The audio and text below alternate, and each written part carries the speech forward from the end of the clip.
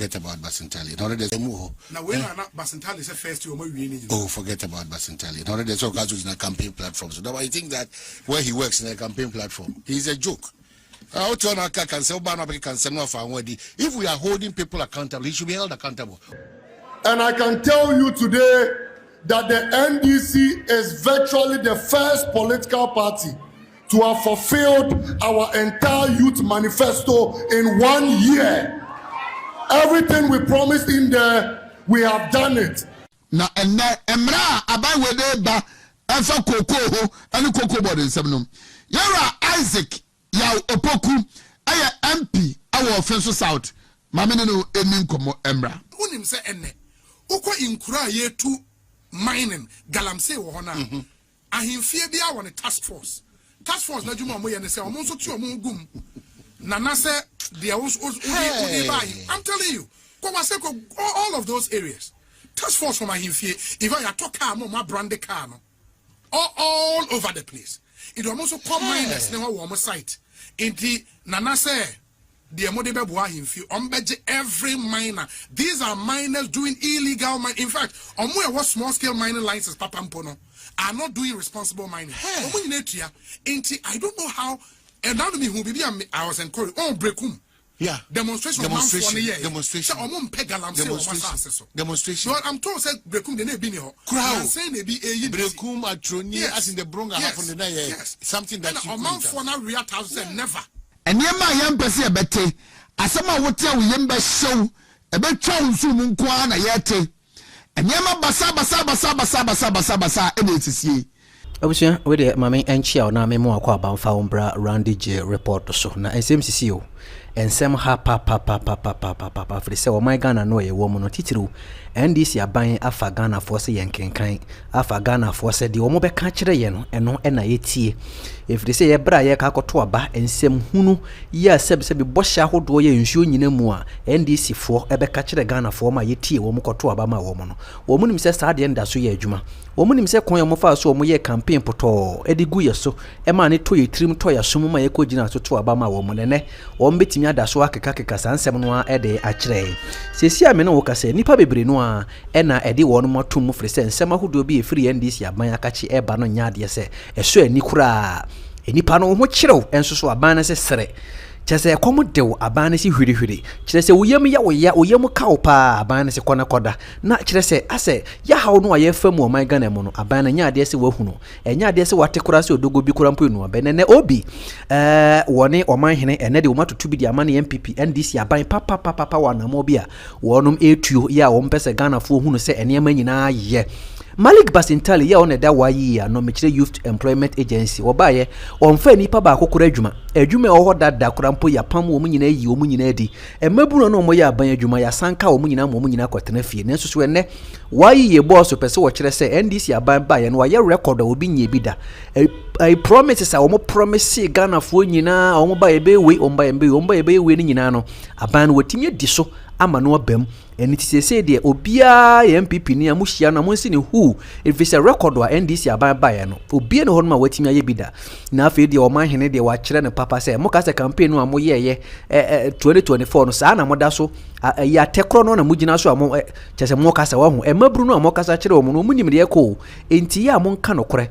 na mo mfa mabru no adwuma nja isa abribia no mo pese mo ye tobe ene nsem bebre no na afi ehwehwemu aba bede di kire se wo hwe afrase edi beya wonmu a omukwa awo so emba omukwa awo so a sebi omu firim ene omumma efirimu ni ade no yesi ye hwiri kosoro papa ya wo bo my Ghana mu akonfo no chia ban ya sabia na sa sentimentemu no wo mu netimi record kese papa firi se wo hwe se de se ni pesi wuo na me se enhyehyeye bia na abandada no ho no mo na ode kɔ ho no mo enne NDC aban ba ye yi sa enhyeye ni nyina firi ho no mo enne enhyehyeye ahodo bi no mo de aba no mo che se emmoa ama se de wuo na tiesi konfano chia ban ya sabia ya record a Ministry of Health na kasa e de abeto montene che se de alarming na che se kosoro papa eno da nchia ko kwakuafo nso so ababonten baba be kirem se de aban hyehye no ase wo de aba no de kotombe kuma wo ko kwakuafo ba be wu papa firi se aban nya na adwene se wo be ye bibia ama kokofo ho henhan wo mo fi se wo kwa adwama so na se bibia je twe Obape or the Nina Baba Swako for ya ban and Yanajun or the Teku and Nasim Pompo, Ebeso Kuku for San, and then Marahu do a pay and a Kuku for.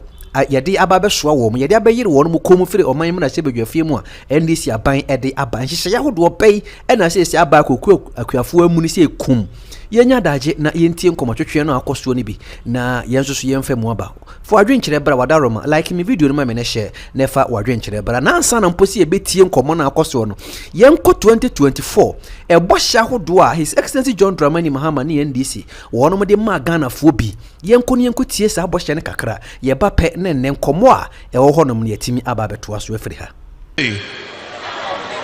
Ukraine Russia war. Na Ukraine Russia omo ko a efa ya Ghana for efa ye ho ben. Yeah, it's your baby. Ukraine Russia war. Wo hwe wo tena play mu na wo ka say wo call Ukraine na wo fi Accra 7,000 kilometers ansa no akodru. Na omo ko omo ntoko a den say yesika sem. Na Cote d'Ivoire son ka say Russia Ukraine na omo ko. And so a few moments later, Ghana is not immune from the shocks of global events. Recent events in the Middle East, which involve an exchange of missiles between Israel and Iran, have started to escalate crude oil prices dramatically. I've asked our Minister of Finance and Minister of Energy to keep a close eye on the development and model the possible impacts on our petroleum prices. Yaban, Omo Chi Omo Galamse no, Omo Chuomu, Yabama Omo Amnesty, no more Saba.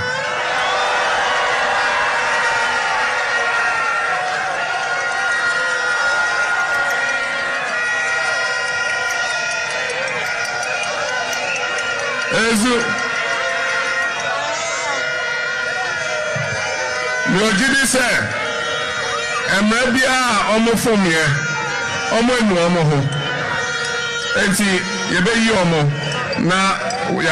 Another chance. I can confirm to you that you are going to see a fight that has never been witnessed in this country. President Mahama is going to lead a very ruthless and relentless campaign against Galamsey. He has not minced words at all. We had a brief cabinet meeting earlier today, and the president was very clear. There was no ambiguity that he will be leading a war that we have never seen to deal with this canker, this existential threat, once and for all. Mibusa abai, mibusa President John Mahama. Inti nanu a wote se wa wo nkrofo ni bitu Galamsey no. Why you moden? Nukure wom ne se yedi kan ka cho se expressway no. President John Mahama ontimi nwie ansa no afiri so. Na de ne amanyofo ye ka maso odin sa. This is the 24-hour economic clock. One job, 3 shifts, 3 people. 1, 3, 3. One job, 3 shifts, 3 people. Obiabe didi, ezu, ni anawi ye nurse ni anawi ojuma nipa awi ye ejuma. Yebetimi aboa onu esidan. Na debia bosombia yetua oka, ni ate okakra, Yebenya companies bi. Na omone banks na yejuma. Enti se onim se woni oma e ba, ubekwa konhu omo. Normal bobosia. Sabosia no omdibechia abanto ni gapo ha ni etuo bia ewo ho. Na yeyi we container si ya na omo yi e de akoto terminal. Wone aban ni asembia. We shall reintroduce automatic posting of teachers. And we shall scrap the teacher licensure exams. Afeso, ya green say Koko na debia ya de kwa manone na yakoye hu adwuma ho ne ya chocolate ne de abre no. Yes ya bre ya pese factory na ya de ya koko no. Ya de ba bibia yedua koko no. We fo no fifi ye be ba betu borehole wo ho. near the Polytank Hall. And I can assure you, the price is going to be a very, very, very good price. So those of you who don't have cocoa farms, go and start looking for land. Is that in the first 120 days, we'll provide the seed money upfront for the Women's Development Bank. 24-hour economic clock. 1 job, 3 shifts, 3 people. And one of the things we'll do when we come back into office is to complete the 200 community day schools that we began. The Agenda 111 hospitals they are building, I'll continue and finish them. Our president is an over-pumped spoiled kid. What did you say? Our president, Nando Dankwa Akufo-Addo, is an over-pumped spoiled kid. You're calling, wait. You're calling our president a kid? Oh, he's behaving like one. He's throwing tantrums. Isn't that a bit of a low blow? If the president, a man of almost 80 years, you're calling him. So then he should stop behaving like a spoiled kid. Our president is throwing tantrums on the international scale and embarrassing us. It's like you going to a church service with your child and your child is rolling on the floor and screaming because they didn't allow him dip his hand in the offering bowl. That's what our president is doing. This is the same man who ran around with these rating agencies and their ratings when he was candidate and used it to poo-poo the Mahama administration. He has overseen the worst economy in our country, reduced our country's economy to junk status, toilet paper status. And when they are telling him, he says that why should they tell him the truth? Our president hates to be told the truth. Now the ratings are getting better. The ratings are getting better. Because you are not paying your debts. Incompetent and useless the president is. You can't say it any way nicer. And this one, when I say he's a useless president, I'm being very charitable and nice and kind to him. Because the president sits on his ears, so he doesn't hear when we talk. All the difficulties, negativities, obviously, I know, I could tell radio, so they did do attempts all day, all night. I was also need to be because we could come here and say, hey, and I won't be so comfortable once a month. I mean, all of these things, but they don't disturb me and they don't derail me. They don't divert me from the project ahead of me. When for no 50, you better have a 2 borehole near the Polytank Hall. Who's a galamsey? What do galamsey dear? Baby, I can't on NDC for a person to us who are Bemwa. Because December, last year December, me fa pana utimi fa barakasa kwan kupi fufu ebesi edujamano. Na galamsey ni left and right. Na bibi enwe ekeze galamsey. 3 months ago me fa okodo bunkum ni fa. Ehimfa. Fufu kwan na kupi edujamano. Oma tiesim. Ya tiesim atese galamsey no mfidi suo enyasem kuma. Ede ne yetenchen yanka me in particular. Then young come for galamsey. NDC. A dear Ben Young who's a galamsey, a yeti MPP for. Dear Ben Young. And you met 2 MPP for and Bushes NDC for your first young room with respect to galamsey. Debbie Boson, yeah, my name galamsey or baby no me galamsey. I dance as a maybe or maybe a fampo, a friend. Oh, so, a war. My new areas be a quadro, new forest be a nay, cannot cry. Then I say not to pack Kawasim, Marusaku, Kevin. Almost a beswan forest. And no quad dancers squad, you're 2 at the a good police station. And you ask the police penny what way they see. But my promise is Nina. Yeah, a bit to Temu. Now, when I'm not Basintali is a first year, oh, forget about Basintali. Now, there's all guys in a campaign platform. So, I think that where he works in a campaign platform, he's a joke. If we are holding people accountable, he should be held accountable. And I can tell you today that the NDC is virtually the first political party to have fulfilled our entire youth manifesto in 1 year. Everything we promised in there, we have done it. Oh, forget about Basintali. Now there's all guys in a campaign platform. So I think that where he works in a campaign platform, he's a joke. If we are holding people accountable, he should be held accountable. Or the governance is diagro. the standards are falling. What comes from the wedding? It's an insult to us. You sit somewhere and just talk all these things to us at our faces. But the governors is there. I just don't want to even call out that name. Hey, Obi in Ghana.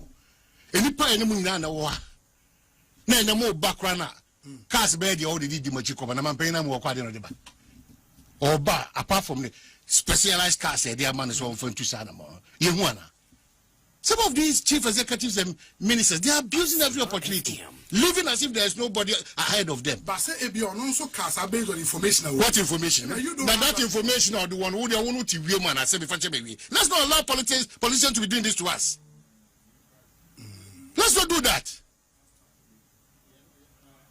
I know that's what far for Snilla because I'm so behind any shade. You'll pay me no kicker. If you're accountable to Ghanaians, if this is the way the president is behaving now.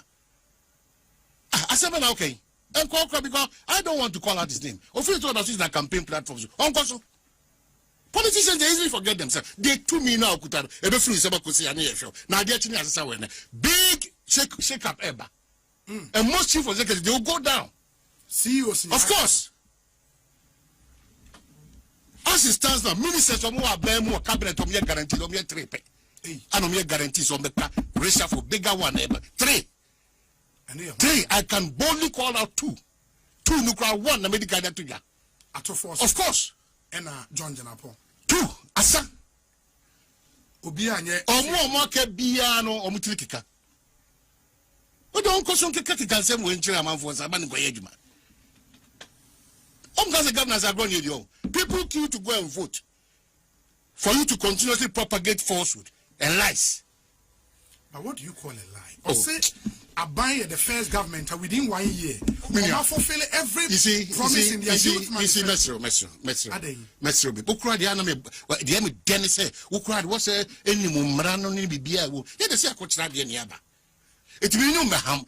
So, my king catch you. The out himself answer me can neighbor.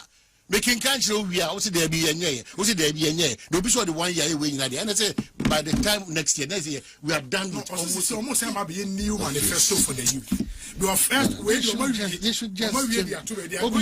let's get serious on this matter. Because if you tell me that 133, who catch them say it's been done. 133. Oh, see, it's been done. Not 24-hour economy, they say about 24-hour explanation. Every time we are explaining things, 24-hour economy, I bet 24-hour explanation. Is that what they want to tell us now? Obia redefine what the 24-hour meant. Obia redefine. So they should take governance, some of them, they should take governance serious. I can't just say enough of their optics, no, enough. Get down there and work because there's a lot to be done in this country. What if you have first light problems are now? Not even a respect from the urban roads or highways or wherever to write to Ghanaians to say, yes, with impunity. Nobody is held accountable for anything. So we have found such a major area. City from Hanson time memorial edaho yawa dwumakua ehwema saade ye adwuma no obi amfa ho odopa come nobody cares. That's why we have a problem in this country. We are getting into a chaotic scene. They are not seeing it. They are only amassing wealth. That's the best thing they're not doing. They are amassing wealth at the expense of the citizenry.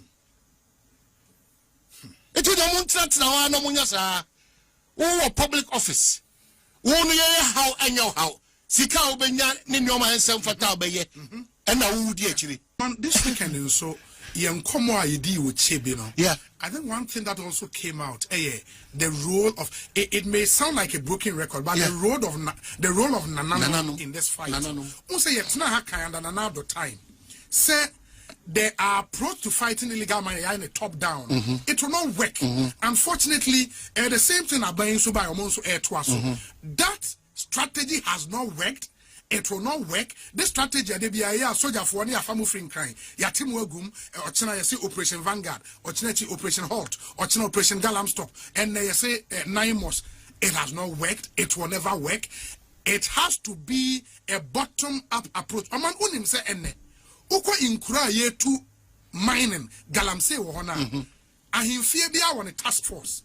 Task force na juma mo ye ne say omo so ti omo gum. Nana say there was I'm telling you. All of those areas. Task force from ahimfie. If I talk car mo ma brand car no. All over the place. It almost come miners ne ho wo site. Inti Nana say the every miner. These are miners doing illegal mining. In fact, what small scale mining licenses Papampono are not doing responsible mining. I don't know how. And now me who be I was encouraged. Oh, breakum. Yeah. Demonstration. Demonstration. Well, I'm told said breakum they be here. I'm saying they be a breakum atroni as in the bronga happen the yes. Something that you amount for now real thousand never. And I'm hoping so many of the necessary support from the Nanom to stop this thing from coming. That is the strategy that has worked. Nananom, yes, I understand. Atroni as a case study. Nananom SEMP, Nananom Bodeuro, Fabin community family, Nananom Nananom support. Even where politicians now the Jantuako man and Nanum say yes, Momoy me uncle. Nanum you when him say a pay a qua, Mon support and Yanko and Saka Boati bidding. And the Adiana say a pay and pet, and I and I mean settings and quan the photo one ye just Charlie enquire on illegal mining in the enquiry. Because you see the videos we are seeing, the impunity is mind-boggling. It's mind-boggling. I really don't. Maybe know. We may have to heed to the advice of the Archbishop. That so, and Sunday no bonfire say galamsey ni nyai na nsuo na ni empty. Maybe a honey do sisi. We may need divine intervention. Messi on the so playing the Edinburgh chair for now. Our Brasima. Although the dynamite me a bony padre in so I know they are too dry. But back to the preachings, a more practical wisdom. The idea one cast will be to me. You know, you don't task. I say, Pentecost or your young beer. The nipen to me anye. The above for end to me anye. Say yes to Bemwa. Ebrebi ba ye nyina yakobɔ dɔmpim ɛwɔ ye kwaya ahodo masofo ahodo ahodo nyina ɛkɔbɔ mpa ye wɔ hɔnom obi ba de o kan de nyabena me se sa me refer to the I'm can say matters of the spirit here you are unable to contend with it. But the physical aspect on one kasa in church the most of the time no there are certain things so when we dem patrol when ma Ghana for bo apayom say they will come say o yo hene say o your assemblyman so we opinion leader, we DC. Now bind the Wakujina baby. Now should the bind the amount, man paying the amount. They say, shall say a quiet news through the lands minister, and they almost are river gas in Nasabekan. Mumwa and Namon say, Sana Montun, intimate Nimuna, and we pay. Obia involved, ya Simon. Ya Simon Crano, Anamu Connivo, Anamu collaborate. It is hono, Edian Yakoye. Yakobon Pise, Saku Nivans, no, and the collaboration, no, Yamfa Force being in Kunkumatima, and I think when they. Debbie, oh, bien will be the chim. That's how we could have food in Jatat Aim. Nipako Demu, a Jabako when you were final. And Mijitum, Papa. This approach, if you use that mechanism now, and a method now, Obi, Nasebi, Obia the fat excavator. Nitrim pony has already go to from a goodie. What do a forest in painful ginger forest or Nananum of Honum, Mebuno Crum or Obia Jika Kraka, a pave way, Amanako for his what dear Mr. Wadaroma. Would the GDA cry to animals walk a bomb pie and boy when I did one for GDA and 2 animal on Paya Wabunian Academ. So after prayer, you have a certain kind of power around you. Say, Oduano can say, Mo Bia Nunsia. And Cosa acquiring and I Cosa Shunma. Well, be clearly. And never seen the Ebian Aswadi and a Sobra Chentino. Can I see your crum? It's a brother Bia Yankwafu. It was respected without effortlessly. And there was a reason why. Reason for that. No, it's media Debia Dameka. A man your seminar, say no. We have to be extremely careful. Mrs. Subim. That is why I keep reminding the NDC that you still have the opportunity to reset this country. most of the traits that we're exhibiting, it has nothing to do with resetting. Most of the traits that we're exhibiting, it has absolutely nothing to do with resetting. You can't reset while Galamsey is still on. You can't reset while you go to public office and people don't even have places to sit. You can't reset when your mom over 2 years no complain say your papa no. From 2024 up to 2025 no, the foundation laid in 2024 no, and now my who the 2025. Okay. Assuming with that admitting, the real scorecard of NDC will be 2026. As an economist, I will not give all the credit to us. No. Yes, I've been unfair. Foundation. I want to be a moderate. I want to be a moderate. And in moderation, no, don't be too extreme. Okay. Because I might be a running going concern. Don't forget to say, you're too about we no. Now can't forget my costume mayhem in Ghana. But don't say there be 57% to the massa. Ochu Moma or the Kokota. Emfa. 87 in parliament against 183 or the Kokota Emfa. Let's leave it hanging. And what we are seeing today, no, the moderates will argue, say, a certain foundation was laid. And that foundation that was laid, no, there's a build up for 1 year. Because in fact 1 month and it's not possible. All the policies and this is on my lunch, I'm implementing in Yano, and zero impacts. Zero impacts. National Apprenticeship Program. I could say, Mama, update your way. Zero impacts. Zero impacts. If I swap beer, maso, zero impacts. Now, offer a Jumara program. So, okay, I'm a program. Almost a lunch, a Jumara program. And no Sikano Modi try edit on 100 million Ghana cedis. A Jumara program, no 100 million Ghana cedis. I call West. This is the people in government. I was already Mamenchia, na Memo Kwabam Faumbra Randy J report so.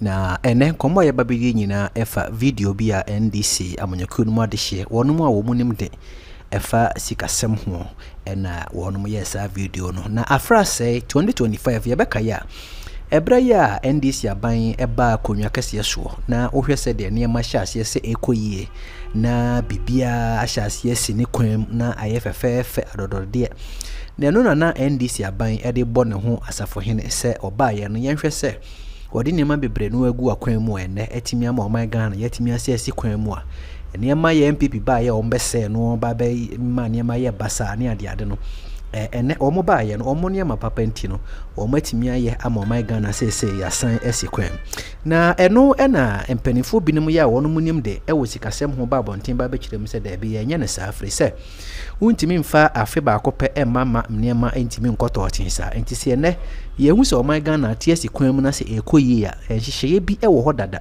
enti wono wo ye NDC ni mapa na so so won pese obebo ne sire mu akase enam wo mo hyehyeye so enam oman Ghana atimi asiye free 2025 video ya ye hwe ide na openi kire se eye too early so ombetimi akase wo mo enhyehyeye enam oman Ghana atimi asi kwam na mom se enhye papa bi wo ho no pa na Ghana betimi akoyie ama eniema boa ba fom ama Ghana fo ho ato wo mo teacher fo nyina anya sika na ye tuetue adwumayefo ka contract ye tuaka ne bibia tuaka na so still omanda so gina na so ene kire se ampa NDC fo nhyehyeye o mo de gu akwan mu no atumi ayeye enti ma ye mfa 2025 de no a eniema wo ho dada no emfa ma mebo ye ho safo hene ne mom ye ntwen 2026 no si yetimi hwie sika go omanimu ema contractor fo a yetua wo moka omo a aban de wo moka nyina yetuetue wie na still na no ye da so sika ama inflation da so gina na so de na kyese ampa eno ene kyere se ampa ye koyenim na ne sa na tia na enti sa video we ye hwe eye 2025 video a opani okasa na no da nche MPP amonyokunu ma de hye ba konso so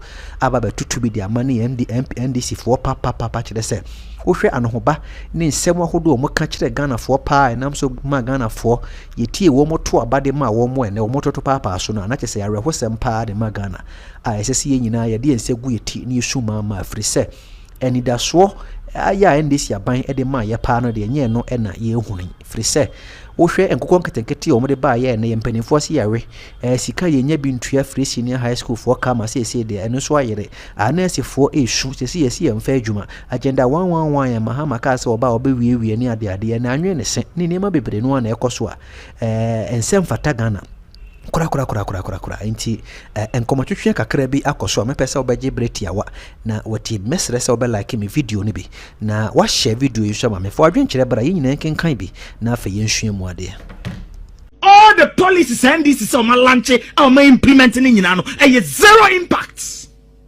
zero impact nti yakwa ne ba ko national apprenticeship program akosi say mama ya update o zero impact if I so bia maso zero impact na ofa adwumawura program so wo kai o program o mo say ma launch adwumawura program eno sika no mo di twa edit ho ne 100 million Ghana cedis adwumawura program no 100 million Ghana cedis akọ west.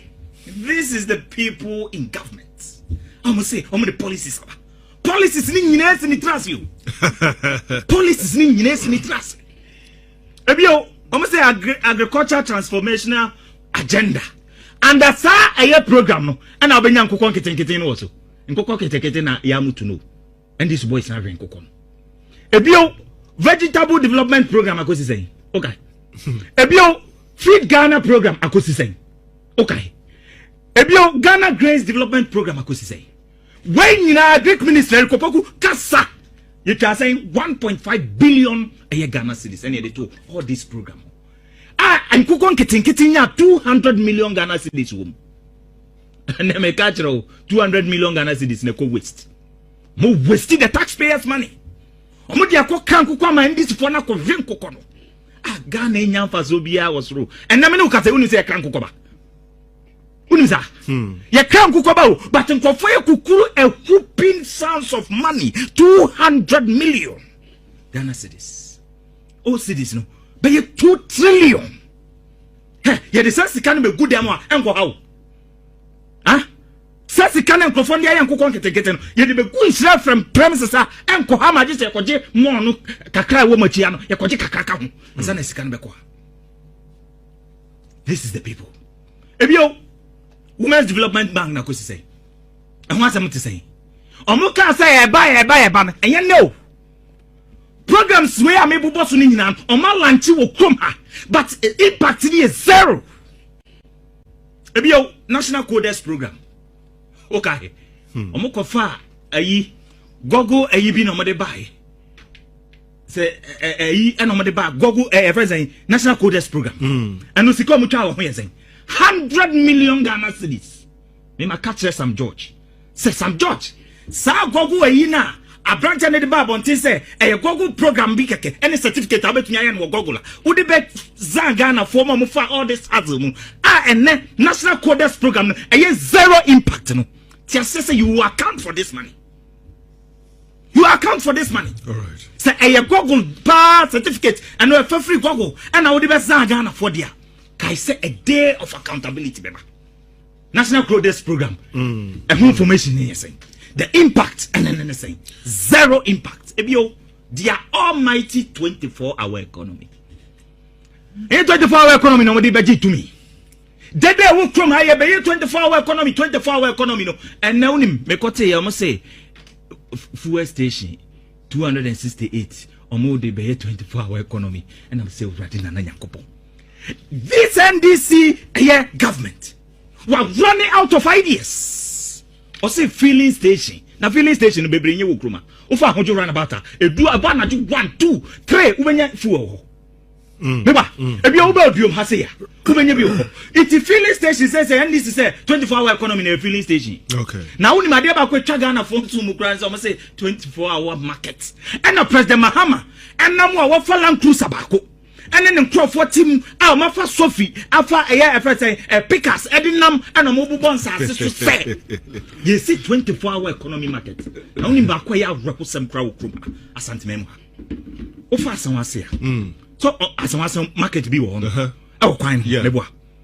Now, if free market no, ebe yes e wo kọ Alaba friends friends post office. Okay. O ma ko dwiri nkrofo bi dan wo no nyina egu. And I'm the billboard bills a yakwakosi say you be see 24-hour economy market. And I make this time say name for 4 years I'm not running out of ideas na because as a market yanis way and one crab no nipa nyina obi en ho some market na nyafu stores ni be bregugugu e ho crab market no from it head na go dream for dan gu e post office echi wonu baby say e ho na me ko see 24-hour economy market na ho no ko chichire nipa na audio mako gina wo say omko to ade 24/7 na right now me I say Idris to both parliament from 2024 up to 2025 no the foundation laid in 2024 no and na ma ye hu die hu 2025. Okay, assuming with that admitting the real scorecard of NDC will be 2026. As an economist, I will not give all the credit to us. No. Yes, I've been unfair. Foundation. I want to be I want to be a moderate. I want to be a moderate. And in moderation, no, don't be too extreme. Okay. Because I might be a running going concern. Don't forget to say, you're too about we no. Nine can't forget my costume him in Ghana. But don't say there be 57% to the massa. Otu mama or the COCOBOD. Emfa. 88, 87 in parliament against 183 the COCOBOD emfa. Let's leave it hanging. And what we are seeing today, no, the moderates will argue say a certain foundation was laid. And that foundation that was laid, no, there's a build up for 1 year. Because in fact 1 month it's not possible. Going forward, no, the real litmus test of NDC as a government will be 2026. Because 2025 they will inherit BB and so far equity asset plus liability. So jiamemua a ka any japadi any pejade. Yep. When you put the two together, it gives you equity. So the equity of a country called Ghana, no, is the total, the aggregate of your asset and your liability. Now you've run the country for 1 year.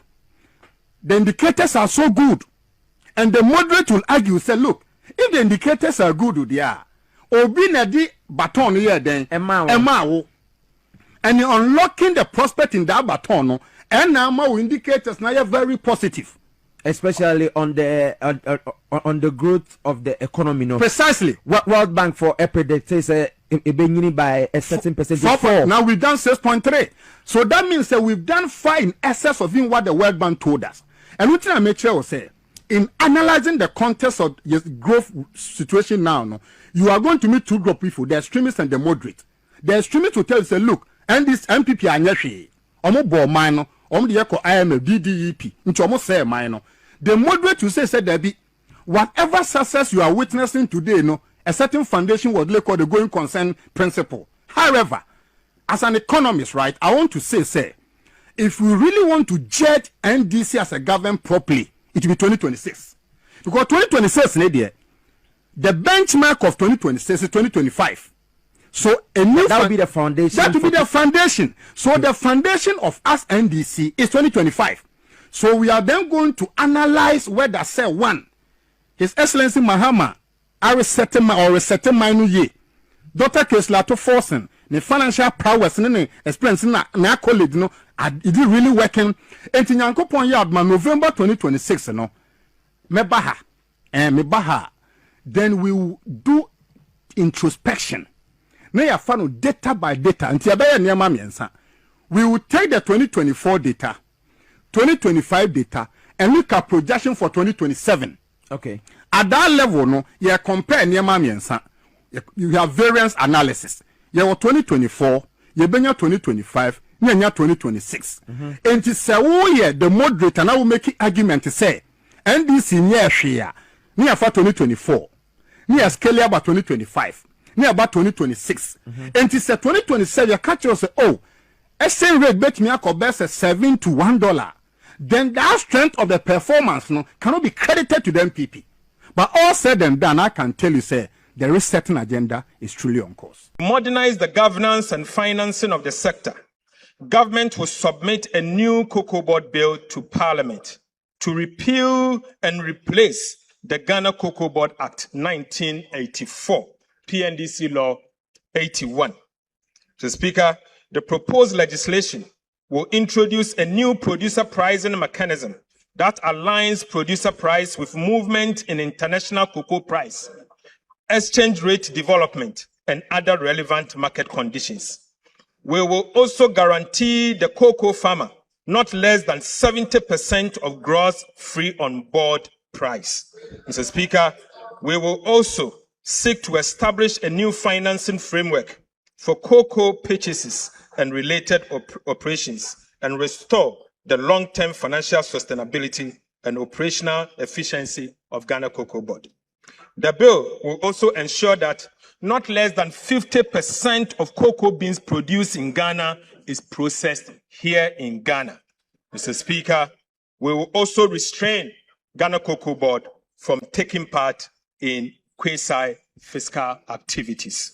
Right Honorable Speaker, Mr. Speaker, these reforms will place Ghana's cocoa sector on a stronger financial footing, improve returns to cocoa farmer, ensure value addition, and position the industry for sustainable long-term growth. So, Speaker. On the newspapers in the Bria carry minimum last week what here. Say Ghana ni bia or sign US citizen a friend as Antibeko. John Mahama Bersona or a tour. See you. Now, in the height of the Doomso crisis, no. Ghana ye say obeye and Yinamkania, better Yinamkania. It will be any and yes a Turkish company be. Only a more a kululu.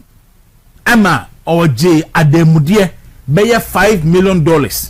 Ebe chema Ghana penny for a bemu penny for any Ghana penny for be under NDC. Under John Mahama 1. Now $5 million no.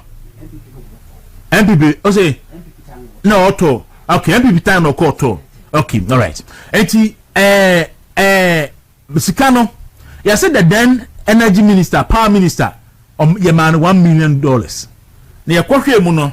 Now the then energy minister, power minister no. Now Mahama a decouple energy from power.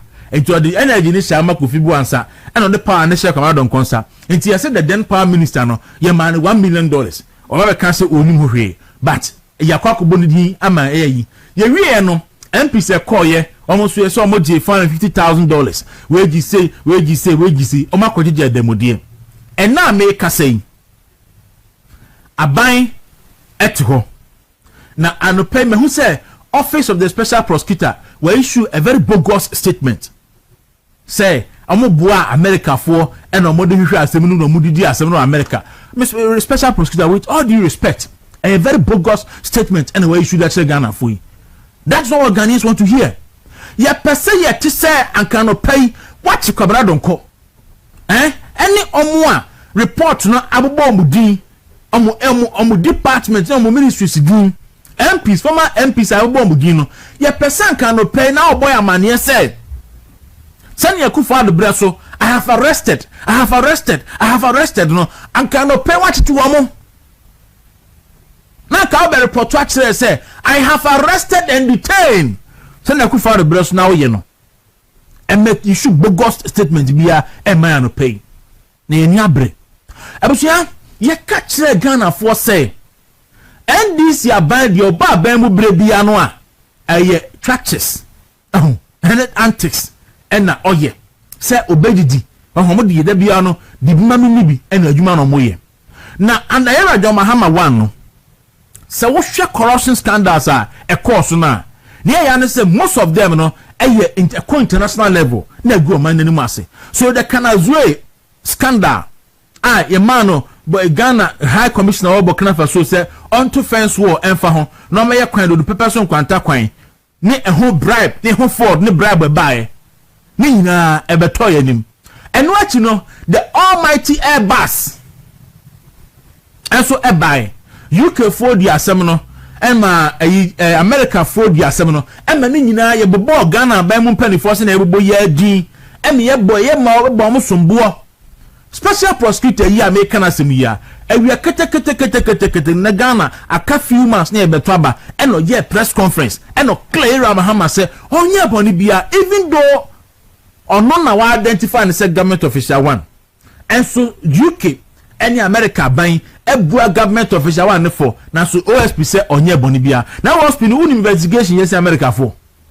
kisa jaben wo ba investigation papa ben na why unim investigation ye esen UK for and so ba be clear Rajab Mahama and so na so one mo a so kai say under the same dunso arrangement no Ameri ehonsem ebai na American power badge no yakoto no $150 million na yasi yakoto wa intermediary bi hom say crown prince bi wo Dubai or susu meanwhile na ni pe to badge na kasa no eye 130 million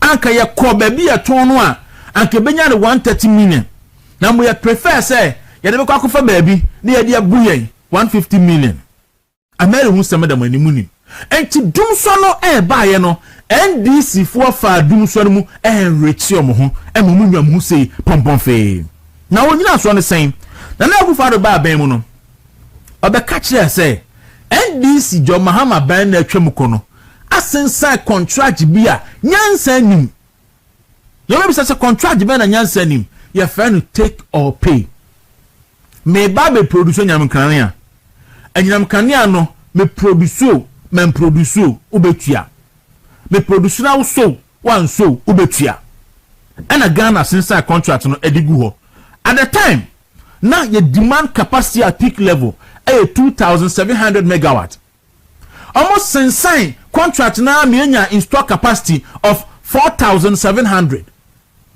and it is only your peak our demand 2,700 ni free ma ni ye 2,000 excess capacity a ye nyusu ye mfa anye hwe and sa 2,000 excess capacity ye nyusu no ni ye tua hoka every day so annually na etua so for 2018 for instance excess capacity na ye nyusu no ye tua $520 million o de gba Ghana cedi mo 2.7 billion then 2019 excess capacity ye tua $604 million or the Ghana cedi my 3.14 billion. The year 2019 excess capacity in fact 2019 ye tua minu by June ye tua 3.4 billion Ghana cedis and now by December no ye tua 5.2 billion Ghana cedis excess capacity. You can say excess capacity or install capacity 4.7 thousand megawatts close to 5,000. And the demand capacity no na 2,700 na aban no asense ebisa no ka kire say or the Ghana be hub energy hub for West Africa na wa supply electricity ewi ase no na sa power producers no independent power producers no kanea omo no Ghana ha no omo toman no omo de buyan because Sub-Saharan Africa has say nyina no na ye de no per kilowatt hour no na ne bo adinsi obi ade to o export kanea na obi ase onto Sabi on Ramsey na saying near the Ghana 17 cents, but other South African countries, so almost near 12 cents and 13 cents. And to all the Ghanaian upakasa or exported the Burkina Faso was now me Kenya me to hano me turn 13 and I said 12 cents, and now all the old dear Bremen 17 cents minto. And to Ghanaian in stock capacity no ho, but ye to me and so ye nyusu because ye here and ye tua hoka. Abria Kufuado as at 2023. Na Kufuado tua 12 billion Ghana cedis in the name of take or pay agreement. And no crown here renegotiated take or pay. There's a contract in the one more or renegotiate here. Say money here about Jakuna here, say Jumano. I renegotiate contract in be at contract some no suba firm. Said the beya eka Ghana bono and no bebra firm. No by 2023 na Kufuado abano etua 12 billion Ghana cedis. Emma take or pay agreement enko. Say na agreement na yes since ni sano na nkrofo didim. Say na Kufuado abano eba ye eka wobo no pay so much to keep your lights on no. Say na nkrofo edidim. Enti na asante ba kwanda uruma ababe da ho say na amanfo agijisika $1 million 100,000 na sabre no monko delegation nim na ya janto a PRC fonso ko bi monko him monko him ya ko report mi because idinu lawyer di ba monko him nyen kan so we ska Now me say because I don't know PRC delegation the call and I'm also scan and the room a dini in a babanina and the OSP and may issue any statement and can send beyond trying.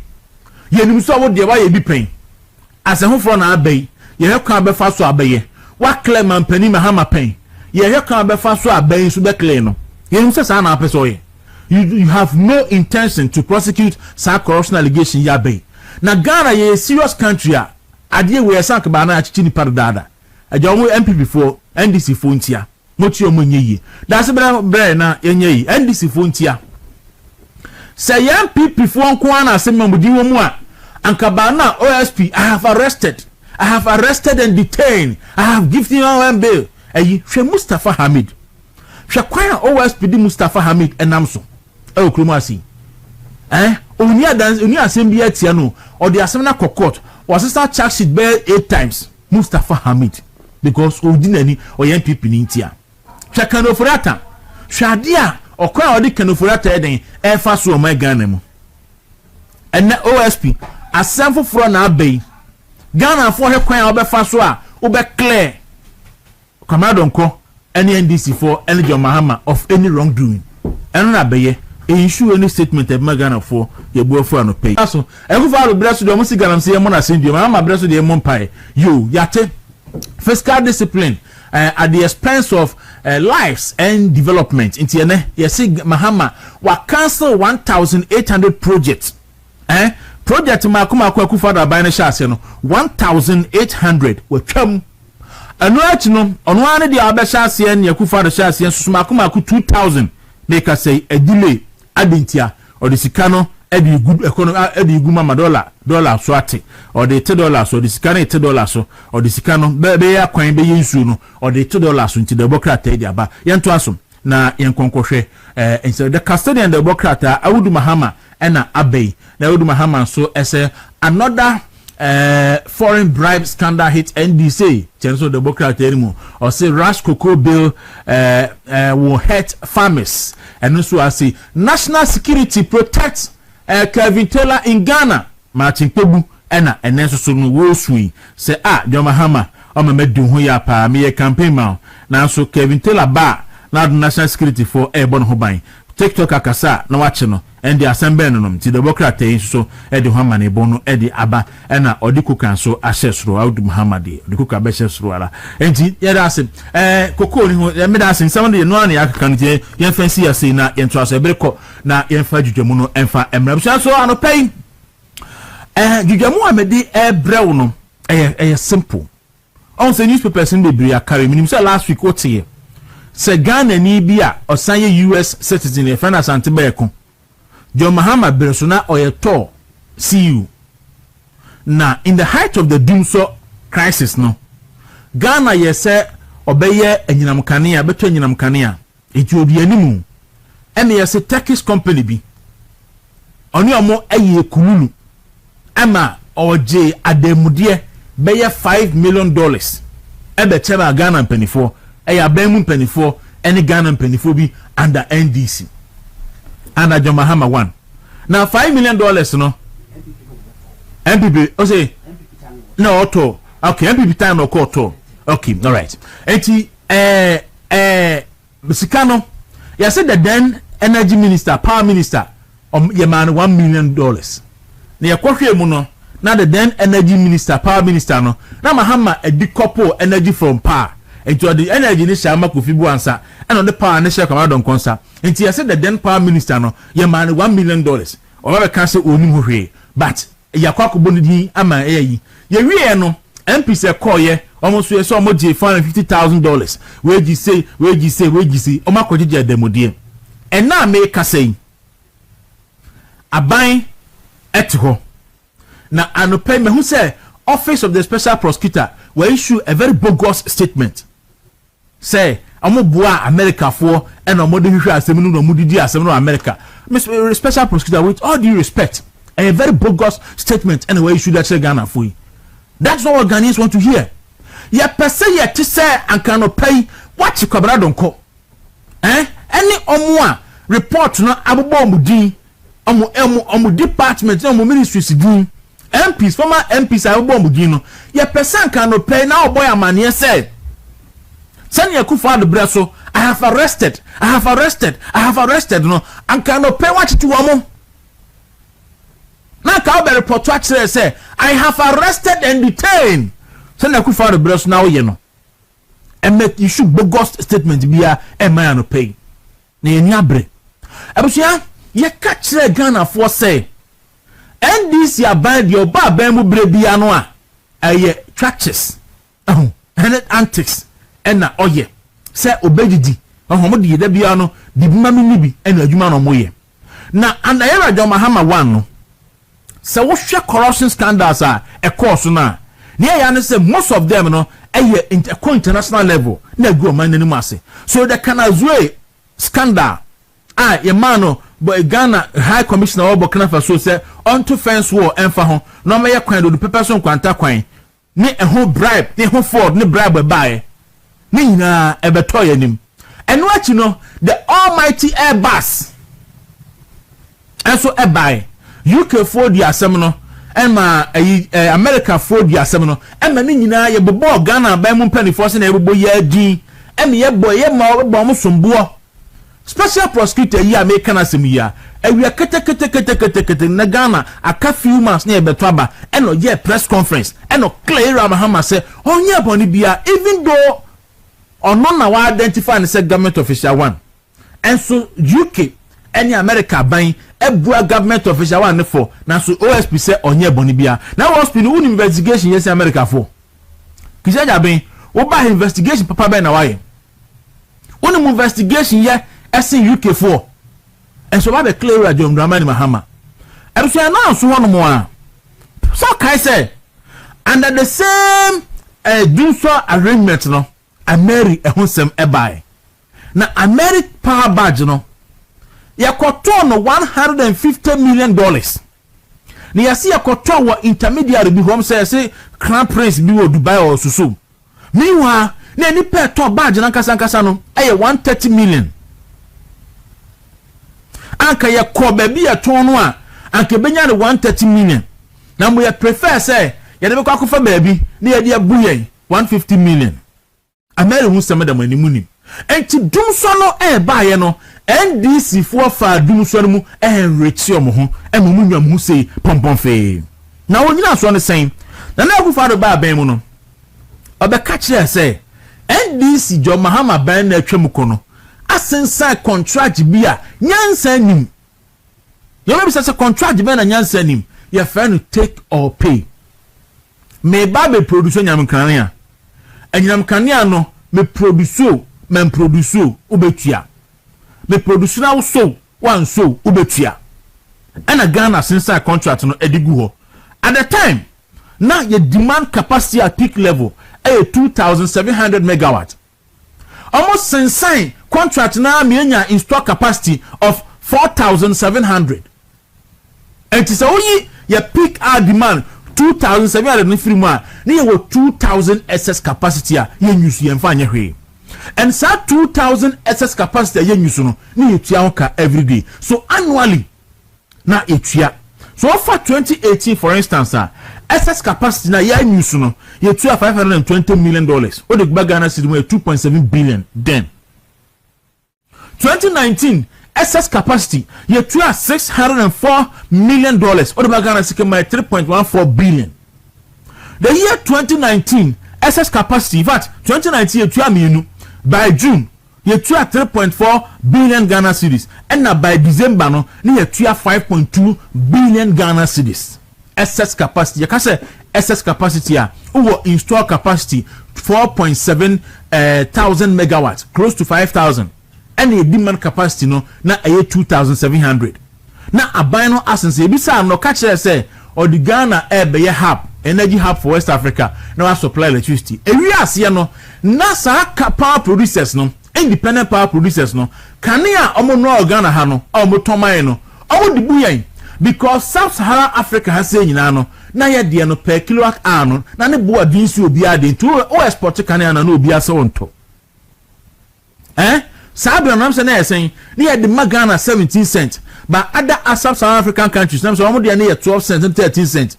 And to all the Ghanian upakasa o exported the Burkina Faso was na me Ghanian me to ha no me 13 and I said 12 cents. And now all the dear blame 17 cents mento. And Ghanian no in store capacity no ho, but ye me and so ye nyusu because ye here and ye tua hoka. Abria Kufuado as at 2023 na Kufuado tua 12 billion Ghana cedis in the name of take or pay agreement.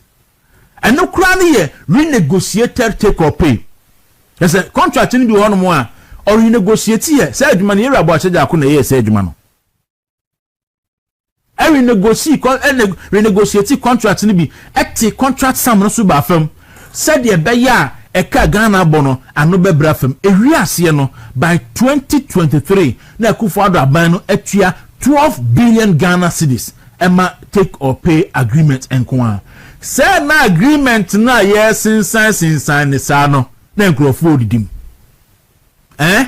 Say na Kufuado abano eba ye eka wobo no o pay so much to keep your lights on no. Say na nkrofo edidim.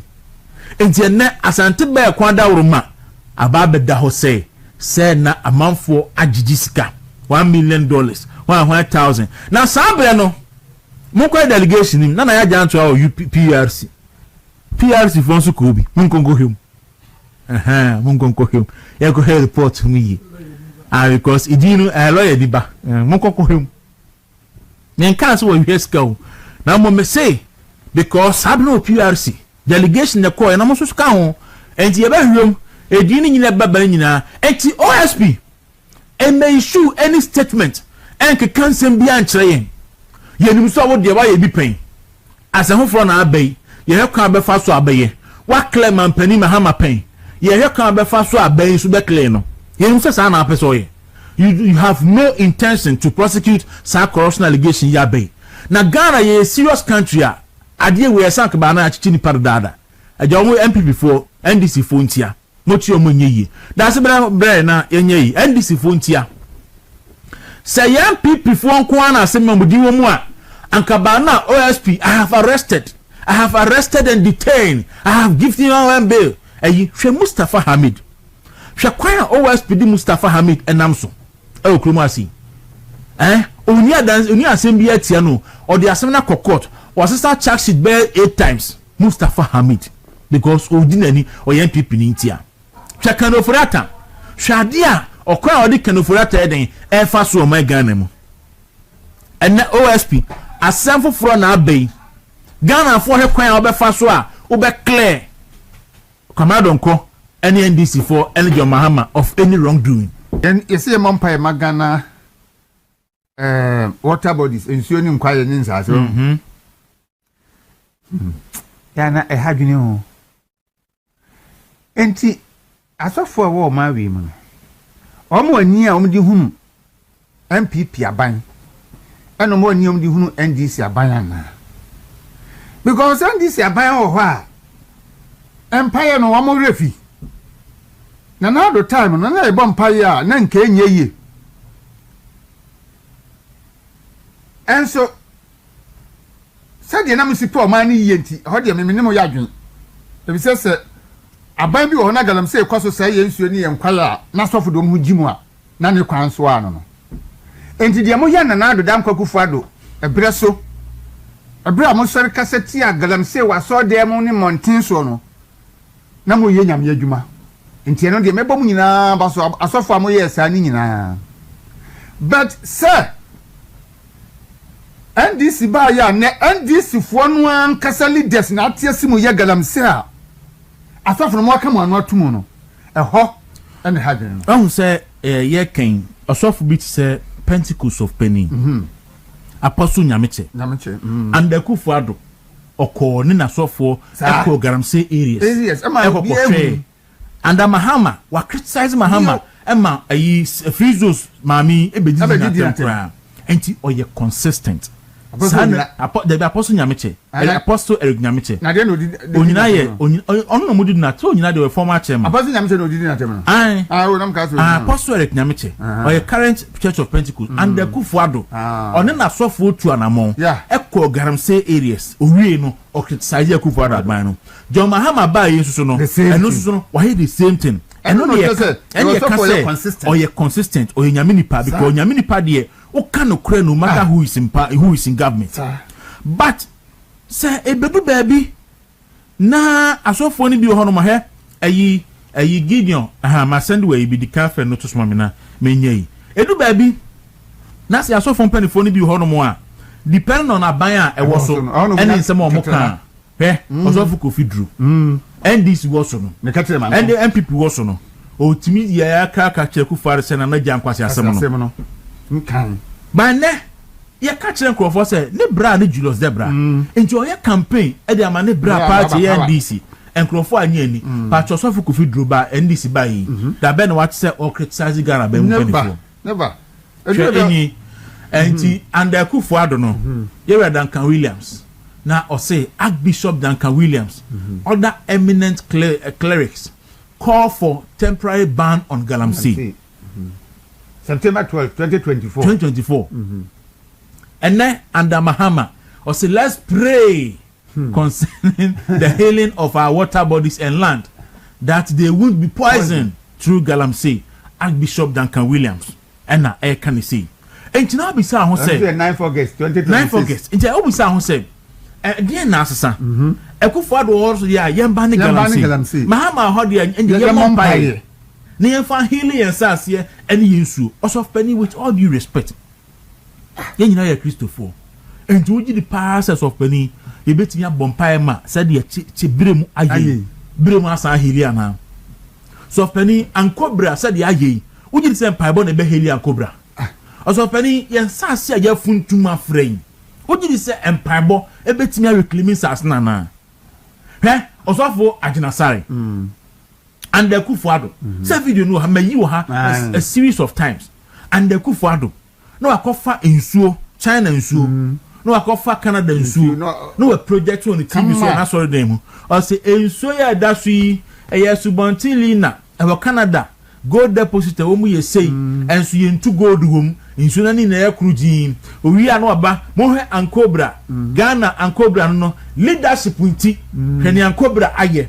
And so that's we do on offin that we leadership nti hwenia anko offin aye ye tu Galamsey aseni nyina because leadership in your memo enne NDC baye so for penny Ajinasare but last time I what say Oka Galamsey asemi rabe for almost 19 months etwemu but one who say Ajinasare was a PowerPoint presentation when I saw them about Galamsey ana na mo yesa na mo pese mo kire sei ene ma bi ho amo ya anu na mo kase ene nkorfo ya na obi ani di sofo atemu hwe president Archbishop Duncan Williams nanko ponse sen kame ma betie me ni ohun ni man etie ni ni na ni ye ntem hu na wo ye ni ejai ni esufre no dia obaba be sasase ni yare na omayi yesi yentie nyame ene eno no asasina tobo asasina nyame so besa na yare no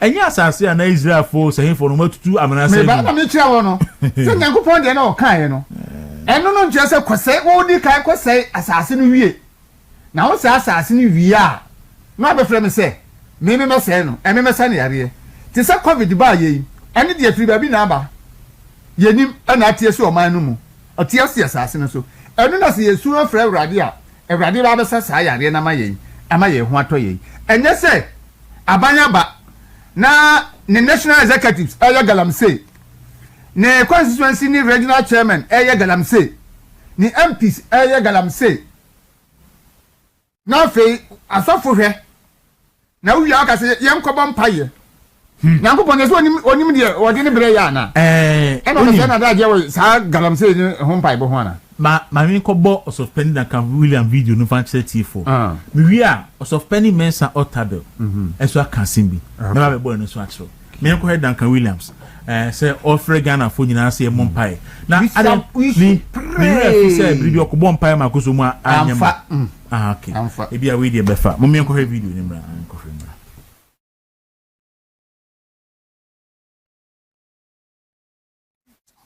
children and our grandchildren, let that spell and deception be intercepted. We are praying concerning. I think say Gideon in who adwumati ye mano beyes maba ku bi na on fanye ti ye mu sofo bia nim tia ba ye beka no kre en no kre de say nya nim tia so Penny Duncan Williams yirim say Mampani Mahama onye ne ye fine pa oni of Penny Agina Sare any of Penny Wingam mon kan kire Mampani say owo opposition no or can say Akufo-Addo in declare state of emergency our mining areas. And the only declare state of emergency no fan save quiet no on save insu no on save assassin no and yam paibo the way yam paibo some cry and yam paibo yam ko heavy our grandchildren, let that spell and deception be intercepted. We are praying concerning the healing of our water bodies and the land, that our water bodies and our land will not be poisoned. Through this galaxy, something is going on which we won't recognize it today because we are operating under a veil and a spell. It's a veil and a spell of money, politics, and manipulations of fetish and demonic powers. All kinds of things are going on behind the scenes, and unless you go to the back end by descending of spirit, you really can't tell what's going on. But a lot is going on, and we need to also pray for our agriculture sector and for the Minister of Agriculture. We need to pray that there will be no food shortage in our land. So I'm not just talking about Ghana. Ghana is number one on my priority, but the nations from Togo, Nigeria, Benin, and Zimbabwe, Malawi, you name them, we want to specifically pray that there will be no food shortage because the land is being poisoned. Through the poison of the water, we are poisoning the land. So a time may come where we cannot sow and yield fruit or crops in the land because the land is poisoned, so it cannot bear fruit. It can't yield the crops we need. And even if it does, because the land is poisoned, the food we are eating, the tomatoes, the yam, the apim, the contombre, the pepper, everything that comes from outside of the main city, they are poisoned. Eventually, if nothing happens, they keep being poisoned. So we will be eating mercury. We will be eating mercury. It will enter your system. You are eating and you think it's exciting, but you don't know what you are eating. And these are things that we just can't leave it to the politician only. And that's why I keep saying it is important to pray for those in authority and for whoever the president is, irrespective of the political party. Because it looks like this two-party democratic system we're operating is dividing us as a nation and is turning us as enemies. So we hate one another. But I pray that there shall come a day where we'll be united and brotherly love will prevail among us instead of this division and love. All right, Abuja, me that's it. That's it. What who say asama papa ni kan nyina no kre. No kre say na say asem ya kan hada dada. Say ne kontomiri nyina poison room, banchi, make room. Ya be catch or ha say enam wo use no kra no. Make room in fact ne kasa ne ti no, emu na make room ni gina do drop. Ya be kan nyina. And you know the question is that I didn't know of penny air catches ye mumpai. Because empire ni mercury fin soon. Empire ain't me ni cyanide ain't fin soon. Empire ain't me ni a yin free a yin a hair catcher and just son to no boss answer. enti ni aka ne say obeka che mampani say on take responsibility na bossa o say Ghana for say onu de oba obema Galamsey fa kotu amutu ampani ampa no onye hu bibi Bible say nipa oye bone na bo mpa ne Nyankopon de chew na sa akoye bone ni biwa sa bone no ho Boniface ni ho biwo ena no pay make yen me no ka say enkrofo otu omutu wo se bompa omutu ye se omu jai ena o se e bompa say Ewrade asase bebe ma say na kodu no boye nyansense ni dade mu dia na ye bompa ye no o tie so dem aka say bompa ye omu gu site yutu na so pani ene kwa de say we ho commentary o se sunsum bi ne spiritual we nya sunsum ye kwa ye hu we hu nya se be ko sunsum bi ye kwa akra kuma se kwan so ye hu physically filigado chi senkrofo guma o mutu ejimu mfa nche sunsum baby aban no a responsibility say so fight illegal mining because boss already say Ghana for no that's where bra so penny dan ka friend saying otabil and so akasa okay me say 38 seconds okay TV video ibra all right Gideon so penny mensa otabil me go to no so New York. Ghana wanted to build a national cathedral.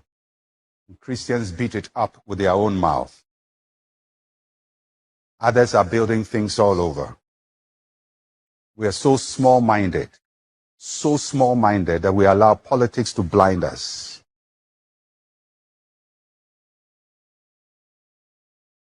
We allow politics to just crush our thinking. We need to build. Massively. So penny Mensa Otabil. Pastor Mensa Otabil. Na unim. Mampani Akufo-Addo at National Cathedral Board of Trustees no. Or the soft penny Mensa Otabil count. And he was the first person I will free board niso. He was the first person I will free or train home edify National Cathedral board no eso. En abria na okuje to ablakwa asene sen esekusie sen a na wotuna no ede asi National Cathedral no so a na all say no egu hu figu hu anim ase no na so penny dan kan William ayi Mensa Otabil no okru mu ase wa mowa wankasa amene National Cathedral project no eka ho bi emenkrofo to aba ede etia MPP se MPP se o si asoro dan menyankopon after 2 years after see ato abawi no afei na soft penny Mensa Otabil ebe catch Ghana for say we are small in our mind and in our thinking and we need to think big na adenti na ye si National Cathedral na Christo for the man no ese National Cathedral no na enkrofo bi esi niema aye no kre ena make say aban ena air facilitating minimum say aban na emo be catch say Ghana Airport Company ya aban adwuma enti aban esi Hajj Village ade amaye nua no muslimi fo a omo ko Mecca omo ko ho akwakoda akoy bibia hotels bibia ho kama aban edi state agency ena AC what say muslimi bia be condemn da what say muslimi ni bi abe condemn da muslimi for AC omo National Mosque so mo city sika akra aban so kakra kom ena mo disi ye what is so be condemn da never and sumo so for mpanifo yi so penny dan kan William or soft penny Mensa Otabil or soft penny that he would mills or soft penny Sudan Abanum any adiwe ya and I'm a trim who free home. This nonsense must stop. And this nonsense must stop. No can tete no can so many hours Ghana no make no one penny for an board of trustees enti excess of penny Mensa Otabil mo tena se na mo si mutiasi wani wo mu se Akufo-Addo nya adwene se obesi asoro dan manyankopon na odi hye mum asofo mpanifo nsa na manhwe antimi antena mo ho ase na mansi asoro dan na ebe scandal na ene edeho na yehu ne yemfanye na nkrofo twetwe nyame asoro dan a yebesi no afei na obeka kire se we are too small in our mind. That's the bre. Adabraka. Sir Pastor Mensa Otabe. Se so for back on Ghana, me follow no chepa e wono a. No operate GTV kwesta da wia.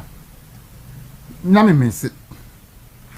Mpani church pa na nyame adwuma eye enima bebre bia also yam pese bobo dimboni na yesu mpo na wudi na chi na wo ye na adwuma no bia ma no na so ye na adwuma no ono no ba no amfa no tototo ne no kura wo kan na adwuma pa wo ye ye boni dimboni enti wo nso so se ye sa ye yesu a ana de wo so se di bi be ye na se de wo kan yi na na do dan kwakufu ado etna ase ahweye se asese ye nyame ani munyam wo Ghana na nka saade we ebe yan kai dum ebe ya de kese ama oman na enipa be fira kirikiri abehwe ti sade na nkrofo behwe Solomon aso dan ya wosi ye no nkrofo fira kirikiri benche ba abehwe Solomon aso dan na wosi ye no sabi ana na anka ebe yan Ghana ha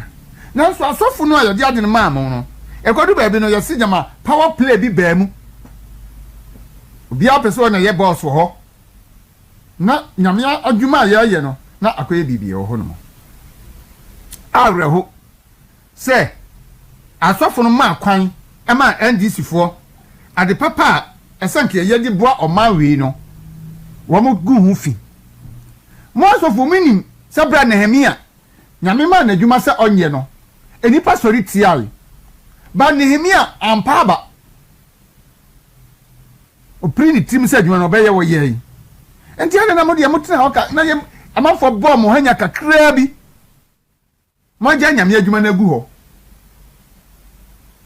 asofu ya ye de adwuma ehye mu nsai mo nyina mo aso dan ya kese o ene de mo de ne de mutumi nya akokodro ni ahoden ayeye mo ka se ndi obi antake mo attack ni say o ye nyame adwuma usra attack oya rehosem asofo no adi nyame hwamo wo ma ni akufu adu hwamo se na asofo no susu se wo mu di akufu adu hwamo a enye na akufu adu na mu di ni hwamo eye nyankopon no a mosun no a ye nyina yesu no bi no ono na mu di ni hwamo ebse di nyame adwuma hye mo nsa mo ntimi ahwe enti se nyame di ni nwa ahye mo nsa se mo hwe won so na se mo ntimi anya ya rehosem obeka se adai na so dan de so osi wo ye na so ro mu na so no man so ohwe wo so but we no so a mo jai me na ye sei no oti sadie ye di nyame adwuma kese amawo na wantumi anye ne pastor wo se na ya se Ghana for ya adwuni susa sa obran ka mo buai em ye ya anka du mpempensuo bi a ọma na hyase enya so mfa so na ha so ji kan se na ebinom we fo se we nti na me firi ha we se we nti na me sei ya so akofa enugase abre ye nyina enti no na abai da mu nyina mo so sa amena na da ho no mo se da kufu ado so da mo so amena no da mo so mo no modi nyame hwamo enyankopon wo question bi bebusa anya kufu ado no bebusa no mu no bebusa mo that's really me da se me fancy na oni video bi aba na video na aba no yesim se na tema East Photo constituency election na constituency secretary aba no no osiden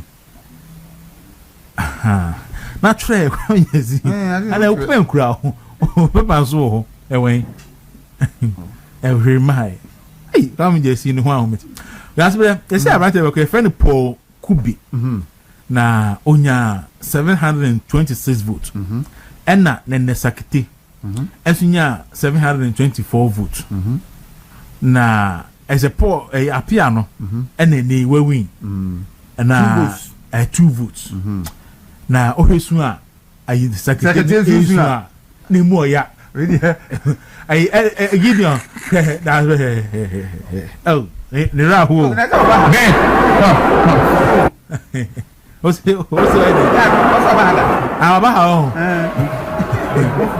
right mobu say 2 votes okay I became 2014 Ashanti region na your regional elections na Benija Swati You call regional elections. That's about want to be a separate pay. You two about you know separate pay soon. Never be with your COVID or this. And this is as a about sooner, Jasuno. Who could try your catch or say Jai. Now, who call it after who this you said, oh, it's about Papa Diamia. I'm only 2 votes at the 160 as 126, 124. Central for ne Adolfo Ayeshia. And ne your friend moi na nitia wamwa ne se COCOBOD bill na yade eba parliament no ya pass no ejaso no the new patriotic party no ye wo how akwa na mienu bi e wo ho no nti na ya fremu na yamano ene DPF say new patriotic party yen time say aban ebe ye mra fofra o de bebo koko no ho ban na emom ne aye kan say o hyemra ebe boa koko obi anim koko mfaso dodo a ewo ho ene challenges so ewo mu nti wo hyemra ebe bokoko ne ho bra ensa se wo ye ne dwaso ensa se wo ma obia ede na desrede ane ebe ha no na hiasem ene na dwena ewo samra no ode tudwa ne yebobo ho ansa na yahye sa emra no ebe ye monwanwa se emrei yede ba mrahye bedwam na wotwekura ama na ya pass samra no na emrei omo aye hyama omo titiriw pa omo dikan ene akuafo ye frɛ Ghana Cocoa Farmers Association for omo president ose obia amona mane se ye hye samre ya anya consultation bia Cocoa Best Farmers Association for so omo so wokuo omo so president so ye frɛ no ono so se obia amona mane se ye cocoa bill bia omo twi cocoa no ye from Cocoa Holiers Association so yebusa omo se obia nka ahwe nkyerɛ omo the license buying companies so omo de omo adesrede so eba beto yanim eno so yesre senka omo nhwe na ne yebe fata no yemfa nhyemre ne mu eno so omo anye na mo bekai a bill ye refer ma finance committee agric committee and constitutional and legal committee say yen kwahwe say yen pass no jaso ana yakoye na ebisa wo say na anye bia mohia major stakeholders na wo say o consultant bi echo around ekohia wo yes o say consultant call around dia na mohia wo dia momfa report wa kire say ampaniam pa mohia stakeholders no report bia entumi ama nti yesre senka wo twentwen so nanka pass it through the normal process no enso ye kan ya omo ampene na wa obenya abotra obehwe bill ne mo no o how bebre ewom na emrenti ensia pe na yeyi a ene ye ne mo eka ho asem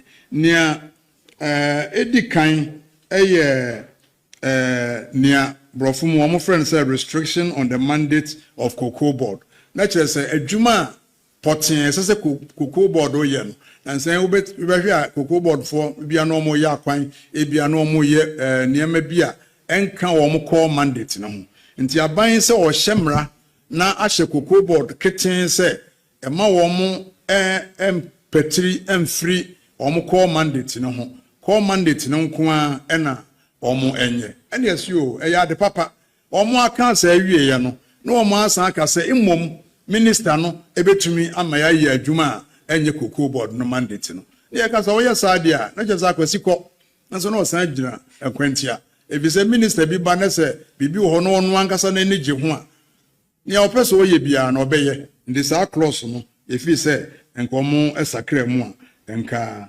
ebeboa etoso mienu ene koko eboa ye de be ma akuafo no wo hwe mra na ye hye no mu a omo say koko na beton ye COCOBOD beton no obema akuafo no ohamu chichemu aduoson yes we dey nka yasem papa na omo ya bill ne foforo no omo di kan tro say ombema cocoa farmers 70% of the world market price afedie ade akochin ya no matsa world market price no say da binya world market price biem na emom COCOBOD koton cocoa no a ne omo no benya no no mbema akuafo no emu ohamu chichemu aduoson ene ye ka say we dey anadwoma na sembe ni na wonkoa ukoton cocoa na oba na osese na unya ya ebe ne atumi ahunu say world market price dia ene ofa ofon kra na ugugula ubehu say world market price no eye sei nti u calculate emu 70% ya enya de bia ebe ye den na mom ne COCOBOD nkoa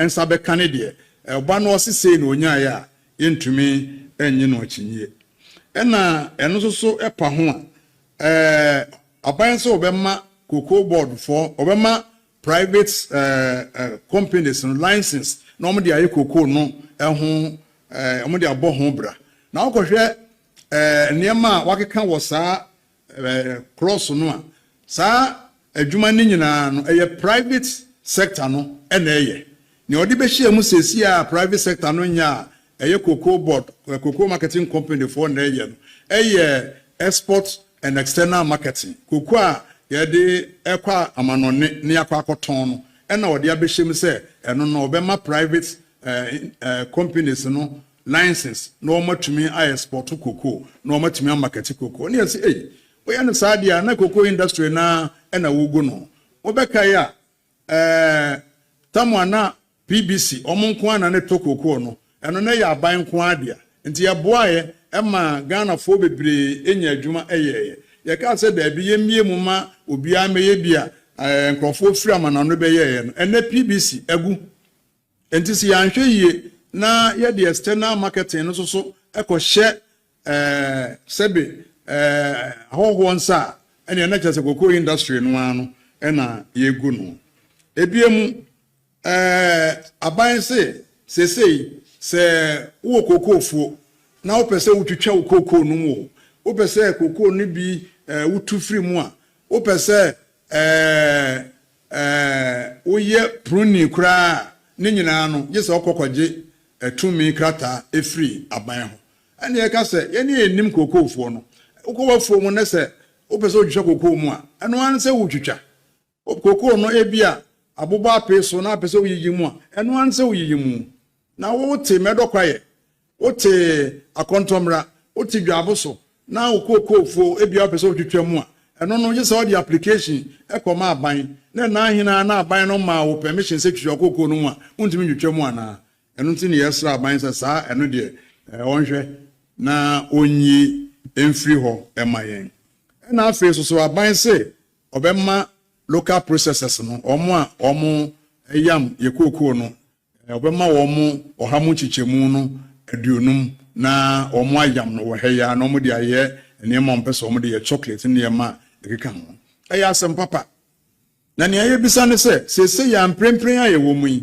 se obi ye local processor na opese o to cocoa free COCOBOD ho a bibia anchekere no so obeto cocoa opese o to cocoa no 90% kura akonya wo ho utumi to na mmom ne wo mu ne se enam se local processor no ya na epese ye boa wo mu nti no main crop bean no a ye de koye external contract no enye ano na ye de ma ye local processors no ye de light crop beans na ye ketwa na ye mfa nkwa abrochire nkoton no ene ye de ma wo mo eno no ye ton no ye teso broni beka say discount of 20% ene ye de ma wo mo nti nya ye bisa wa hande se ye be ma ye local processors no 50% dia na main crop bean no ene ye teso dia ma wo mo ana na ye teso a saa kai beba ho no ebe ye hwan ka COCOBOD for ka na ana ye nyina wo ha ni ebe cha atua ana na ye de makuafo no ene ye bete so bi na ye de a finance sa activity no ana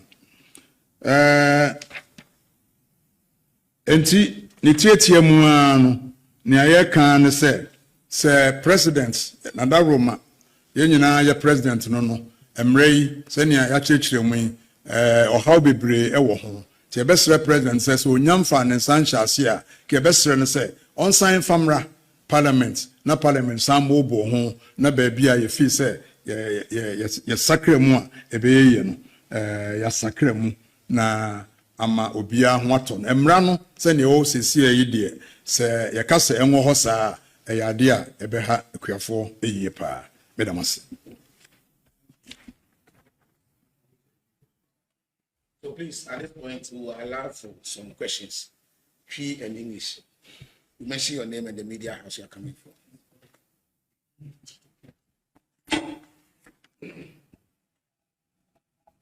Honorable, good afternoon. That's also name in Chihuahua only am I. Honorable, he said Parliament passed a bill, and once a COCOBOD Ashasi a stakeholders engagement with some of the farmers and association heads. But thing Bisani said, stand now workers and stakeholders engagement and COSO and San Normal pass a bill.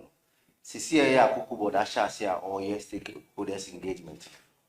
Honorable, would you say or move to me as some a bill not at the upper parliament? Eno na yɛde adesrɛde ato ɔmanpanyin anim no.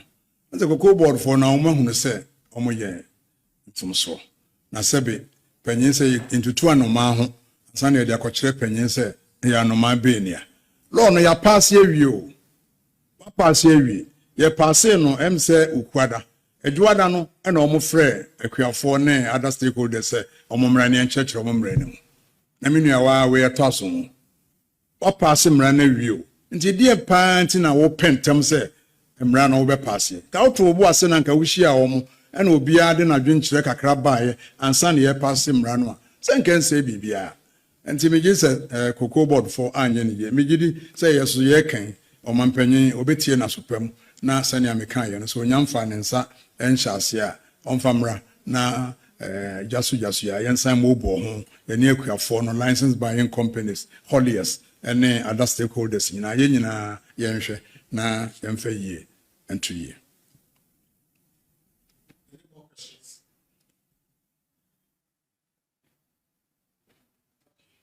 You are satisfied? No. Thank you, Honorable. You did mention that I'm even in the Kofi with the Daily Guide. Which station? Daily Guide. Daily Guide, okay. Now you mentioned that when you assume office, your government, that the NPP, would not announce an FOB price and retract and later reduce the price as announced. But we are very much aware that there are a number of factors in determining the FOB. Price of cocoa, not only government policy, but other factors such as international market price and also earnings we make from export. Aren't you going to have yourself again, like the NDC in government, would then come back to reduce the price as it's done in recent time? Thank you very much. As you may know, cocoa was brought into this country in 1879 by Tetekwashi. You can calculate how many years cocoa has been cultivated in this country. We have never ever reduced the producer price. Never ever. Since the cocoa was introduced in this country, we have never ever reduced the cocoa price. Do you know why? The cocoa is sold upfront. We do forward sales. So you negotiate with your international buyers how much they are prepared to buy the cocoa. You negotiate. And once the negotiation ends, you sign a contract. Once that contract is signed, that price cannot change. Rain or shine. You have negotiated with your international buyers. This cocoa or this ton is going for 7,200. So once that negotiations are complete, contract will be signed. And once the contract is signed, within the season, the price cannot vary. So I was surprised that the finance minister came and announced an achieved FOB price of 7,200. You remember the word that you used, achieved FOB, something that you have achieved already. So I was surprised that in course of the season, they turned around and said because the international price had gone down, they are forced to reduce the producer price. No. After you have achieved. So once you have negotiated with your international buyers and signed the contract, remember, when they assumed office, if you remember, they were saying that the MPP administration entered into contracts. Was it for a number of tons in 2024, and they were unable to deliver those contracts. If that contract is delivered today, it will be delivered at the price at which the contract was signed, even if it takes 100 years. So once the contract is signed, it is signed. The price can no longer vary. So that is why the MPP is committed that once the price is announced within the season, midstream, the price will never be reduced. My name is I believe and I know that the previous administration embarked on rehabilitation of cocoa farms, where they will pay some amount of per cocoa tree, and then they will also give them some 20 seconds and some this thing to plant on the distance. I don't know what has become of that program. I don't know what is governor testing it, because the idea was we have the problem to get rid of all swollen shoots and other diseases from the cocoa farm. So there will be just some new varieties to plant. I don't know what has become of it. If you can give or share this on us. And then we made a point that when the Governor assumes power, what will maybe 2020? January 2029. Okay, 2029. What you announce will stay there. You are not going to do whether the website goes up. I've just answered that question.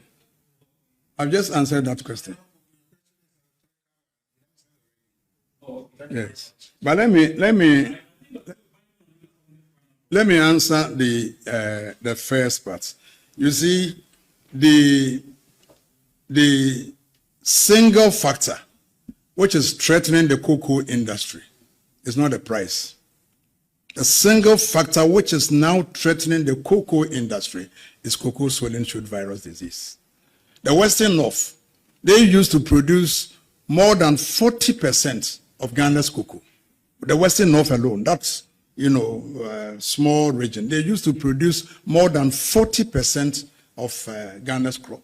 Today, there's virtually no cocoa in the Western North because of swollen shoots. The disease is such that it cannot be controlled by an individual. So we control it by what we call block treatment. You map out an area, let's say 10 hectares, 20 hectares. Every tree within that enclave will have to be removed. Once you remove it, you have to treat it with an arboricide and wait for 1 year until every part of that cocoa tree is completely dead. The virus cannot survive in dead tissues. It can only survive in living tissues. So once the cocoa tree, the roots and every part is dead, then you can introduce your cocoa. That is what Nanado started. He contracted loan from the African Development Bank, if you remember. And that's why our friends on the other side are making a lot of noise that COCOBOD is indebted by some whatever. When Nanado was leaving office, close to 60,000 hectares had been treated. Let's ask the current administration whether they've been able to treat even 1 hectare. They have abandoned that program altogether. If we are not careful, if we do not sustain the control of the cocoa swollen shoot virus, the cocoa industry will collapse. So as far as I'm aware, at the moment, they are not continuing with the program. But the program, as you indicated, COCOBOD was doing it on behalf of the farmer. So we would take over your farm, we would do the cutting out, we would do the planting of plantain suckers, we would plant the cocoa seedlings and maintain it for 2 years. When it starts, bearing fruits, then we hand the farm over to the owner. So that is what the MPP government was doing. But as far as I'm aware, that program has been halted.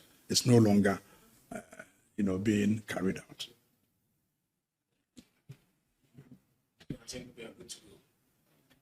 Any more questions? Thank you very much.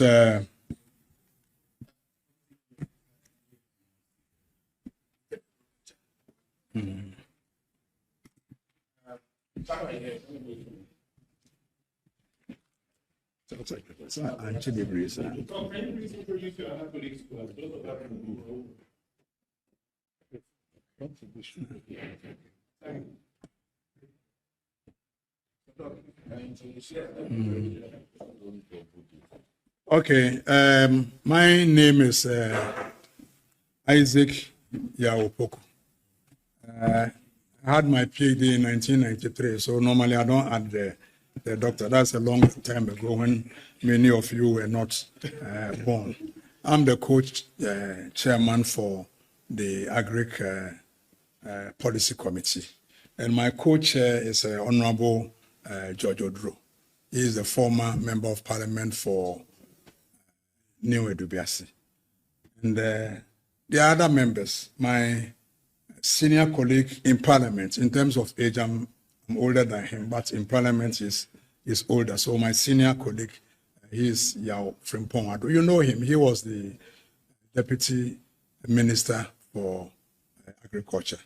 He's now the chairman for the environment committee of parliament. He's also a member of the Agric committee, the Agric policy committee.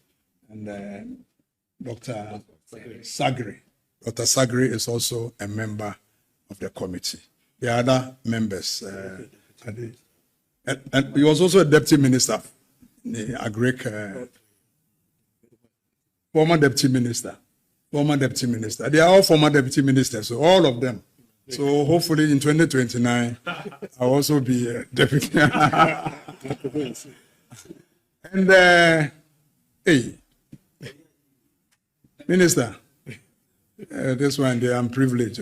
I'm honored to introduce to you the former Minister for Information and the former Minister for Works and Housing, and currently the chairman for the Policy Coordination Committee.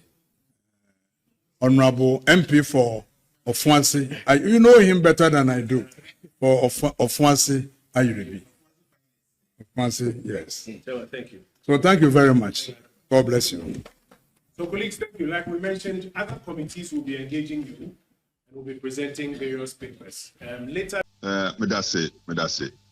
The kind of me who tape no na ma tape emonsam so na or how bebre. Okay.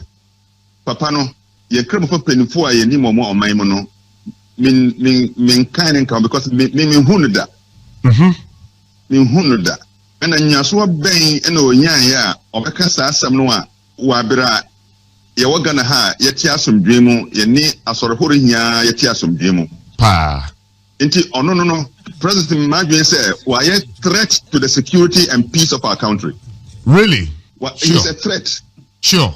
If say Tichibam Krano wama release about this matter. Yeah.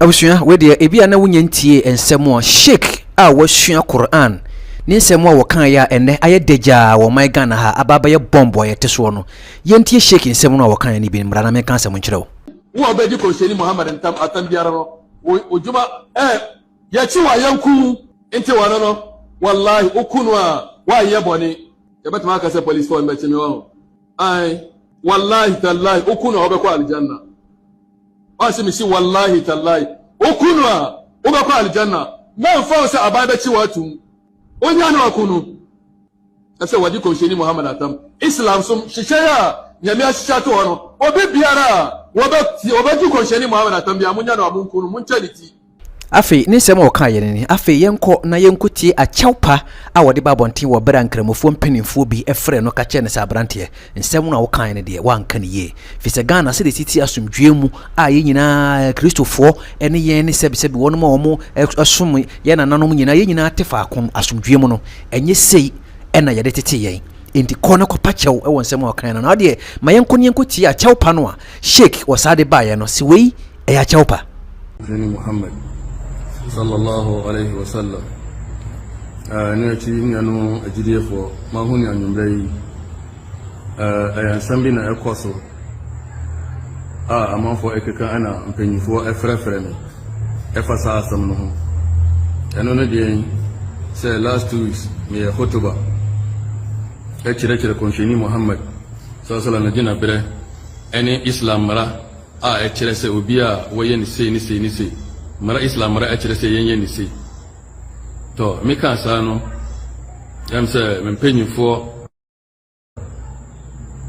efreme eka se sa asam no entweyi nti mentwen san eno kura de ntama ba gina ha no amedi a chaupa ade magana fo nyinara ene mpanyufo asam no ebeba mu ntem no abusuya edise wutie shake na chaupa ya ode ba ya na kyerese ensem a wokan ne de saa ena ewo ono ne nwoma no a wasuanim saa na ewom eno da nkyenya saa ena ehye ne tirim afenso so wohwe wonum a wonum atena papa yi we nkyɛn agye ntete akyɛ ɛwɔ Qur'an suamu no a na tete papa yi saa nimdie a wɔde ama ne mma mmɔfra nketo a afa ne naase besi nne no saa nkyerɛkyerɛ we na ɔde ama wɔ mo firi sɛ ono na dwene mu no saa na ɛwɔ Qur'an ni mu a ɛsɛsɛ nkramoni mapa bia a waso Qur'an mu na wonso so wahwai adi nkyene awe abo aguso sade o kristoni ekopie wa asore dem a yema no ese bibi ewe awurade din mu eka se ene mefa Yesu Kristo se mekra ne magye nkwa na mesom ne da na mabo Kristo som ho ban wa asomdwe kwan so no saa so na enkramoni bia wono so ewo nkramomu a wono so a recite kalima shahada ashhadu alla ilaha illa allah wa ashhadu anna muhammadan abduhu wa rasuluhu nkramoni bia wono so ehwai akabia kyerɛ sɛ wono so bɛbɔ annabi muhammad ho ban enti sɛ papa wei edi saa nkyerɛkyerɛ wei tete mmɔfra nketewa ne ade a dem die bɛ paa ɛna wɔmfa ma wɔ mo wadi wɔ mo dem na so nsɛm ba yi papa kyerɛ sɛ wɔba abɔnten aba bɛ pa kyɛw but ohwɛ na kyɛw pani mu a na kyerɛ sɛ wɔno deɛ nokore no ena wokaye na emumenne siyesi ye onpa kyɛw de a waka nanso wasa timu sɛ nokore na ɛwɔ nkyerɛkyerɛ ne mu ne de ɛno a ena ɛwɔ mu na chief imam de krata ababonten o chief imam ababonten ababe kasa afa de ɛkɔso yi ho empanimfo ekukudam wɔ mu ye nkramofo wɔ mu nim de nkramofo papa wɔ mu a wɔ ma hwua nkramo no te nkramo ɛte asomdwe ase a wɔ mu nim sɛ Islam kyerɛ sɛ asomdwe Islam mean peace Islam ya asomdwe ye free na nanom omai Ghana ha ye nyina ye de atena asomdwe mu no saa Islam no empanimfo na babonten ababe kasa nene memotie audio metie video so ne bi amu hu se Ghana na ye team sese ye te time bomb so papa saa nsem we ne namase no phone nanso enam se Kristofo na doso omai Ghana mu ntene to de bi ya ne de nsem yi ye ho ano ye ne ye doso ye kan ya ye 75% ye ho ahon percent yembisa se ebra nkroma gi fa hodie mu Ghana na Kristofo ye percentage sen ewo Ghana ebesi Rollins time 1992 na Kristofo ye percentage sen ena nkremofo ye sen ena me ne wo kasasi ye ka koye population census so yembisa se nkremofo ye sen ena Kristofo ye sen wo de Kristofo ye ntena omani mu ne yemfa ho ye ho ena ye de ye ne ye doso ena ye 70% ena ye solia antoriba kiriba banko a ena ye yemfa sa ne mane ho ahoye ho enne nkremofo enenam asiyen kakran eye somo a yenim se wo mo so gidie se wo mo de ko aljanna wo mo so de ko soro aheniem enti wo mo so ebo wo mo gidie ho ban na eso so se ne peace council for ansole anyina na NDC mpanimfo ansole anyina na MPP mpanimfo ansole anyina na omemu mpanimfo ekabie wom ansole anyina mfa nko parliament animanim ya na wo manka nkwose san krata nkasa wa obesole atia obisom ananse wo begina oman Ghana yenye sharia ene edibu oman no oman Ghana yemfa nkremo ene kyekere oman no yemfa Kristofo na kyekere man no oman no woni constitution ya twere 1992 enti wo mutimi mfa wosom emma me kata wo bi som so wontimi mfa wosom emma me tia ye fa hodie so no enye adwuma se ni manimu ya parliament anka nkotena se ni amfa sa ne ma we ya mba ene na mase nkakra ene sebi Kristofo ye ware baako ye ubewa kristofo manye sika kora wawa mienu miensa osi awododo de na ye de ben empena twenye sanchire tire no wa kristofo enti ye kristofo dom no tia na ete bafom ukon kramo nsusu a ye say awale ennan de eye enti papa no wo sika waware nnan de wore ne ngododo kora wonsia hwe ne ma ono nko ne mu ma ekota ati woda so tia say kristofo ye na edo so saa enkramofo kakra dominate wo man Ghana mu a ebe kakra no sebi enkramofo baba be 80% ama kristofo baba ye 20% fi se enkramofo epene se uye kristoni a ubetimi aba nkramom asumdwem ya beje wo so amwa ababa na enso enkramofo mpene se uye nkramoni a ubeje akwa kristofo enti yehwe enema ekoso wo man Ghana mu a kakra na ehwe nkyerɛkyerɛ wo mo ede ekoro na no best mfie kakra ne ba beda adwa se ukọ piem wo Kwame Nkrumah suapon mu a Kwame Nkrumah University of Science and Technology enkramomman adomfu yeku ahodo ewo wiase amansan so yewo ISIS wo ho yewo Boko Haram wo ho yewo Al-Shabaab wo ho yewo Al-Qaeda wo ho yewo enkramofuo adomfu ye man a wonom de didi omutirima ne se ye hye amanfo oman we mo se mo mpene de be ya ne ba be hye mo man no enti wo matwa sika kese a wo mo de urukrutu nkramofo man a ya wo mo pese wo mo support sa ne ma no ya wahana Kenya University student ba akoko apply bi eme be fa na koye okwo apply bi so person okwo ne ye be fa no ye koye ne se o makoto tutu ametu aka no amanawu show enti ene ewiase etum pon a ye kire ICT ye kire ye di AI develop communities ye di AI planning ne mane ade no yen ye de enkramo no adidi ye trimu ama ye mprempuntuo na emom ye bo nkramo ho ban oba my Ghana mu a omo so mabosom ukodidi abosom atemu a ye ntwese kan wo so ye ntwituo ni akogu nsa ni aka kire nananom se nananom ei enipa asumasi ni asumasi akasei nanso so se mote ase nanamo ma ne nkonkomo monitor so ni aka ko bom paya ko yi apaya ko gu nsa efiri se ye wogidi se nananom te ase a enye ye ne ebe ko ama nananom abosom an kasa ni woni akoro na woni odi natem no omone ni sanana ne tiase ampa wo mo ni sa woni ne beden ebedi o mo tiase nsusu a ene no ano no sa na kristofo nsusu obi kodidi a kristofo atem a wo mo se babro ne se wo kon no nye yenye kon babro se se yehu ye ntokwa kon anyankopon kon bi maye enti se wo kon ne anyankopon kon dia he mu didi yesu atem enye yasem yesu no ono atiase no ono ankasa na obedili na kristofo agya ma yesu se yesu ei nipa na wo kasa tia ono ani ndi se yesu ni woni pa koro bedi se yesu ni ndia kristofo te ho no masonwiem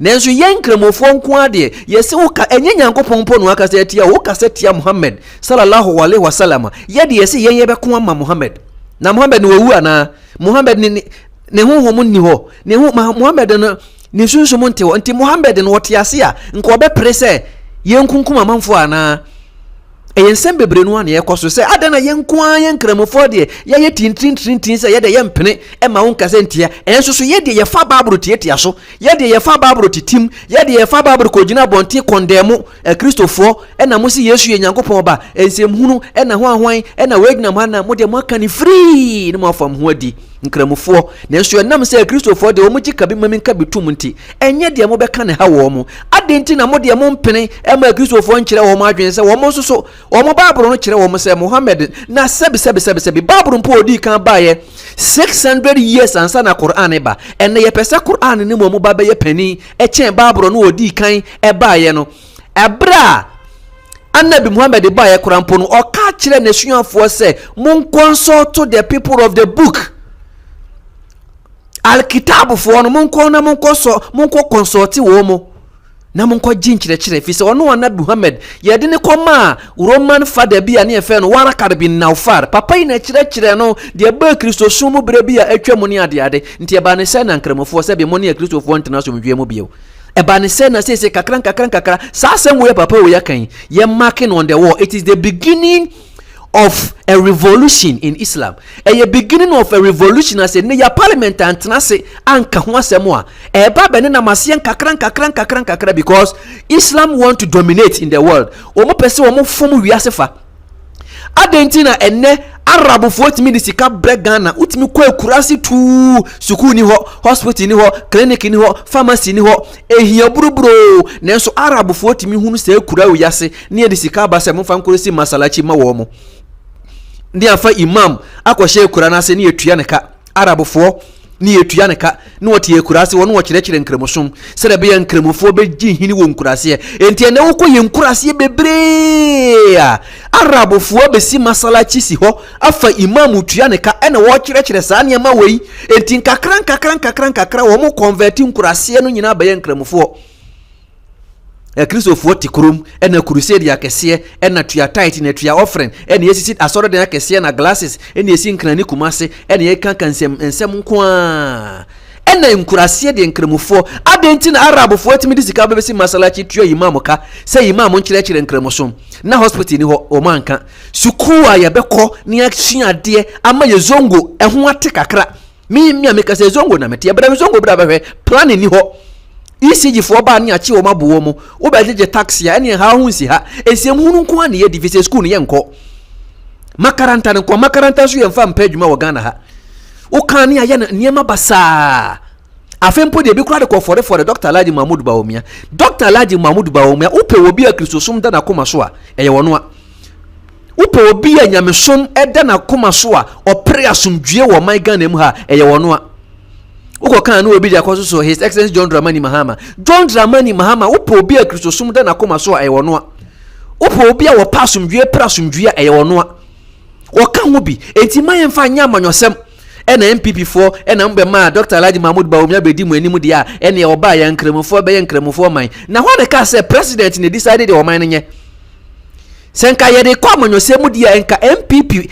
Fuompo sebi ministers ni MPs a omo ne decide wo Ghana ha no enko mumpo na nkaye Kristofo yenka no kore se wokọ parliament a MPs na nkaye Kristofo NDC MPs na nkaye sebi nkremofo enso maje nkremofo atumana the fact is that Dr. Alhaji Mahmoud Bawumia be president and I said that he began a focus on be president a obetimi aka say ye me nkremoni nti yenye nkremofo man Debi wabra MP dodo no e wop MPP mu ye ifo sebi Kristofo ana bia John Dramani Mahama sore da korope wo se mepese Arabo ni ade ma Arabo nya ne ma de be mana take effect ne se MPs dodo no a we NDC mu ye nkremofo enso mu decide ba na president ansan a enya adwuma press kabi mamin kabi ene ye de ye adwuma my Ghana ha enti niema ekoso o Ghana nse nimu enimu ya mpanimfu antena se na wo man se kire wo mo se aduasa na wo man ka no kure wo mu a edi wo ye ne pa ne baba Ghana ha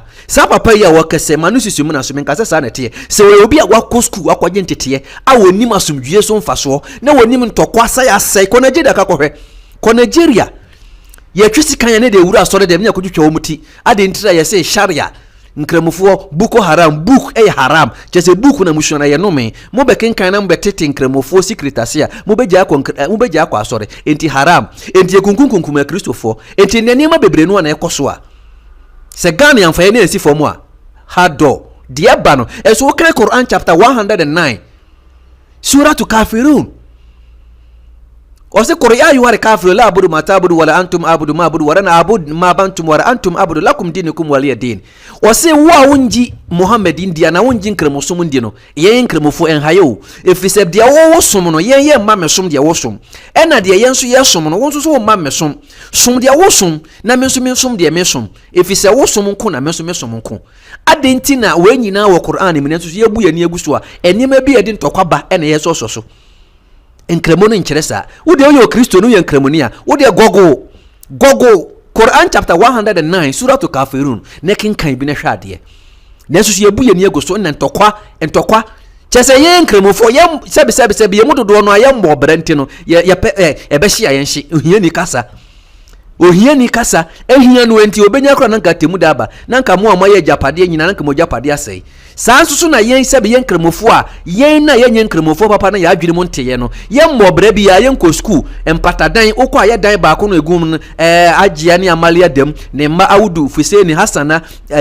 enkwala be 15 dadan ba kum nti yen nwene ho nti ebenya nanka sebe ewiase kra sei yebenya nanka ntokwa asi nanka wo man na sei nanka sebe ye zongo na yen timi siesie ho no nanka anke ne trasa ko nyina asaya bom na anke nyina ne yete hotu ko Nigeria kokohwe ene wo sika kora woni asomdwe ni achew ni ekun sebi Kristo ni mapabe pa no si Kristo aka kire ne se onkum obi mane mra meye nkramoni o mna meye sebi Kristo ni ensem fon ena ekoso ye nuanum kramofo ye nsua de se wo man am prioritize education as the ekoso yi no ebe chensa se wo man Ghana ne atim no se ya ma enwomesua ni anim kan na ye ba ye NDC ba ye na MPP fo ahye enwomesua se anka ye di enwomesua wurawura zongo aye be masa be yin zongo fo so ya adwini motimi ate kakra ne ya adwini mo bie ne ye hunu kabi mami kabi so fa so fi se nkramoni bie ne ho no wa school kakra obefo de papa yi kan so da kremoni papa bie ne ho a wa school kakra a obefo de papa yi kan so da enkremo ya asomdwie. Islam means peace. Islam means peace. Enti yem fa asomdwie ne ntena o man ni mu ne yentena ha asomdwiem na yenjai san sem hunu no asabi ye nuanom nkramofo bi a wo munye nkramofo papa edna na ba bi no modidide no nyesa de ba na no oden na chief imam de respond aba a wo papa yasem o kan ye ho eni nkomo bebre a ekosto mpanifo bi atena sra ya analysis afa sta na ma hu a enen nko ade mesere de wo ye bi atwa so na gibre na tie nkomo twetwe ne bi gibre na tie nkomo twetwe ne bi na fa wadwen kire nso so bra enye se wutie ne sa akwa won so wadwene won susuye mu no fa bibi bra na ye nyina na yenkenkan bi na yensuade na yentimi enyina so entu ye hofo bia na kristofo bi tie yen na wo mo ba bekenkan bi asuade e bia na nkramofo bi tie yen o mekenkan bi asuade won so wadwene ne sei ye frame Randy J Abubakar me platform yi na wo so ya wo se wo yenkramoni se wo ye kristo ni mintie wo bia no kore e na meka se de be a asomdwe be koso atena wo man ni mu na ye nyina yetimi akoye ne ko tie chief imam kasama for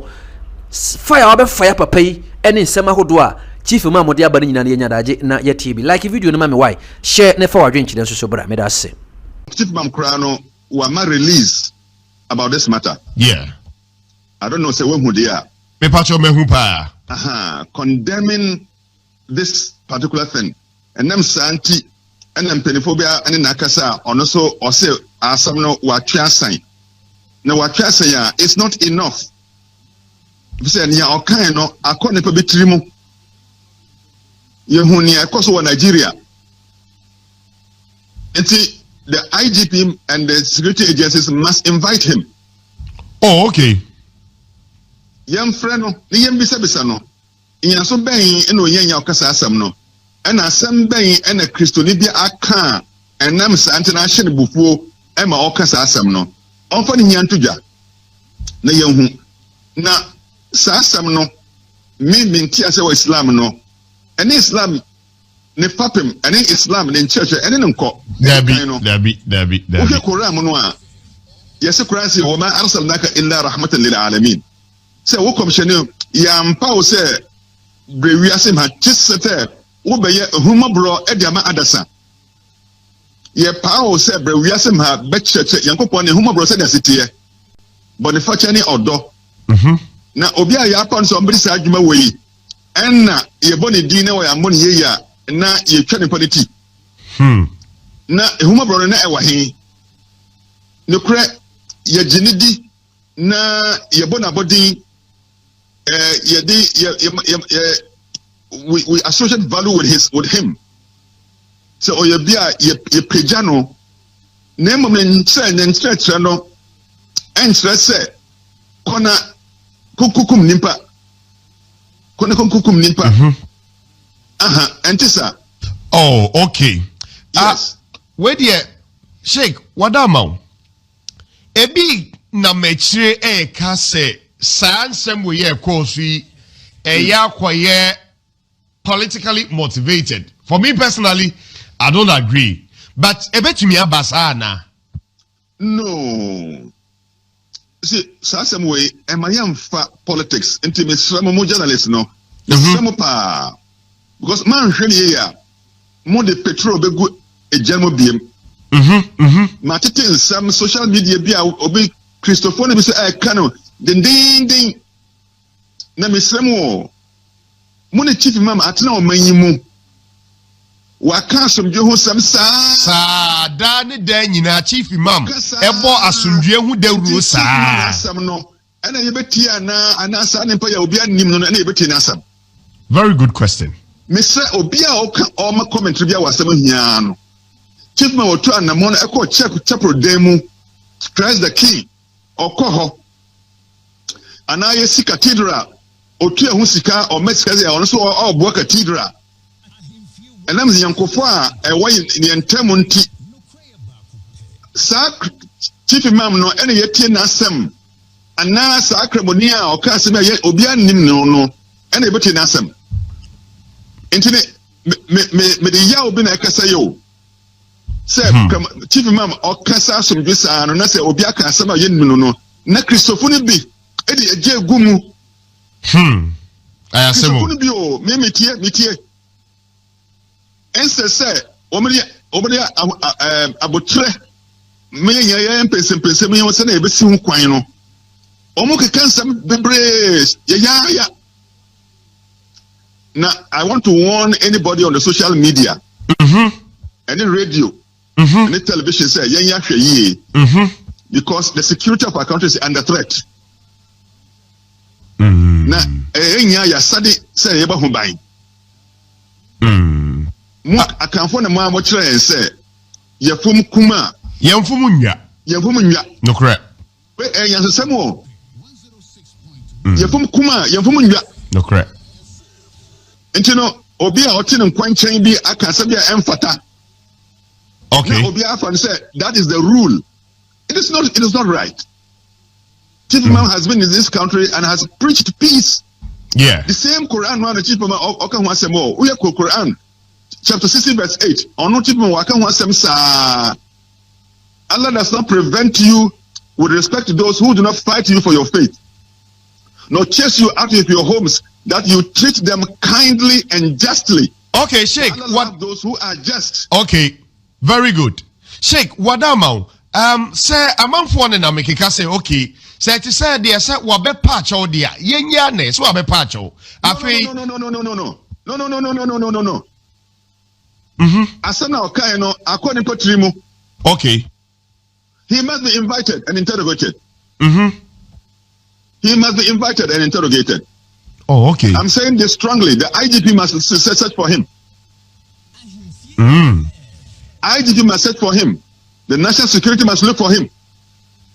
Okay, Eba say no, won't say wabe patch or die. Now the question is, more Muslimi for so mube taking action be against our comment na obeki yenana. The first step and a chief mama ama instruction. Okay. Na erase Saudi and fee ya radio so na ade hia no. Okay. The second thing is near oye no etumra because it's a threat. Okay. To our security. And you know, we will allow the law to take its own course. Then afterwards, you know, near okay. Very good. In fact, many ajin komo we ho. Na mehwe yewra chief imam said ye dane da nyina obo asumdwe hu dawro na obeti na wakoha otumi kwa so even kwa sorry kwa otumi donations kwa ma sorry. Now, there ama me this an komo we ni say chief imama oda ye nyina no e wo Ghana ha say chief imam no or ye peaceful. Adentina oko some of our Zongo communities are yeniano Muslim me for ni be so violence are. Is it part of the teachings of Islam? No, yeah. Obiana this year encourage bia no. Enti sasema okay. Oba Christo mufumu a obenye mu bi. It is not only the people of the Muslim that are violent among the youth. Nyama bi esisi a mo say mbentu bi asori wo monya kramofo na so omo akoko nipa kra into the eno ani say yebehu say yankoso na yan kyerɛkyerɛ no yankoso a yan kyerɛkyerɛ no obi mo ho a na desua hunu ana ne nkitiɛ enko kyerɛ enko yie youth unemployment adoso bi a onko school intino ontimi embo ne breye. Okay. And now here, Obia drugs here abe. Drugs abe among for the basabasa. Even in our own politics, sometimes you have to be told at the moment, say able to be a use. But it is whether a Muslim or a non-Muslim, violence is bad. Violence, whether by a Muslim young person or a non-Muslim young person, is bad. And it is part of indiscipline. I was a say, okay. And you know, I was saying, so last week, Bishops Conference, Catholic Bishops Conference, your annual meeting of the Ghana Catholic Bishops Conference and the office of the Chief Imam. Okay. On the 5th of August, and the 4th annual meeting. And you know, wait to say, our Ghana Hano, Yepequanya, Yasum, you bet in Timno. No correct. Na yenya Jumedia Papa bi, our Muslim for any Christopher and Temu. Way and I say, Bohu de Uro. Sa Jumedia, you know, Media Crano, Yambohu de Uro. Sa Jumedia on the 5th of August, we had an annual dialogue meeting with the Ghana Catholic Bishops Conference. Our national mosque. We have Bishop Senior Omo Abo Train Bibiano Obaba Masalachi. Oh, okay. Bishops, so Catholic bishops, Omo Kasop Senior Omaba National Mosque Ewakanda. Now when the Eban say Adaroma, yeah, now Matunsa Tre, Matunsa Fre, Central for Nayaba, na Yabe Bode na Amanfo who said here. And your city and Kasankaza because they are working one cranka bini. Ya fre obimwa omaba ho. Oh. Now no sa de pa ayet say no omambo hu de ru. Omambo hu de ru. Namu we are destructive no. This destructive one no. And no any able hu de ru. You see this country? You see this country? Asemo. When something constructive, edifying, useful, something that is unifying to our country, something that promotes our peace. Yamba Hundeuro. Yamba Hundeuro. Me, I'm on the Peace Council. Even when we do something good, the media do not even say anything about it. Wow, that's so sad. Yes, I am on the governing board of the National Peace Council. Wow. But na Obekaka Assembly Emfata. Then that one becomes the issue. And mom na mo share and cry, mo share chief mom and cry. Nani in Kitahwa ye mini peace Christian Council ye din Kitahon, ye ni Bishops Conference ye din Kitahon, ye ni Pentecost ye din Kitahon. Na ye buama or minor na some you in team. When we do all this, we don't hear it broadcast. Okay, Sheikh. In fact, it's so sad. It's so sad. But anyway, I'm happy to say what draw your attention on this particular subject matter. Na nkemofo de sanka we be say ye ne moa. Edru sala yasa ye ne moa na renam yo. Cause edru wa ya edimrika eba de abeji nam yi biare. Me growing up, me namfo nyina ekremofo. And obi a ote Islam somna se pa no onye basa basa.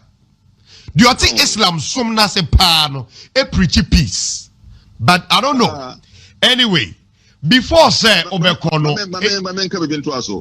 miti me kas SCBM say Islam somno say yamfa entiase pa amfa ntetewa wa brabo bechia yamfa emu nkyerɛkyerɛ ɛne nteteɛ pa yamfa ntetewa anaso wanya kwan ɛma wankɔ saa nteteɛ no mu a because utia Islam say utia obiara no pasum utia no assalamu alaikum. No correct. Now isn't it contradictory? Say me chiao salam no. Na etio she me bottom. It's too bad. And you're contradictory. Very contradictory. It's contradictory. Now, peace is peace anywhere. Okay. And a peace, a constant need for the survival of the human community. Okay. So peace has no timetable. Very deep. Peace has no timetable. Humanity will always need peace. Okay. Sheikh. Senia oba Bible mu ana Kristosomo obenya Kristo ni bia ono so onyia monti ase ana obenya pastor bia oyira ni mpa no ebi ne say yem say obi omonwe ahaban pastor bi say na kan o hye ne nkofo say omonwe ahaban tuba obi say yonku omankunkum wo mo ho na omoko heaven ebi dware amanfo yerenum nyina. Oh yes, I mean we have it in this world. So sad. It is not part of the biblical teaching. But some pastors are doing so. It's so sad. So that's the downside of all faith. Okay, so Sheikh, well, final words. My final word. Papa no yanche no. Okay. IGP must look for him. National security must look for him, and he must answer some questions. Very good. Now, it's a threat to the peace of the country. Okay. Now, it was also the threat media. The way we are treating this matter. Okay. On the social media and other media outlets. Okay. Let's use cool heads and a solution so we can all contribute to the peace and security of our country. Thank you very much, Sheikh Arumeyao Shaibu, spokesperson, National Chief Imam, or a board member, National Peace Council. The other kind, mihu video ana Sheikh Masood Abdullahi, kasa ansem no the actually.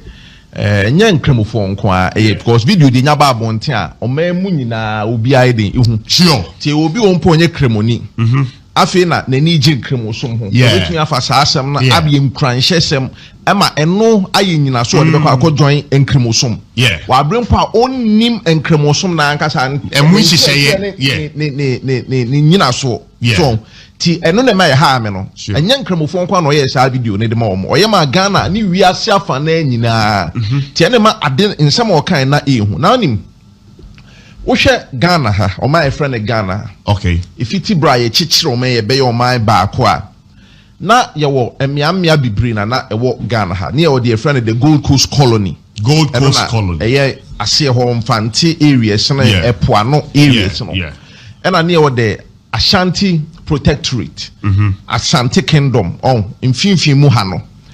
Ena near war the Northern Territories. The Northern Territories na tetene the three northern regions no. Northern Territories. Na near the friend of British Togoland. British Togoland na Togo inside honom a actually afani bi beka Ghana ho a no. Okay. Na kremosom any Christosum nyina no. Efa kwan ba ko so ne BP o memu a the only difference here baby a kremosom efa BP Ghana na Christosom fa BP Christosom o say omo ba abrofo ne omo ba ebibre matitru Ghana ha no na ye omu miensa ne ye dey from the colonialists omo be di yeso no omo be di yeso ene o missionaries omo de nyamesom ne Christosom ene yesom ahodo e bai and near the merchants and the traders, missionaries, and the number so a year both cremosum and a year Christosum, eba Ghana. And the cremosum, a far is slim acquiring a soho, and a buy, and a Christosum so missionaries on the Christosum by and a puano, quinoson aiding a buy. Now, US Department of State and the African Center for Strategic Studies, a report research beyond. I will nientia Ghana or memu hatitru. Which West Africa areas na Ghana na kremosom ene Christosum etumi atena se achepa okobia meda sa esumienu no entem. Wow. Christosum ene kremosom atena mfie ahanum. Wow. Ewo oman mu ha.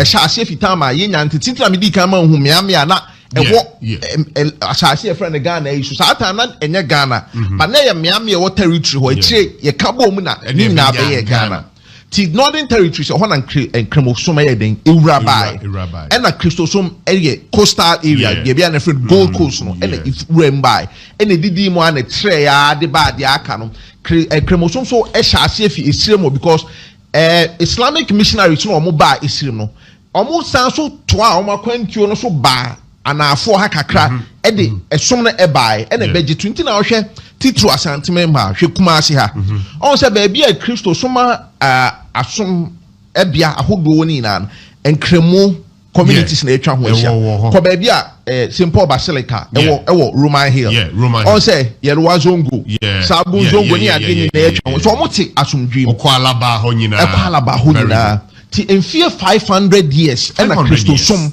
any your friend is saying West Africa nyina on the areas are Ghana, according to the U.S. Department of State, no, kwani omaya omatena cha ntopanda omunte omuchire ni entia kwano embai de edika ya chichire constitution no mpani fa omuchichire constitution hu nyansa on say the National Peace Council National Peace Council National Peace Council see any suti trunti de chichire na eya fa amanyosem ho but so omo chichire ko omo afa amanyofo na ye den e de omo ye omo de eye asoma hodo na e wo omo ma mpanimfo e na ya na etada no mtu say Sheikh Aremia come or a member of the National Peace Council ye were Christo some ahodo ku na omo emre bi atwam Sheikh Wahab bin Adam na oye Ahmadiyafo penny e wo no National Peace Council national chief imam so representative enti ye de sa asoma hodo fo na de to no nyina akohia e na ebu e wo mo ntam ne adwenkyere o mo kire ntina de bia no eya iko na omoma eko ne sansam no ebro amanyosem so ebedu empempe so aye sa asoma hodo no mpo betumi aboa ma because omo ye amanyosem o mo nyina adwan ne sa asoma hodo yi nyina onye kremonia oye Christoni and 2021 population and housing census Ghana Statistical Service here and so say over Ghana ha about 71.3% of nipa almost some mano almost only Christopher and a 19.9 so ese omo ye nkremofonti asoma hodo mienu wi omo ne asoma omo dimu esan so dooso e wo mema ye omo ye Buddhist na de ka omo no ye den esa enti Christosom ene nkremosom de sabio eye nipakuo baako eye nkyerɛkyerɛ ne keke na eden danso na woni me ba na de friend no religious extremist teachings are nipa idi kan ni company ni na di kan kan ene shikarimi na aka wo say shikarimi am say opani we ni yenimu no US Department of State and the Africa Center for Strategic Studies na say the friend no extremist teachings ewra o ma biem no empepi ya na eyenipaku a omo wo ekuo bi mu a omo pesa omo so epie na omo beda edi ye hye da ni omo but omo pesa omo be gidin omo pesa obi ehu omo prominence they want to attain prominence within a religion enti omo kofa eye som no omo som no enwuma a omo de som nti Christo som a yes ye wo Bible eye nkremo a yes ye Quran no omo kofa Quran and answer the hadith no na efa bi omo epeso omo didi omo nsem moni bi no ne nkyase no omo ba be kirem wa abra ene de esom no book na ankasa e kan bo ebra se de bi omo betumi de anya edom e de adi omo achi eno ano no wow ofa West Africa coastline higher baby a friend hotspots for your friend is saying what's the name religious extremists ni na sana eku omo de entawantawa by ni na pi into West Africa ahano oko northeastern Nigeria in particular hona Boko Haram for no Boko Haram dey na dey omo buy almost see broni woman she omo dey buy no omo dey buy bra because any Quran en hye enche en so anya no pray to omo dey no hye ebi mutrim e na omo dey bagi edin e na omo nya edom omo di omo chi na to omo hye ase so omo dey kutia sa enema no Nigeria and afi botan na esi o mani so Africa do mo sesa no efi de friend western education no and omo de be tia Christopher because botan na esi o mani aso anka so omo de be ko tia Christopher but no omo di kind de nwoma sua and na ye no omo ko fa Quran session bi no omo ye den e sha sha de propagate the Sahel region the same thing northern Burkina Faso one of the most your friend is saying religious extremist areas are religious extremists to me for to normal to sleepers no mind omo kunkumom enti de edi kan enhwehwe mu no kire say MPP people who want to attain prominence and a sheda kofa esum bi enkire no ma dane no hwe yenhwe Quran de kafa omo edi Prophet Muhammad ho few ana omo didi na tema na omo ne enya adwen ene the Quran ka se sa nipa sa no nkremofo ne omo enye yenhwe se ewuo wom anase ntokwa ewuma. Okay, it is a obi kasetia. Yes. Prophet Muhammad. The Surah An-Nisa chapter 4 verse 140. O say omo di eye Quran ne eye Prophet Muhammad, peace be upon him. Eho fel no. Omo nkremofo wo asede se saa nkofo no omo betwe omo ho afi omo na emmo omo mfa ntawan meto omo ne omo ntem de friend physical retaliation. Wow. The Quran osaba de friend the Surah Al-Akaf 46:35 ene eye Surah Al-Musammil 73:10 o say omo nje okomsheni Muhammad endi no mu di ne ho afo no mu di na tem no enkremofo nya de friend a beautiful patience. Wow. Abutra efe emfama sankofo no na se ensem omo ka no ekoso ehye omo abufu a esese omo twe omo ho efi abia sansem ne ekoso edina se ahyase no nya abutra efe Islam eye asumdwe esom sa eye fact nti de bia ya na me de Prophet Muhammad mponi ye boni dia yes peace be upon him asumdwe enka no sallallahu alaihi wasallam yanka se ewuo yes asumdwe ene enka Prophet sallallahu alaihi wasallam but what I say enti no extremist teachings there said the American no ne fapem ahyase eye nipa eye na mpempi omo pese omo ti omo ho efiku omo no omo so ebegina enya edom edidi omachi ewo ebi o Kristo sum ebi a Kristo for your radical sum ewo ho all the me patch on Kristo sum sha se ne won sorry they from the Orthodox churches early missionaries no early I think Catholic sorry bebre Anglican the Presby the Wesleyan missionaries exactly and then you won sorry bebre na wo mema a lot of them in sorry or omo mema they broke out of extremism omo church na eya na mpepi na ne the Bible can ebo ebra wo kan say ebi mu dware amanfo ye omo use Bible na de yes so Bible na ba no eche so ko dware all them extremism but the yema eye ehu no according to African Center for Strategic Studies na say mpepi no see the sa enkyerɛkyerɛ ni dua nipa akoma mu a ɛya na ɛden sɛ yɛbɛyi afi wɔn akoma mu fi sɛ deɛ ɛma nkyerɛkyerɛ no ewie hu ne sɛ yɛde dua nipa na akoma mu sɛ deɛ woyɛ no ɛho akatua ɛyɛ ɔsoro ahemmaa mu ɛna aso mmienu ni nyinaa so ɛwɔ anidaaso bi sɛ daakye ɔmo bɛkɔ ɔsoro ahemmaa mu kristo fo sɛ yɛbɛkɔ heaven nkramofo so wɔ saa uku ɛwɔ prophet in the name of Allah enya no kre enti saa bohye no okay emma saa ncheche no ko dwani pa akoma ma ena edisa we now ni mo hwe West Africa Center for Africa Studies Strategic Studies na say if you afi 2016 from 2016 afi 2025 okay nipa 150,000 ena omawu due to Islamic militant extremist teachings entitia yede ma nkofo a ida se na omo ye kremofo dada ana omo nya nkremofo bo omo wo nkranhye so omo be kon kremosum nanso saa de omo botan omo de ko gina kremosum ne eye nkyerɛkyerɛ a ene Quran bo abra nipa bi epɛ so omo de gidi no edidi omo mu ti saa nipa ne to omo si wo ebi de the friend no bomb vest no ma hye no ma ko gina dom mu na nipa ewu ebi mu ko kidnap amanfo no ma ebi mu hyada ko gina kwan ho ka e ba na ya stop na ya bomb mo tum na so mo ya Christopher if 2016 to a year 2025 nipa 150 na saa extremist teachings de ma ehu no say say enya wuro ma bia mu a de edi kan e de ohia ene ba oman Ghana e person ohia e ba oman mu ana dabi edi ohia bu bro because emia saa ncheche na betena no se okonya si ho a nipa ntumi nkwa adwuma dabi ekombeba ekomba oman bia mu so a ede ohia ene ba nipa omaye display se bi omo na nka omo afie na sisi na extremist teachings e den tokwa aba into omunya no West Africa ha titiri Burkina Faso the Sahel area Sahel near Mali ne those areas Sahara hono ana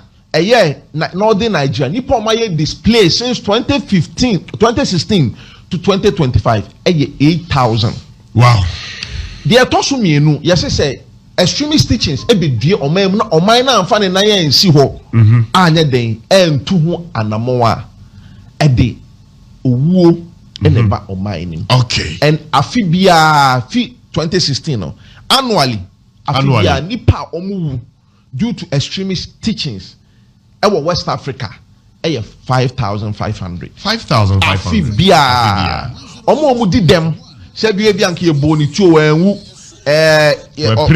pra nsa ye twa ne na ya because ye to bomb ne ade no 16,000 afibia. Wow, too bad. Eno ntine ma ani se oman yi ye tena se se nipa no ye kristoni se oye kremoni se oye buddhist se oye wine na onya sha se ode nkyerɛkyerɛ betumi de mpapamu because extremist teachings ni na no eya na bote esi nipa kronse dem di kan so obete ne ho na mpapamu aba oman bia so mpapamu obi ano ye wo mputu nkoso. That's right. So ye kristoni so ye se oman ne mra eno ne ye de eno de US Department of State report said the ama extremism teachings at Jinhini, ewo Burkina Faso, ewo Mali, ewo baby to say Chad, ewo baby to say Niger, baby to say Northern Nigeria, Bono State in the account no. Because a shas no, a binding who so in your so tell me mammy shake Arimia or Shaibu, and no penny be can in a Casania against it. Sa or penny we. As I say, penny for a friend. And no. Because on social media, when any public break comes over in the yard, yeah. All them a patch on now. Share me wrap up no. US Department of State report now can say, Empose Ghana a Christopher any encremofo to me atna in fear ahenum batabase biamba. In the last 5 years, almost say religious tension. Asha see unity ewo omemu ha. Na ni baby asha see unity. Report na say ye school mu. Ye school senior high school still through. We didn't just see amena o say school a friend Wesley girls. Yeah. A branch be a friend Shafiq Osman or a lawyer ni. Yeah.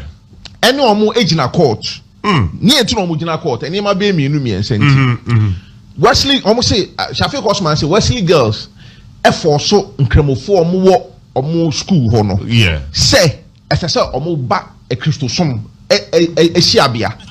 The Atosumian, ye ma a encremofo kwan, Emma se fasting dua, as so mere fasting. School no say a medical reasons in tra. And what you see, and some more quite more person almost some bomb pioneer again, more going to the Akojina Supreme Court. Or the Kojina Supreme Court no. Wesley girls no do omo call you. And I'm say Wesley girls omo yini ewo eye Methodist so monti. Yeah. Methodist aso ye na de omo ko gi ase no omo ko Supreme Court ye for omo nka ma Supreme Court ya ase omo. Omo fi one na Catholic Church and nanu ya July 22nd ya. Presby aso for so ye for omo nka asam no ho. Wow. Na sanyama ni na eye US Department of State say sanyama na say ya nhwe ya si anu ko ya. Ebeje because the mpapemu extremism sa na sha ase mpapemu afia Christopher hu omo say ye nipaku a ye danso eche nkremofo to omo say omo from report omo say simmering religious tension simmering just asha ase efefem eba because asam ne ba nipa mienu na so afia obi anya dom Methodist force ye koka ho Presby force ye koka ho Catholic force ye den ye pa koka ho a your friend is a US Department of State report in HSA. As a sa buying Eden and Nancy Ho. Now, dear friend is similar religious tension. No, you to me ma a jojo cry because say a shas or Wesley girls in a year. If you Wesley girls are a bit me a holy child. If you only child, remember TI media secondary school. If you TI media secondary school, pet na a rera. That's almost if you senior high now by universities. Yeah. Na a rera in Jumem.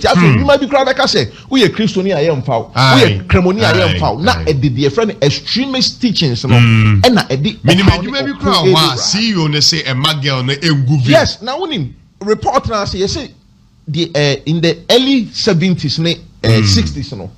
Now you see him pono na ye wo encremophobia ho a so mo betumi akọ schools the same fancy pim any Wesley girls are na ji so masesa omo encremodin no ne ese no Kwame Nkrumah da horoma papa e ma asa ne ma no papa e na o ko sa schools na nam so mo Methodist schools intine so wo ye kremodin a ye mfa wo tinkramofo no hu nyansa hu se no ene saa de yen sesa yen mani din to me no makofa abrofo din ana asante din se wasante nkramo na ode asante din ni mu mai den aye ni din e de akọ bo mo se emfie ne kwa enim nyina no Ghana hu nyansa e de enhihye bi to ha onim se okoye Ministry of Education ya wa Islamic Directorate e wo ho a omo na omo boa Emma and Cremon Sama a fire addition. That is the point. James Sanya money now no more saying US State of Department Abuama Ghana dear.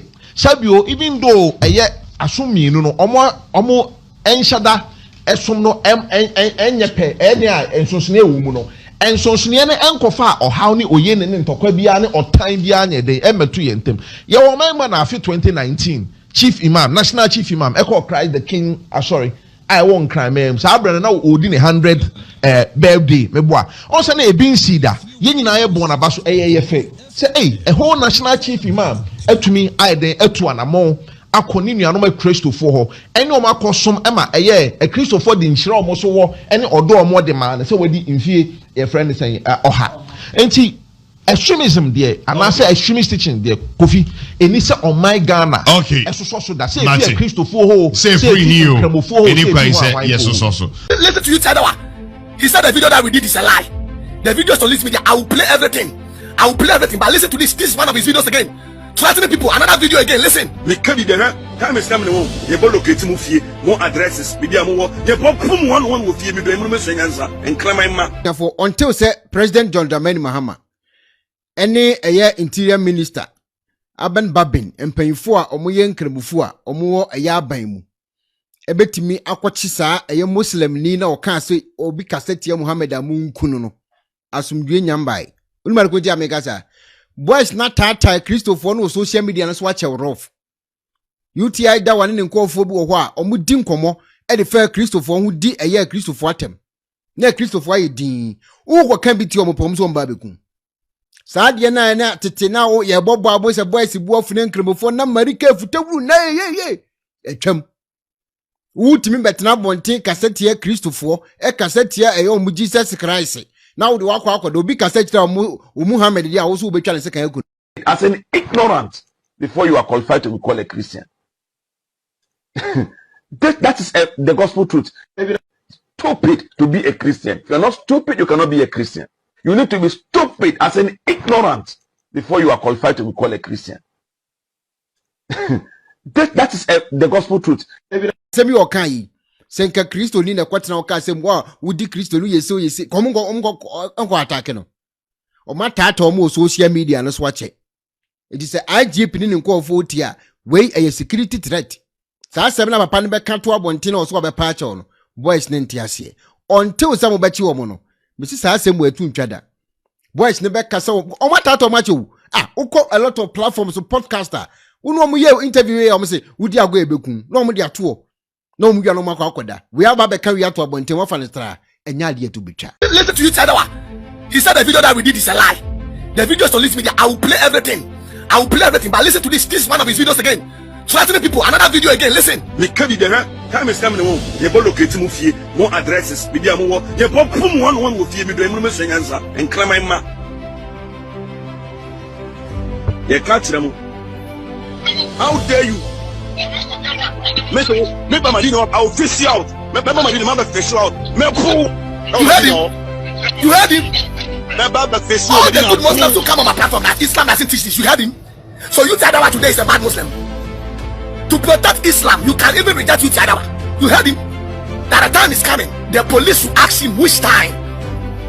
Which time? This question. Policeman, please arrest this guy and ask him which time is coming. He should come and tell you guys. He should come and you said the video that you said people's head to be chopped off is a lie. I'll play the video so you watch and tag the police. This guy is still sitting there quoting Bible doing damage control. Quoting Bible doing damage control. You heard him? I've told you. When they get the power, we are finished. We don't need any apology from any malam. They should be picked up immediately. You Tadawa should be arrested immediately. He said the time is coming. They should come and explain which time. The Sharia time. Where they will kill everybody and nobody will go to prison. Where they will kidnap us and nobody will go to prison. Where they will say they will kill us and nobody will come and apologize. The Sharia time. Malam no beka say obika Muhammad ho asemboni a munkuni pa no. Up to now, I have not heard say you arresting nipa no. their guy ne kan no eye almost treason eye bone eye criminal. Say because of your religion nan kremo so mu na ode buy. Ghana is not for Islamic people. Oh. Ghana is not for Christians. Ghana is not for religious people. Ghana is for Ghanaians. So if you join Islamic religion, you don't impose your Islamic teachings on us. Just imagine this guy has become your friend is saying president. And can you go for no be by heart?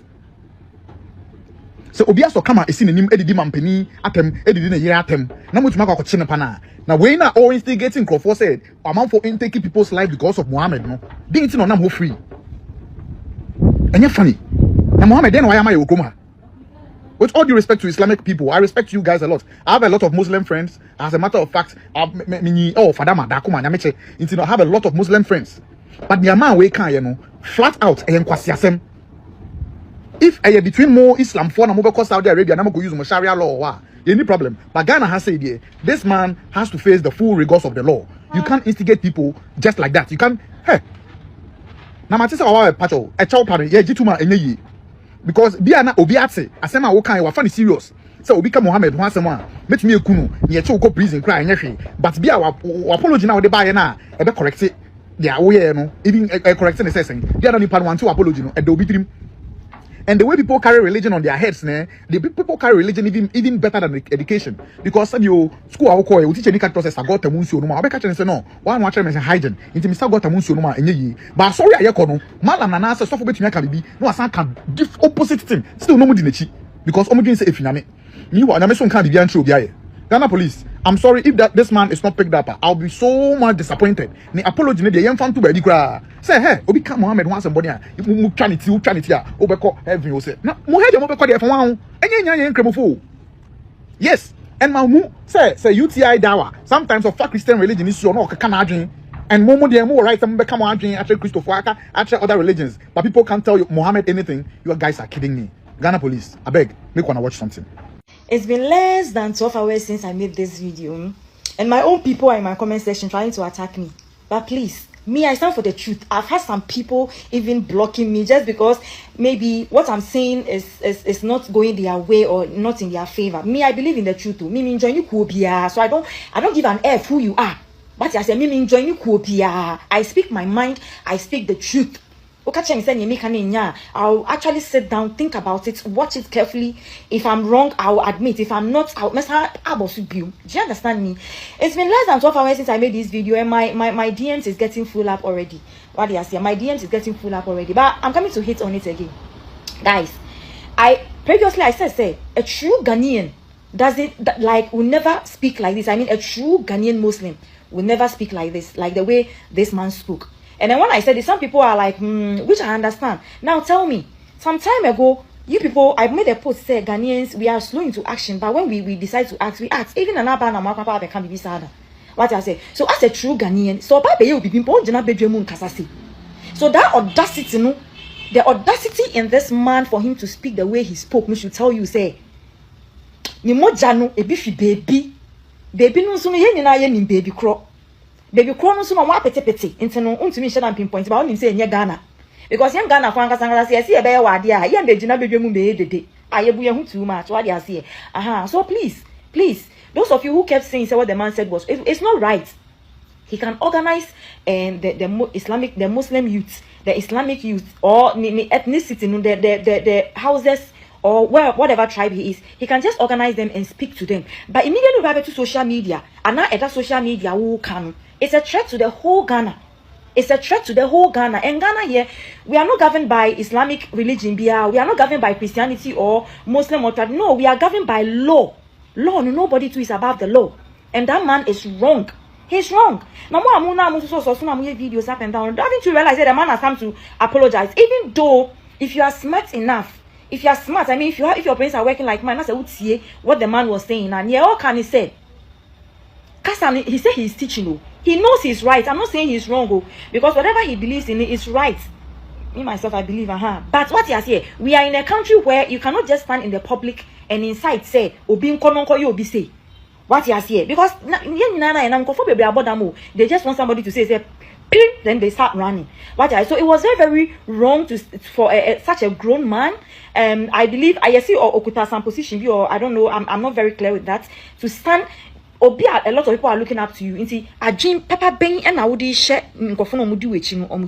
is what we all are saying.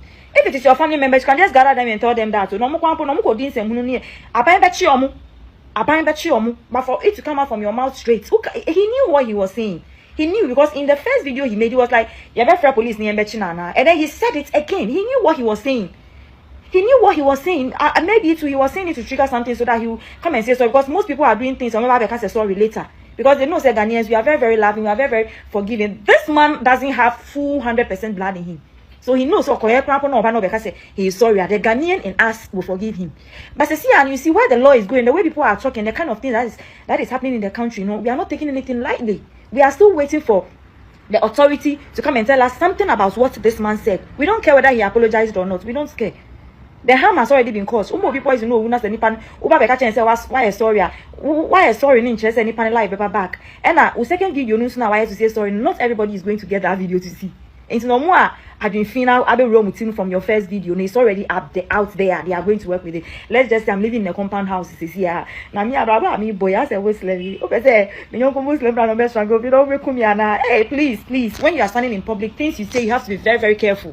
Malam na osende se ekoka se tia Muhammad a wonku no matra was watching na mehwehwe Ghana police full pages me hu gudu me investigation kapu de me padi no e do watching keko e do dem wo obeji prosheni Muhammad atam biara no ojuma ya chi wa yanku ente wana no wallahi okunu a wa ye boni wallahi tallahi okunu obekwa aljanna na mfa se abada chi watu so bi ye ya Mahama na se obekwa akodem wan yi ada obi osende obi ya Muhammad a wonku ne de on Jack e do kobe 5 years me nda da o me ndo wa be pacho na de but forget amede a chaupa ade magana fo nyinara man ka se Ghana ni bi en kokum Ghana ni bi da bi min kan sa beda e yonya a chaupa sam you for go jail o Ghana de wom ni yim forces a wo hye akira ama peace na ele enjoy wo krum ha no o ha unde kro na dwona bibi oya peaceful nti edwene like orgy. You know the forces that the Islamic Council, Christian Council, and the Traditional Council plus the government. Wa bomo de chira ama Christopher no be atu what you call them. And listen, let me teach people something small. Tete hono na ekasetie bibia sovereignty bia obokun. Oye normal. Eba Bible no ma Israel fo no okwa akon Canaan fo yede. No ya akudi. That time no na culture no ho ya akudi. The same time now what the Quran so no ya akudi time. Bibia ye konka obekwa be konka na ade. Even traditional yen abosomsom for crowd those days kaseti ohina abrafo baba bokun. You understand? Ohini wa wode uti wode bokwa kosie no. So it is something where e dey UK ha tete ho. E kaseti ohina oba be chi wo kokun. Into a tete life in the real sasa. Jobes na for crowd war embra no mu ye den crowd mo jam bra kwa why changes so. We are seeing osisa. So the new religious people are aligning their religion with the new rule of law. Into obi a one ko school, obi a one na Krasi, no be joakade e ya Muhammad a wonku. You have to go to jail. Apology na about put them found cry e de ko jail. No this set example champ of them Jimmy into Jim. The energy na dey preach there wonko kun obi o ya Muhammad and fe preach there one fan clinic gotes was zongos. Na zongo fini onfi ho. Nkonya fe. Me je we metas ba yo. Kemofu obedi wo e yipe na ma ahya ma white me twa picture fefe. Ono na no hu hia.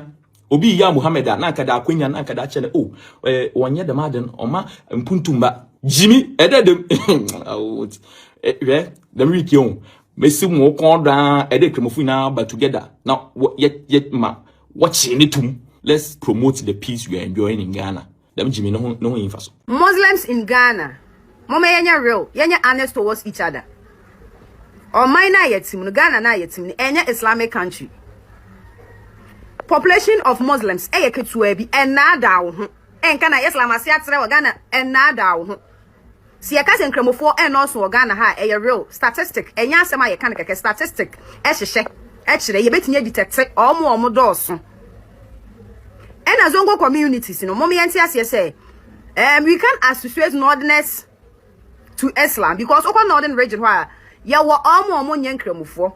There are some tribes there's a Islam crown omo mpe which unim northern regional obeka sasma American no correct ye ntimi fa emra enhye yensam ana mutimi fa mra enhye munsam nya ne amope bia ema na adam ho na Islam dominate wa Ghana ne yeka ya hye mo population swa oman no so nya Islamic country ahanya Saudi Arabia nti wontimi fa Islam enti etia obi afa ahodie eso ewo oman na ayetimu no mo yeka no krenkyere ye ho memo obi na ada ne nkremofo ye dos ene nkremofo ye ne atade ene nkremofo moboa asema American obema obi beba beka asema American enye no kre na America but that's not it and asem bi American bi enye ma no keke na medical ye mesua e na America ene ye ne atade ne is a lie. It's a lie. Season bi edu aye wo sede oman no mu etie enti se mo ka ho a enye complete na mu free mu a mo nka ho a ma mo fa sha madwum se Ghana na enye complete da enye hwe Islam fi Ghana mu a enye hwe and I say the population of Islam fi Ghana enfa hwe me Ghana fo asumdie na Ghana fo pe untimi eni Islam achi enfa emra enhye wonsem enkeka nsem basabasa thinking say a jihad wo yesa wo be ko heaven wo heaven na wo pa kono untimi fa ntie obi fa ahodie so asem America mu be hu mi say asem ye evil bi but no kre na America achiro Muslims entimi nkonka Ghana enye possible da the population of Muslims in Ghana less papa enye me na America statistic dia aya to ho mama yanka no kre nkyere ye ho she oman bia wo mo tradition omo wo culture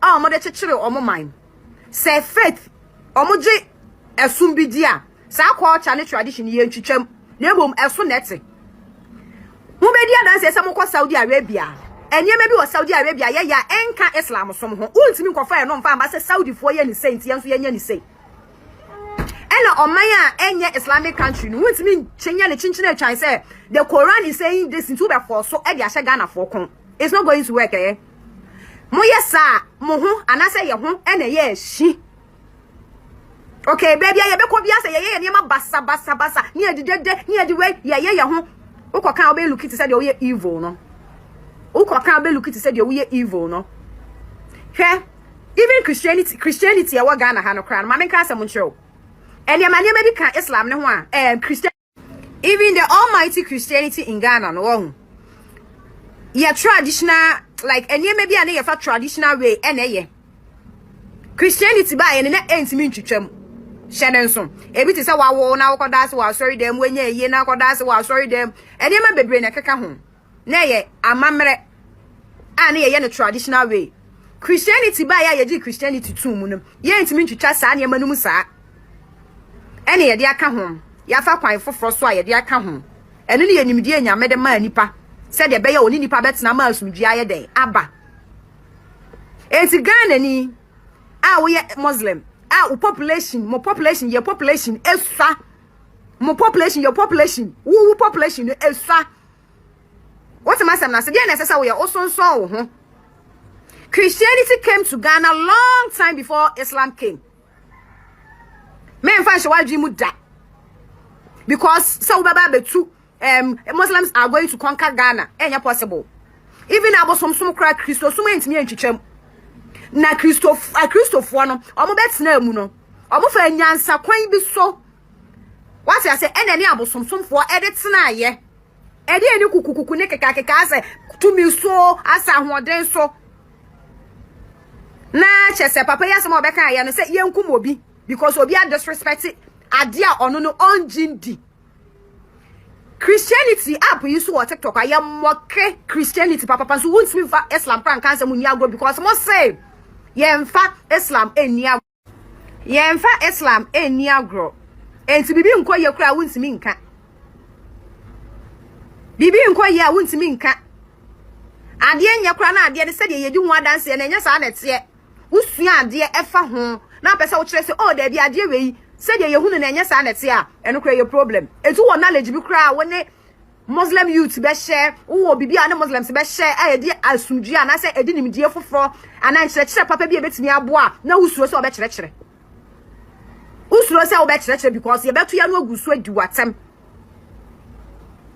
edi di atam ne sa ne ma na amu ye ni nyina so mo fe o se no se ye jihad ni bi ewo omanya eye Christian country bosom ne ye de chechire oman no a Christopher ne ba ye omni abosom fo ne nyesa no omni omo ye yo omo to omo bo ase de nkakra momi yenkan no kwenche ye ho akwade ko Presbyterian school oko Catholic school oko Methodist school oko Adventist school oye kremoni no akọ hyenhye ya hyenhye twintwa munsi mosque maye munye yese Islamic school ben yesi asori dan Islamic school ben yesi asori dan Islamic school ben a Christian akwada bi ko bia ya ka tse so kwan so so kwa asori momi yenkan no kwenche ye ho papa ya semi obekan mo se sebi wa anwene ono fe so wa bekan eye jihad o ono ne fe so wa bekan eye jihad ni bi waka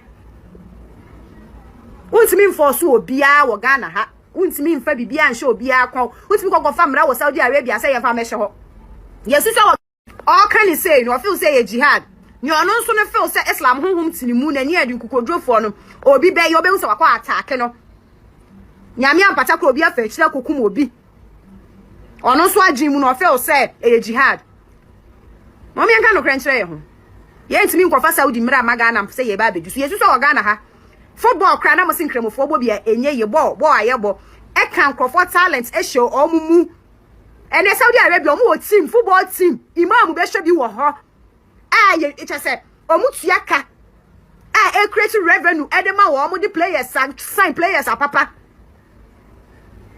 because omu believe in say and also can entertainment ho a de niam beba e so Ghana ha ye kan kremofo kwada na o metimi abobo ahye Muslims are scared to be exposed like omusro. Exposed ye be already. Enim diaba adisuaba Saudi adisuya no ko internet so a ewo ho. Bibia wo internet so no kre mo hye ye keteken ye niema na ye hwehwem na enya no kra. Esom no so na bete. Ena esom no eya abotre ne nkakra enya force. Enya dede ene ntiatia mu ne force. Na mo be hu nipa bia se nipa bia ya bonsam. Just because they all can nipa na ntiase won jintum. Mommy enka no krenchire ye ho. Papa na sem na obeka ye no. Enye na enieme bia nkramofo ye no Ghana ha so enye force. Obetimi akwa azawi akoka chom say Christians ebe. Assalamu alaikum wa rahmatullahi wa barakatuh. Ye. To jama'a muna sallama. Muna shirin ku wannan rana yau ranar Juma'a. Allah kai mu sabon Juma'a. Mun hau Juma'a mun kare wanda ba su hau ba sannan to Allah ya sa su hau Juma'a lafiya. To mun shigo da wata sabuwa jama'a. Na pin picture wani malami saman ga. Ya sunan shi wannan malami malumman mu na Ghana. Malumman ahli sunna wal jama'a. Da kuma ire-iren su wanda suka rika batun lamarin ahli sunna wal jama'a. Don malamin da zan pin picture shi bisan na san malamin ahli sunna wal jama'a ne. Tabbas don ba wani akida da ke Ghana da zai furta irin wannan magana indai ba malamin ahli sunna wal jama'a bane. Indai ba malami in kuma kun ce ba malamin ahli sunna wal jama'a bane ya zama kuma malamin nan mai karyan sunna ne. Masu karyan sunnan nan ire-iren su kenan. Wallahi Ghana muna zaman lafiya. Billahi allazi la ilaha illa huwa. Muna zaman lafiya Ghana, duba? Ababai da ke tafiya wani su kasashe batun insurgents, batun terrorists, batun ya sunan shi masu bindiga, masu halba bindiga da sauransu, wai kan batun akidancin ga. Duba wallahi da little peace na muke da shi Ghana. In kuka yi wasa, da little peace na muke enjoy Ghana. Billahi allazi abinda ke tafiya wani su kasashen na ya zo Ghana. Abinda ke tafiya Nigeria, ka duba abinda ke tafiya Burkina Faso, abinda ke tafiya Mali da wasu kasashen nan billahi allazi abinda don wadansu na muna jin labarai ne. Kan media muke jin labarai, kan news muke jin labarai. Amma wallahi tashi hankali da ke wurin don bai taba habku kana wurin ba. Kai kana zaman Ghana, wani ko karan bindiga bai taba ji ba. Billahi allazi akwai mutane da wasu na cikin Ghana, especially new generation da sauransu nan duka. Maybe ya ji karan bindiga, maybe cikin movie ne, kan television ne yana gan bindiga, amma ya ji karan bindiga sosai, yawanci ba su taba ji ba. Ko gane ba? Ko a ce tashi, kura ya tashi, ko gari kura ya tashi ayin military coup, da yawa bayan military coup suka zo. Ba su taba jin military coup, ba su taba gan military coup ba, sun ji ne. Especially wanda suka zo haifuwan bayan Rawlings nan ko menene.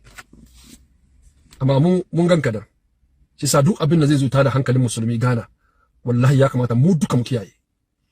Wannan malami na ji video da yake fadiwa wai ban son play video nan amma wanda ya shiga kun shiga cikin video su na kun ga video na wuri na share wai wanda ya zage manzon Allah sallallahu alaihi wasallam kowa ya same shi ya kashe shi ya yanka wuyan shi in an yanka wuyan shi kowa an kashe shi daidai ne don Allah wanga malami to be honest with all due respect du sake cikin kanka in ka je ka koyi wani ilimi da kaje ka koyi free aka doki aka baka biya kudi ba ka zo da ilimin gida shi yasa kai baka da hikima baka da hankali ka gane du sake cikin kanka shi yasa ku malumma wanda kuke tare da wadannan malumma da kuka san shi wallahi ku yi mai advice ku ba shi advice don wanga malami ma ni ina advice IGP wallahi pick shi up billahi allazi a pick wanga malami up to set an example ga sauran malumma da sauran malumma da suke da irin wanga fikira da suke da irin wanga mentality wallahi muna zaman lafiya Ghana billahi allazi muna zaman lafiya Ghana ka ku kamu na wanga bala'in Boko Haram ka ku kamu na wanga bala'i terrorism ka ku kamu na irin wanga bala'i da fitina al fitnatu na'im aka kuka fadi amma kai wannan bawan Allah mai suna wai malami ban san inda kai karatu ba na san karatunka na san in an bincika karatunka bai wuce jami'atul islamiyya ka fito don sauran da suka fito jami'a na kwarai ba su irin wanga wazi wallahi ba su irin wanga wazi don wazin da kake yi na wazin ta'addanci ne wallahi ta'addanci promax wazin shi kake yi nan shi yasa MPs da kuka zama musulmai da kuke mulki su Haruna Idrisu honorable Haruna Idrisu honorable Jaja honorable Suini ku duka you are top government officials da kuka zama MPs kuke cikin system nan da kuka zama musulmai billahi lazi maluman nan ba su kira kansu order ba call them into order wallahi you guys need to call them into order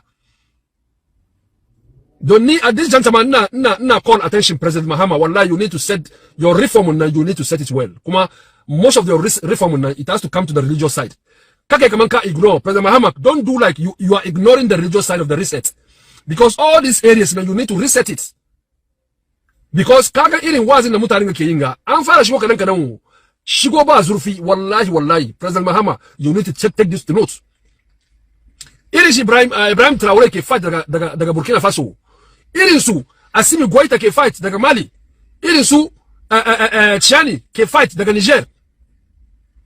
These radical people, radical mentality, radical individuals parading themselves as imams, as malams, they shouldn't cause any problem for Muslim Ummah living in Ghana in a peaceful environment.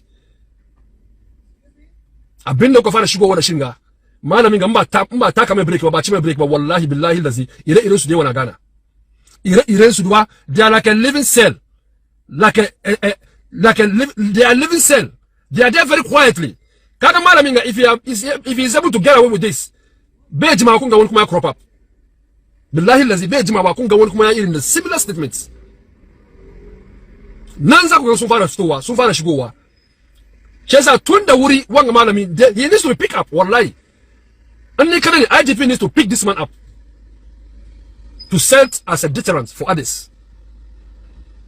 We don't know how many of this kind are there in our country because they are testing the waters. They are testing the waters. So this guy needs to be picked up by the police or by the secret service, BNI or whatever. Wani irin lamari kenan don Allah da annabi malami dusa ke kanka ne dusa ke kanka. Ghana is a secular country. For crying out loud annam ma wannan ga kiransu arna wannan wai ma ban son na yi su yanzu don na san malan shi yanzu wanda ba zan musulmai ba da mu da muka zama musulmai sun dinka mu na wani musulmai Ghana da kai da ka fito kana ce kamar wanda ya fito yana zagi manzo Allah ko wanda ya fito na ya cin mutuncin manzo Allah a yanka kanshi a kashe shi a yi menene wallahi kashe wanshi ya halitta ko shi kashe wanshi ya halalta wani ne maganganu kenan don Allah da annabi me muke ganin ga sai kuma la fara sa musulmai ido don Allah abin ga an kashe wutan shi da jimawa Ghana yau ba shi Najeriya ke fama da shi gaba kan shi boko haram ya fara fa ka kuma tawo kan shi boko haram ya fara yau Najeriya ana fama da shi mutane nawa suka halaka kan wanga hanya wallahi malamin ga in ba ku bar an pick shi up ba wallahi you will learn his lessons shesa wallahi mo video safto wanga malami dai wallahi bai kamata a bar shi ba wallahi ko baban wane ne ko kakan wane ne bai kamata a bar malamin ka ba ya kamata ya kwanan sawan for some time in ya fito ya san irin wazin da zai kuma president Mahama wallahi you need to bring a reform. You need to bring a reform on religious tolerance, gender, on the way people have to be preaching. I'll come with more videos. Salam alaikum. Please share this. Now, when Basintali is first, oh, forget about Basintali. Now, there's all kinds of campaign platforms. Now, I think that where he works in a campaign platform, he's a joke. If we are holding people accountable, he should be held accountable.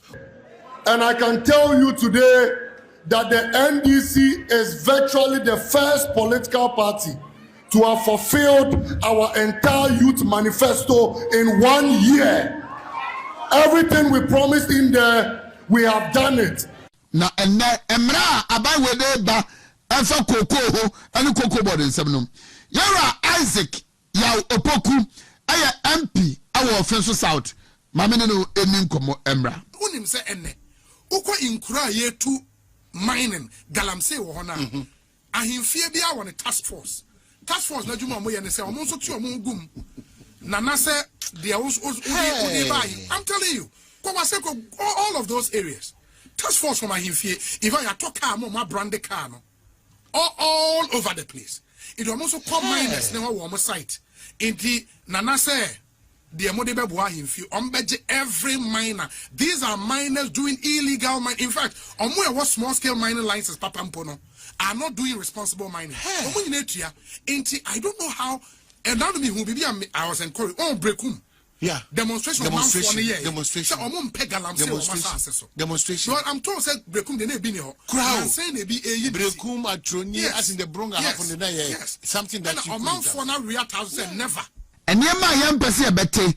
Asama wotia we yemba show. Ebe twa nsu mu kwa na yete.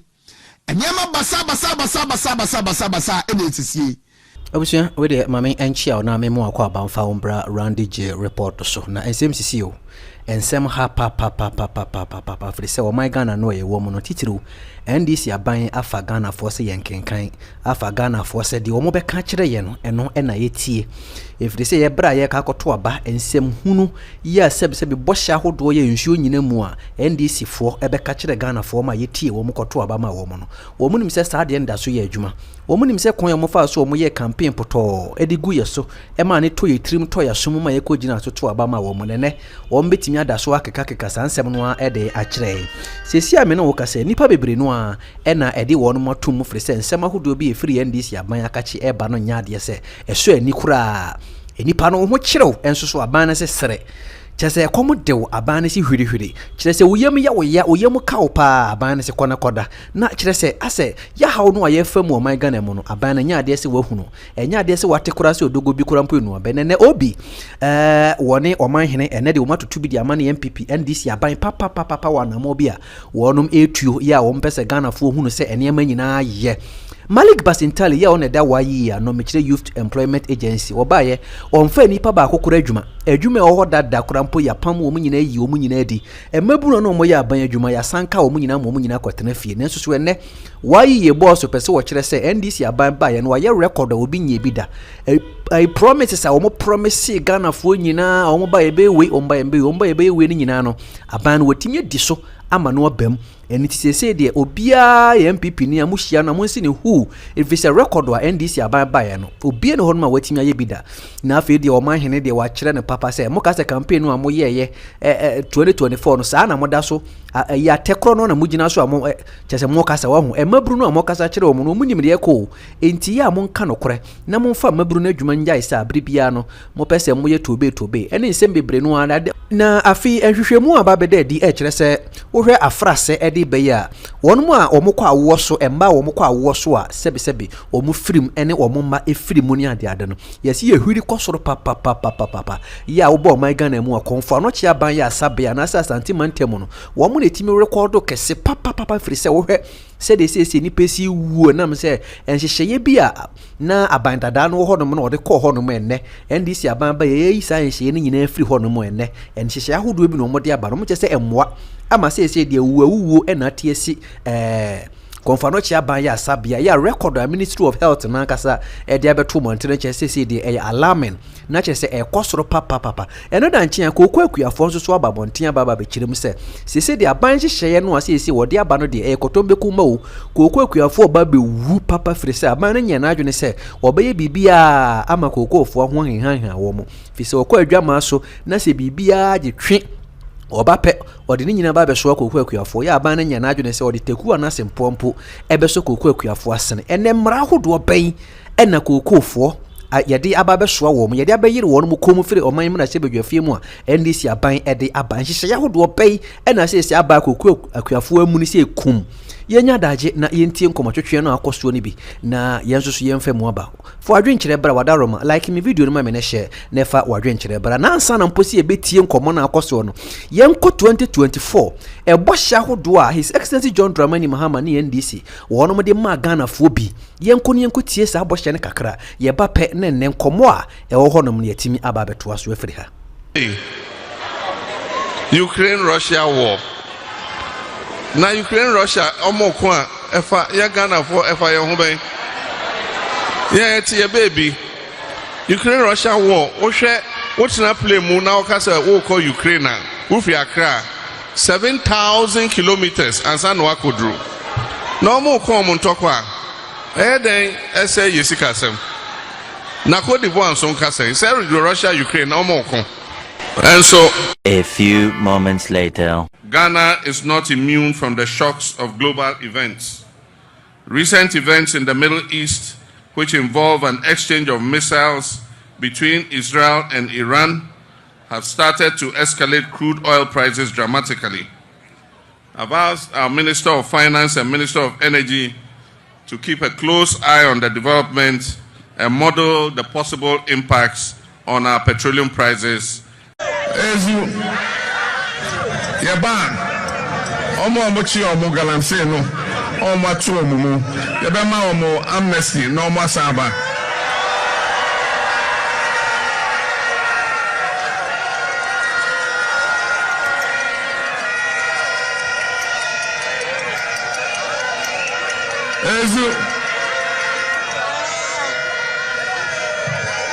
Lojidi se emrebia omo fomie omo enu omo ho enti yebe yi omo na yama omo another chance.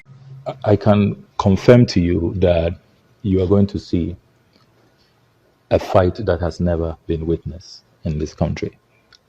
President Mahama is going to lead a very ruthless and relentless campaign against Galamsey. He has not minced words at all. We had a brief cabinet meeting earlier today, and the president was very clear. There was no ambiguity that he will be leading a war that we have never seen to deal with this canker, this existential threat, once and for all. Mibusa abai, mibusa President John Mahama. Enti nanu a wote se wa nkrofo ni bi tu galamsey no why yo moden no kure wom ne se ye di kan ka to se expressway no President John Mahama ontimi nwie ansa no afiri so na ne amanyofo ye ka ma so odin sa. This is the 24-hour economic clock. One job, 3 shifts, 3 people. 1, 3, 3. One job, 3 shifts, 3 people. Obiabe didi, ezu. Ni anawi ye nurse ni anawi ojuma nipa awuye ejuma. Yebetimi aboa onu esidan. Na debia bosombia yetua oka, ni ate okakra, Yebenya companies bi. Na omone banks na yejuma. Enti se onim se wonyoma eba, ubekwa akon ho omo. No mabo bosia sabosia no omdibetia abanto ni gapo ha ni eto bia ewo ho na we container see ya no mo yi e de akoto terminal. One aban ni asembia. We shall reintroduce automatic posting of teachers. And we shall scrap the teacher licensure exams. Afeso ya address koko na debia ya de kwa manone na yakoye nwedwuma oho ne ya chocolate ne de abrɛ no. Yes ya bre ya pese factory na ya de koko no ya de ba bibia yidua koko no. We for no fifi ya beba be two borehole wo ho near the polytank is ho. And I can assure you the price is going to be a very, very, very good price. So those of you who don't have cocoa farms, go and start looking for land. Is that in the first 120 days, we'll provide the seed money upfront for the Women's Development Bank. 24-hour economic clock. 1 job, 3 shifts, 3 people. Obiabe Didi. And one of the things we'll do when we come back into office is to complete the 200 community day schools that we began. The Agenda 111 hospitals they are building, I'll continue and finish them. Our president is an over-pumped sports kid. What did you say? Our president, Nando Dankwa Akufo-Addo, is an over-pumped sports kid. You're calling, wait. You're calling our president a kid? Oh, he's behaving like one. He's throwing tantrums. Isn't that a bit of a low blow? If the president, a man of almost 80 years, you're calling him. So then he should stop behaving like a sports kid. Our president is throwing tantrums on the international scale and embarrassing us. It's like you going to a church service with your child and your child is rolling on the floor and screaming because they didn't allow him dip his hand in the offering bowl. That's what our president is doing. This is the same man who ran around with these rating agencies and their ratings when he was candidate and used it to poo-poo the Mahama administration. He has overseen the worst economy in our country, reduced our country's economy to junk status, toilet paper status. And when they are telling him, he says that why should they tell him the truth? Our president hates to be told the truth. Now the ratings are getting better. The ratings are getting better. Because you are not paying your debts. Incompetent and useless the president is. You can't say it any way nicer. And this one, when I say he's a useless president, I'm being very charitable and nice and kind to him. Because the president sits on his ears, so he doesn't hear when we talk. All the difficulties, negativities, obviously, I know, I could tell radio, so they did do attempts all day, all night. I was also because we could say, hey, and I won't be so comfortable once a man. I mean, all of these things, but they don't disturb me and they don't derail me. They don't divert me from the project ahead of me. When for no 50, you better have a 2 borehole near the polytank is here. Usa galamsi. Wadu galamsi die. Baby I can't kono. NDC for you pesi etwaso wa ban mu a. Yema ye nyimre.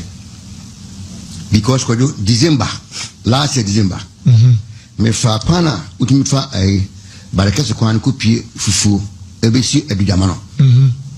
Na galamsi ni left and right. Na bibi enwe ekese galamsi. 3 months ago me fa okodo bonkum ni fa. Ehimfa. Fufu kwan na ko pie edudama no. Oma tiesim. Ya tiesim atese galamsi no mfidi suo enyasem kuma. Ede ne yetenchen yanka me in particular. De ne yanka fa galamsi. NDC. Ede be ne yehu se galamsi eyeti a MPP for. De be ne yehu. And you may 2 MPP for you and Bushas and NDC for your first home with respect to Galamsey. Debbie Boson, yeah, my name is Galamsey or baby no me Galamsey. I dance as a maybe or maybe fampo, a friend. Oh, so second quite a war. By a new areas be a quad, new forest be a nay, cannot cry. The Nanzena to pack Kawasim, Marusaku, almost a beswan for a no car dancers square, you're 2 at the a good police station. And you ask the police penny or what were they? See, But promise is nini na yeah, ebi su temu. Now when Basentali is first you oh, forget about Basentali. Now there's all guys in a campaign platform. So I think that where he works in a campaign platform, he's a joke. If we are holding people accountable, he should be held accountable. And I can tell you today that the NDC is virtually the first political party to have fulfilled our entire youth manifesto in 1 year. Everything we promised in there, we have done it. Basentali is first you oh, forget about Basentali. Now there's all guys in a campaign platform. So I think that where he works in a campaign platform, he's a joke. If we are holding people accountable, he should be held accountable. Or the governance is diagro. The standards are falling. What can't find the it's an insult to us. You sit somewhere and just talk all these things to us at our faces. Or the governance is diagro. I just don't want to even call out that name. In Ghana. Any pie any munana wa. Na more background. Cast bed all the Dimachiko and I'm paying them more quite in the back. Or bar, apart from the specialized cars, their man is on phone to Sanamo.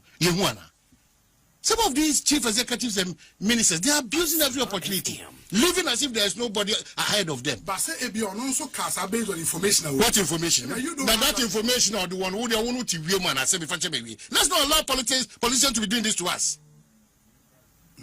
Let's not do that. I know that's what far for because I'm so behind any free. If you are accountable to Ghanaians, if this is the way the president is behaving now, I said, okay. And because I don't want to call out his name. Officially, that's in the campaign platforms. Politicians, they easily forget themselves. They 2 million now. Now they're big shake up ever. And most chief executives, they will go down. CEOs, of course. As it stands now, ministers of more cabinet of guarantee of 3 pay. And guarantees on the ratio for bigger one ever. 3. 3. I can boldly call out 2. 2 nuclear 1 the medical to ya. Of course. And John Janapo. 2. Asa. Obianye. Omo ke biano omutikika. We don't question kika can say when chira man for saban go yejuma. Because the governors are going here. People queue to go and vote for you to continuously propagate falsehood and lies. But what do you call a lie? Or say, I buy the first government within 1 year. Fulfill every promise in their youth manifesto. Mesro. Ukra the anime, the enemy Dennis, Ukra was any mumrano ni bibia. Yet the sea coach the niaba. It will know Maham. So, my king catch you. The out says, answer me, making country, we are also there be a year, also there be a year. Don't be sure the 1 year waiting at the end. I say, by the time next year, we have done it almost a new manifesto for the youth. You are first, they should just let's get serious on this matter. Because if you tell me that 133, who catch them say, it's been done. 133. Oh, see, it's been done. Not 24-hour economy, they say about 24-hour explanation. Every time we are explaining things, 24-hour economy, I bet 24-hour explanation. Is that what they want to tell us now? Obia redefine what the 24-hour meant. Obia redefine. So they should take governance, some of them, they should take governance serious. But can't you say enough of the optics? No, enough. Get down there and work because there's a lot to be done in this country. What if you have first light problems are now? Not even a respect from the urban roads or highways or wherever to write to Ghanaians to say, yes, with impunity. Nobody is held accountable for anything. So we have found such a major area. City from Hanson. Time me memory. Edaho. Yawa Jumekua. Eshema Sadi Jumano. Obia Fahu. Odopa come. Nobody cares. That's why we have a problem in this country. We are getting into a chaotic scene. They are not seeing it. They are only amassing wealth. That's the best thing they're not doing. They are amassing wealth at the expense of the citizenry. It is the Montrat now, no Munyasa. Oh, public office. Oh, how and your how. Sika Obenya, Ninoma and Sam Fatal Baye. And now, actually. This weekend, so. Young Como ID with Chebino. Yeah. I think one thing that also came out, the role of it may sound like a broken record, but the role of Nanano in this fight. Also, yet na haka and another time. Say there are approach to fighting illegal mining in a top down. It will not work.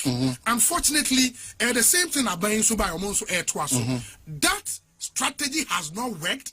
It will not work. This strategy, they be a soldier for one year, family friend crying. Yatim Wagum, or China, see Operation Vanguard, or China Operation Halt, or China Operation Galam Stop, and they say 9 months. It has not worked. It will never work. It has to be a bottom-up approach. Aman unim say enne. Uko inkura ye to mining Galamse wohona. Ahimfie bia won a task force. Task force na juma mo ye ne say omonso ti omongum. Nana say there was I'm telling you, all of those areas. Task force from Ahimfie, if I talk car, my branded car, no, all over the place. It will also come miners never warm site.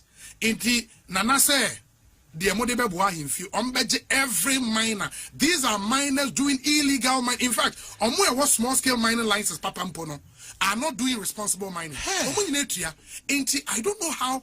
And now me who be I was encouraged. Oh, breakum. Yeah. Demonstration. Demonstration. Demonstration. Well, I'm told said breakum they be no. Crowd. Saying they be a breakum atroni as in the bronga happen the night. Yes. Something that you amount for now real said never. And I'm hoping so many the necessary support from the Nanom to stop this thing from coming. That is the strategy that has worked. Nanom. Yes, I understand. Atroni as a case study. Nananum SEMP, Nananum Bodeuro, and Fabian community funded the A. Nananum Nananum support be. Even where politicians now the Jantuako man and Nanum say yes, Momoy me uncle. Nananum you when him say a pay a qua. Mon support and young so and so a boati bidding. And the Adiana say a pay and pet. And I mean settings and quantity photo one ye Charlie, enquire on illegal mining in the enquiry. Because you see the videos we are seeing, the impunity is mind-boggling. It's mind-boggling. I really don't. Maybe we may have to heed to the advice of the Archbishop. That so, and Sunday no bonfire say Galamse ni nyina nsuo nani empty. Maybe a honey do sisi. We may need divine intervention. What are my message? Messi on the so of playing the Edinibisi chair for now. Our Brasima. Already the Yamitimi, a bony padre, yes, I know they are too. But back to the preachings, a more practical wisdom. The idea one castle be to make you know, you don't task. That's it, say, Pentecost or your new yeah. The nipen to mianye, the above for end to mianye, yeah. Say yes to Bemwa, a baby by any echo board dump him, a choir who do my so far would echo bomb pie one. But they're okay, dear. I made refer to the matters of the spirit again. You are unable to contend with it. Sure. But the physical aspect, on one Casadan church, most of the time, no. There are certain things, so when you wait in when you Ghana for Boapayum, to say they will come away. Say, oh, you're in it. So, you're assemblyman. So, your opinion leader, we are DC. Now, bind the Wakujina baby. Now, should you bind the amount, man, paying the amount, they say, shall say a quiet needs you through the lands minister, and they almost are river gas in Asabekon. Mumwa and Namon say, Sana Montune, intimate Nimuna, and we pay you. Obia involved, ya Simon. Ya Simon Crano, Anamukonaivo, Anamu collaborating. Eti hono, Edian Yakoye, Yakobon Pise, Saku Naivans, no, and the collaboration, no, Yanfa Force being Kunkumetima, and I think when they. Debbie.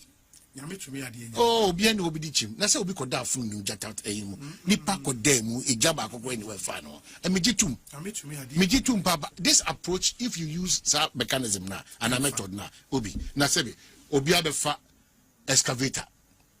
Nitrim pony has or the go to from a goodie. What do your forest in pay for Janja Forest or Nananum of Honum, Mebuno Krumonum, Obia, Jika Kaka, a pave way, Amanako Forest, what dear Mr. Wadaroma. Would the GDA cry to an ways, walk a bomb pie and boy, we know the GD, one for GD and 2 and more, on Paya Wabunian, Academ. So after prayer, you have a certain kind of power around you. Say, Oduano can say, Mo Bia Nonsia. Enkosa kwayenim and enkosa nsunuma will be clearly and never seen there ebia na so din ene asobra chentino can you see yekrom yesi brother bia yenkwafu it was respected without effortlessly and there was a reason for that no it media de bia da meka amanyo sem na ye nsise no we have to be extremely careful misisu biem. That is why I keep reminding the NDC that you still have the opportunity to reset this country.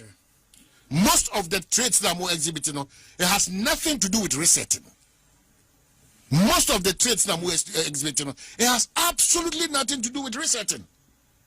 You can't reset while Galamsey is still on. You can't reset while you go to public office and people don't even have places to sit. You can't reset when your mom but 2 years no complain say nye papa no sa your man na muguso amoye and demonstration any signal they ma ban ni say afedie hunahuna no any intention injustice attack on free speech democracy is really under attack. Chairman yo I know ba this is this for omaji omani so omaji omani so obi ebi sasa na chairman NDC aji omani so and almost stations in be a BTT. I and demonstration, no, you two share dank and ye and run and a year 1 year. Yeah, they can region. Yani recorded the highest number of maternal deaths in 2025, 253 cases. 253 cases of maternal death. And 2025 Ashanti region recorded here. We have a total number of 965 women died during childbirth in Ghana in 2025. Makacho masa NDC aban we buy no enyema yempese ebobodin before 2017 NPP ebaba power no na mekai minia Seth Kwame Boateng said, oh, good morning, it's been long, bro. Seth Kwame Boateng of Joy FM and a documentary be our Ashanti region next to die our confanache enkwala ya wo mofu from apemfo a wo mobraso wo mobawo baby wo da enkwala we se dom gu nkubeta mu baby wasa nan enkwala nan da no de enkwala be edu mienu aguo chese congestion ne ade condition na ho no me say uyo ba na wo fafu na wo braso na wo ko confanache a me say atunu nyankopon ena wo bedi sa adwumadie no ena yema me Rebecca Akufu Ado, the beautiful Rebecca Mabeki, Edim Rikania Yemishia, Tima, and your dog woman sentimenti, Oba Confanoche Abayar Sabia, and Afe, Obe provide emergency space, temporary one, honum, and according to Confanoche for now. From then, and Sadia HR say pain. Nana dan kwa kufuado enim diemuno. No nim say ebedu baabia. Number ne besa rise bio. Enti maternal blocking for over 40 years, 50 years. Abaya ba abaya kwa. Yara je kufon kwa na ba ya oya so obetu wana mo kakra. Nana dan kwa kufuado ba no, oyesa okọ home. Ana omomonim de wo dance ye no eturu fusada bi baby aka kono a dynasty wo ben fie de na ntia yemre na wo de abafom tie nyiri ni nyina nu na yesi fufro ampa otie akubapam ejida ni na agui asa pejai within 1 year baby ana wo gonfono chia yesi dan na duru no 18 months a NDC abaye so omo pa wo tema ne odoso ngoma asante maya ane ma ekwa woso ne nkwala ya wu omo fufra enka baby and maternal block no enka omo wie a specialize e ma ne ya adwuma na do ni MPP aban ni ne santi no anu bi say be ya pressure ama only the premier hospital a was Santa Masinti no agenda 111 a yesisi no what they doing so and about Santa Mantema anka Mantemu bi anasa e ministry bi a district bi a ebenya de nanka de yidwe no conference no district bi a so no agenda 111 no atumi ame ya bi ohonum NDC aban ba ye omo se ho amfa omo amfa so bi ani so efise womu no yeto abakwa na womu nyare do ewa asantema mu hanum enne yese apemfo omu kwa wo so a omu wuye 253 the highest asi ewo Ghana hanum Ashanti region ahane baye na mamenkwa mara so na menkwadi nkomo we mra ya kan say no wo ka kokwa akuafo so a Asante Mantema so ebi wo hapa mesi akwesiasie du oni ye isia no me kokwa akuafo na eno a eno me de bobo ho ban a yensi anko school da akwesiasie du anko school da nanso kokwa nti wo mutim de manso mema nko a ene obi a akosuku a de won krakra no ekra at least 2 degrees na enne emra abai wede ba efa koko ho ani COCOBOD nsem no yara Isaac ya opoku aya MP awo Offenso South mamene no eni nkomo emra. Good morning. Good morning, sir. Apom ye de nyamia domine mo pa bo ya ho ye pa mi se ozoso oni watie fo mo so mo ye yenso ye ho ye wadalma anopai fire ko suku kakra COCOBOD emra fofo matintim no emra no esesei mahu sa onenso dwefo di nkoma wutu abayefo se ohwen menu na ngaba akra ka won twensan na parliament mo san trase eni ho nkomo bio ade yo me that's such reality for me that's so far from so they can emra ye de encourage COCOBOD and of course ache and I have disjointed the degree and to say coming now boom na ya shemra fofra ya ne aman ayaje dan so wo shemra ama kokwakuafo ene stakeholders a ewo koko baluchi ni na mo ese se unya da de na unya toboase COCOBOD ya fa no titi pa edikan ya kuafo one kuafo ono mo anina mo ye to me no omo ihia omo bi ni pa ni license buying companies no omo to koko ema Ghana ban one fair omo de omo ni ma consent kukrata so e de brain consent makoma nan no omo de brain yan shakra omo chikoko mayen eye holiest koko no omo na kofa free class here near the abaport omo yan fair omo mo de brain na baye 3 FM mo de brain na baye mo say yan pass bill no under certificate of agency make us say jasu SEO na aba enti mo pese bill mo pass na jasu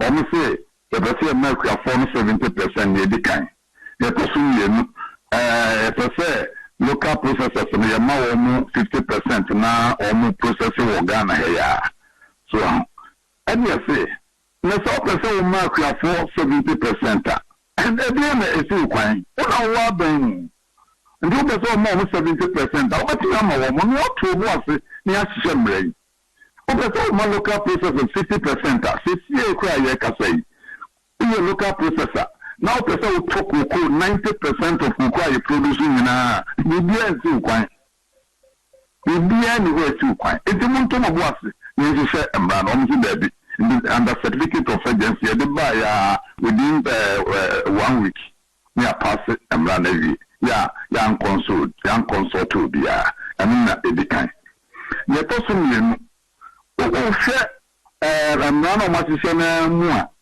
abadie nti ebia yentumi enkani na entumi ni beye nyensembi na menka ehwasem yedi kan obekaya kamia na NDC fowa abanmu no omo se mrase enka oye private company now per se uton kokoa especially licensed buying companies no kokoa obeton obetumi export to mu 30%. So let's say see ya kasa de COCOBOD fon kwa ana etokoko omun kwa na ton koko ya friend export and external marketing of cocoa no COCOBOD fon kwa na tumi eye and the anunti amagana ye cocoa ye quality ni dia the whole world no be anyone dia to ye see to boss every film so cocoa na ya nsana ya de dia ko amanone so you Kufo nyamia dumika 2021 so we win elections na and come implement it sadia new Kufo by ohunu ye and we share mu we see how we do no mo dia bishim external marketing export and external marketing of cocoa na dia bishim say private sector na between participate let's say cocoa na the liberalize nya COCOBOD from kwa and the beton and the council of mines are close so any viewer it may be a minor thing to not be in the supreme interest of the nation at all until we start close in film. A BM also Ukraine na ukoko no obese trade dia ba ko pekra ukoko no so sabro na achi no na obese yi free no ukoko no so obese yi premium ni na wontumi ne adise akodi tumi afiri aban wansa ani ya kafe na so wonim se ni bia koko pa na se ye koko a anka samrai kunshe ebize kwani a daily routine okono from no hu se ebian ahase eho ayesu obetwetwam for you should not damage your koko utwam so a so be damage no nkrampan ko na adamu a utwa obe damage no ena koko no mo ma ye bo atoge no apagye no ye boma no eba abubo ho kakrakra enti abubo ho no enyinu no na woyiyin aban no se dabi ni tumi so be yesa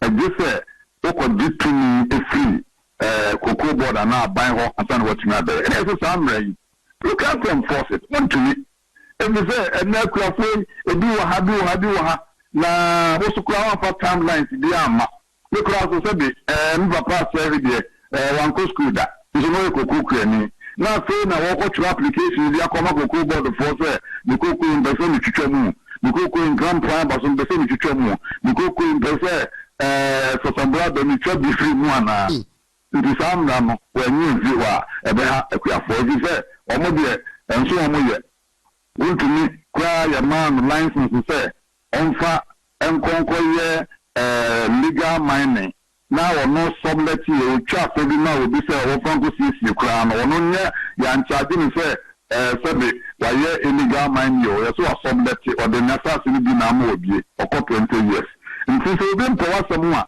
now you can na ne boshia and one so call report say na hu say ya poko twa ni COCO ni ebi afimu ye ba ba chew so ebi so ye COCO kwani na COCO na ebi na COCO na nyini enti support COCO biem ebi na asase no kwa asade bi edim biem enti support COCO biem ebi na abotan bi kwa wo asase na sintu bia COCO a sisi na ewu enti support COCO biem na prefer o de ye beautiful fra repurposing ntumi nye this no okwaje tumi edisi aban ho onye no fi wa we say am say so onye COCO kwani na ye register wo a ntumi COCO no ntumi ntom onye COCO kwani na se ye register wo a COCO no ntumi ntom so registration ye be say hunu COCO kwafo nyina enti register wo nyina na omo fie ne kafie ne ba bi e wo nyina eye na ndo dan kwa kufu ado ni raba o mi aban e na shafe 2019 ebe pem ne ntie nsunye enti ne register kwafo nyina o so ndo we shebra na o she ne jaso se why you register on a want to win call COCOBOD. Let's just say, and one round between I am fossil. So, if you say name clear, you know, make a register me home. And it's a COCOBOD now, they register me. Now, if you register me, I was in the COCO, implement on Sunday, yes, and war, credential. I say, almost say, Yabama, a Kuyafono, 70% of gross FOB. Almost some almost control draft in the mono. Yeah, I major home say on the microphone 70% of the world market price. Yes, you and they ask them, Papa. I said, I dare question you, Daddy, and your world market price. Now, your price, COCOBOD for no better achieve.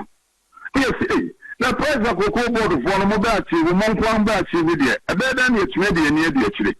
If it's a world market price there, and now Google phones now Google, we don't know where market price. And most 70% now the money, they ask them, Papa. Now, they want to say, oh, bet me, and then I'll be the trigger, normally 70%. So, and then you can say, price, a COCOBOD phone one, they bet me a calculating idea, a idea, another harding, and they say, or you pay me idea, and maybe I'm a PPRC for about the Nazi, now I'm now so a producer price now, or me, you call me, and some or more to me, aye. ABM, almost say, on the local processors, no, 50%. Cocoa is producing now. You see, a capacity, your capacity is a and so, into me, processes are we are only putting the processing, local processors. So, it's processing, and you won't want to say, you cocoa, you will move a whole million. Your light crop bean. And your one main crop bean. Main crop bean, and you're the common on the cotton, and you're the collier external contract. Do you say, your cotton cocoa, your cotton go, and your main crop bean, can I cotton. The farm main crop bean, I cotton. And I'm saying your cocoa, your papentin, your qua, your bono, it means a boy was. Every ton beer, you bet ton beer. You additional between $150 and $300 at the camp. Every time you cook no quality in the and after so Cote d'Ivoire for I say above your negotiations say can you produce cocoa pa say you cook one major soa it mean chocolate beer. You say a for no yent now more my baswa pa here they do baby no or more abandoned into your from Tobia you beton beer no abrochi no mama we have found a living income differential of $400 per ton. You go quite a ton, and apart from price, now you won't want to say Jasono. You have premium of between $150 and $300. I can't add the animal. Every ton be a ton be and you have additional $400 a living income differential at the count. And only main crop no.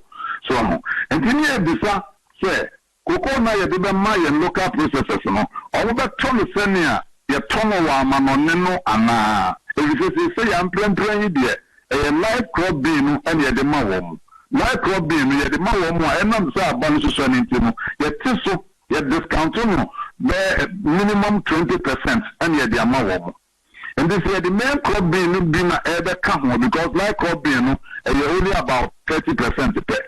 So the additional 20% of the main crop no be come on there. May be say and then so man clear no be at no wase e ku 40 on wase na local processors so at on wase say you better so near the amount of money so there na say ye nyesika e so sanki na no e so sika no hwan na be fa e COCOBOD for na be fa sa aka no ana say the best Ghana phone na e be ti obi akakra na ye de kushin local processors na and I say 70% na ekwa for no and suzu and you better the free one. So and many and near my base and you highlight COCOBOD bill no and ya passing our parliament with the last week of July. Na we have been fast some cry in free.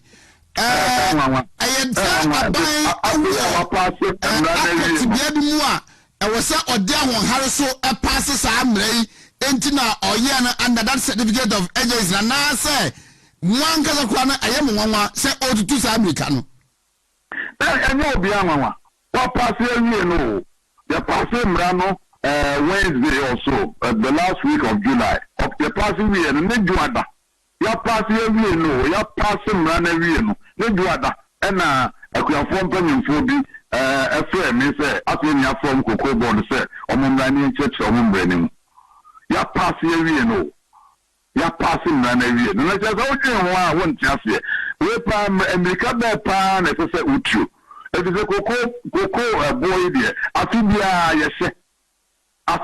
yese na gidie bia kura so ni e be say last year mo katra say monya achieved FOB of $7,200 per ton no ma fa ma yen ade kire ya mo so mo koye emergency cabinet meeting mo koye ya ebuo no kura mo beto ye no na matoso mo dia nso mo ye mo ba mo promise say COCOBOD bia na no na nye promise ana eno is different from nyamoken mo katra say COCOBOD bia mo ma 6,000 ye nyina dimrika akuafo ye da ye dimrika koto aba e de ma mo so no na me de ne me hu ne say sebe koko adwuma na ye pesi egu no koko adwuma no a na ye pesi egu no na no oti radio ni mi say we do any dey kira omokoye demonstration den wo hoho yeah say impio omoka nso da bia wo na buy release kata ye pia koko kwani bi aka ye pia koko kwani bi aka impio omoka so license buying company see omo consent omo de buy legitimate so ebi wo wa omo koko mra no say we be koko eba na COCOBOD for Nigeria within 21 days I say pia oka license buying company say ya ye twa omo adapaye bo omo subu nyina no omo ane kwaji omo bosia de koto koko omo ane kwaji omo bosia de koto koko na auto koko no na o de ba na COCOBOD for ji koko no a within 21 days no na say you pia oka the even say what $100 now they are break COCOBOD for $900 no you pia oka no san dia koto for no san de aba ya san pia oka within 21 days so within 21 days no mo ka say you pia ya interest say na say generate so mo tell you na class so I say license buying companies na yes so you put koko on behalf of government no ya yes so you brand enka emreya mo sise ya e be make for 70% no yes so percentage sen na mo dey man so e think any na yes se ni na no bi ate no wa se o ye aduma na che se ahoden abem so the license buying companies akoko no a ye share ya ye ma ye eboa ye ma ye 3,625 ye ti so ba 2,587 no koko akrati fo no bebre atonwam e bi za samuel no ma to koko awa kuafo ho o mo tia o mo ka 3,625 no ye ti so ade ti ya ye ti so no o mo say e border da no mo betia biza men ye koko krati ni no to koko be $100 every bag dia no me lose over 1,000 cedis ya just $100 I say me ko pay 100,000 na me de ko me bi no ma to be $1,000 e dia to nwam so nti abai koko no am fe ogunu na nya sa nka be ka chere se me ye kuani ya me de mefu sembe so ni trade bia me bo amani ansa me di kan koko mo me bo amani ansa ade a eye routine da bia no na eye so when you say koko ne won sansam say kra no e na aban ntiase anase there might be other reasons ntia wo ye we ono be so ya na ni nyina asase ni nyina say ni de galamse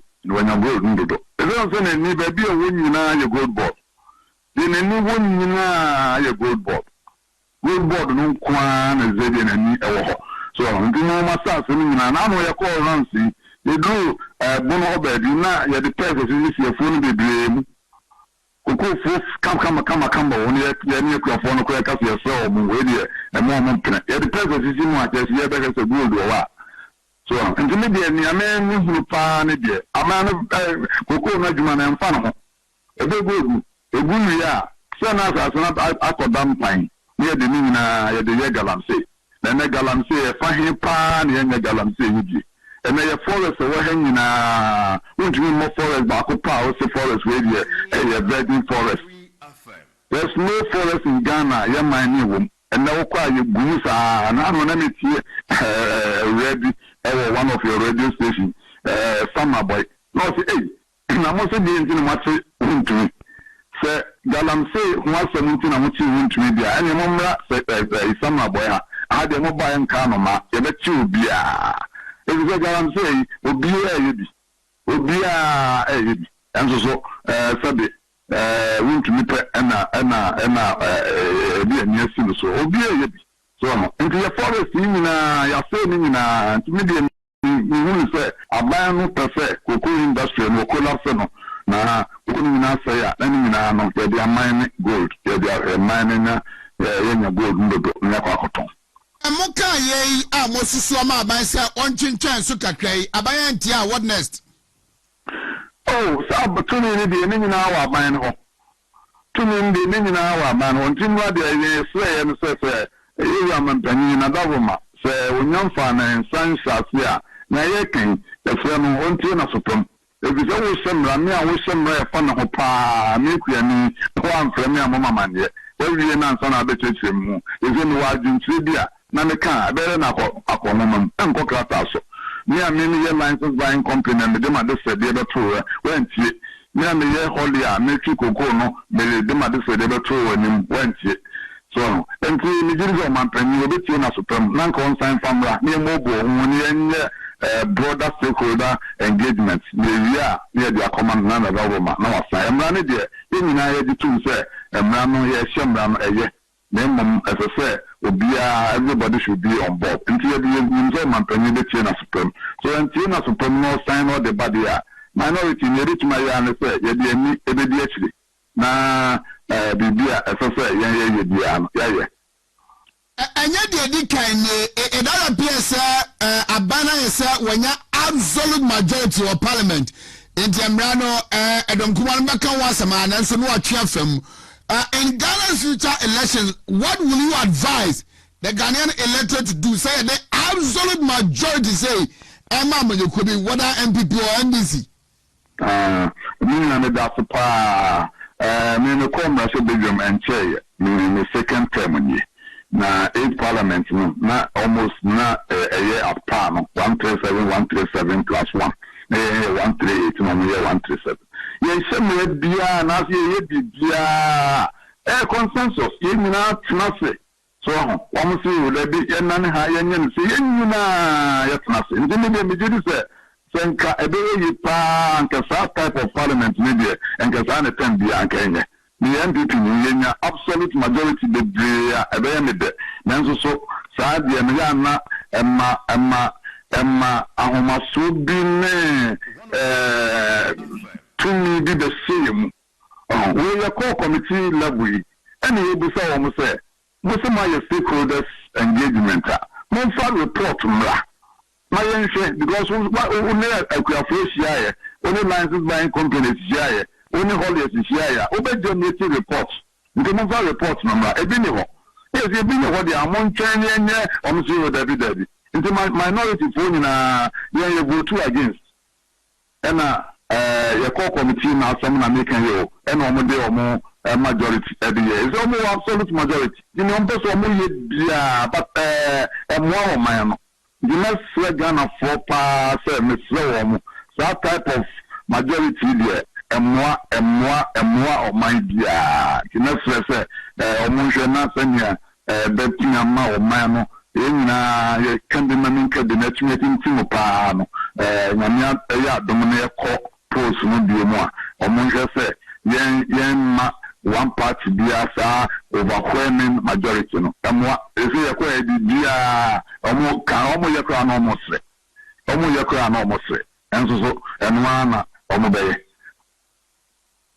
dog na me sawa no pay enso me bas na me shaws Afenso anafo about temperature semra sebedwane onwanyamfo Isaac ya opoku ono ana meneno edin komwe efa koko kuayo ene mra fufura aban epese ode be bare koko kuayo ene ho ana montuo ene hu dwadie ehono meeting diasa nwotwe abo apa nonso ho wuntumi tv sune anepai Bosheba Ima Precious Eugene Kingsley Shadrach Ice-T Aso Foko ena me kwabena ena yene mu edin ko maka je 9:45 so that munim so da bia yene nom ena ye be sorry jumadie eso na meka maternal death unfortunately ya record in Ashanti region 2025 the highest in all the 16 regions na abusia okay kabomwa Nagese ensarno babia ekika kono eni enya na meka agenda 111 na the dankwa ekufuado aban eye said the COVID-19 baba ye ene de efa mu ntino na ban ne trase esua bibi firimu ese awose ye boaboa wu esie na daachi bibi tu ye empofirimu ya pomo de se de esie hyehyɛ de se tintim no atumi responding to the problems and as the challenger ebetumi ediaba edinka mensini bia ebenya na asupitia de ye Kolebu teaching hospital de ye 37 military hospital de ye in University of Ghana Medical Center de ye Convention teaching hospital no enke betima ye adekrona bi surgery bia all the district hospitals are nanka yes no abai officer ya NDC aban abaye bosome baako bosome mienu bosome miensa jamaa bakwaro di kan ka se oba ye man na kakra no vankodi honeymoon kwodi geno ho kakra saabra na so atwam 18 months getting to 2 years agenda 111 hospitals are na dan ko akufo do ne doctor ba me agya ne ho na ebi 90%, ebi no 70%, ebi no 65, ebi no kwa de abanda dan e commission akase be operationalize keke besin NDC aban ebaye wo mo se omunko ho afen kwa de kwabna menta akando health minister aka chere say ensorry na aban be maybe atwam no musisi asupiti na omiye yasane mano womo ana wosre mu se omun take over agenda 111 efisa aban eni sika ode ebeyo na so beni utikrom hai ye bo sika aban atwitwa ede kom ya bia ye na enim se emfa so bia amra oman eni sika nipa ebi abubodi se ayira afa ekosi ha na je ubusa se aban no the priorities na here there na here some na gira odre Ghana for say enema putupuri here abame 100 timamufuo no and say is government setting his priorities right?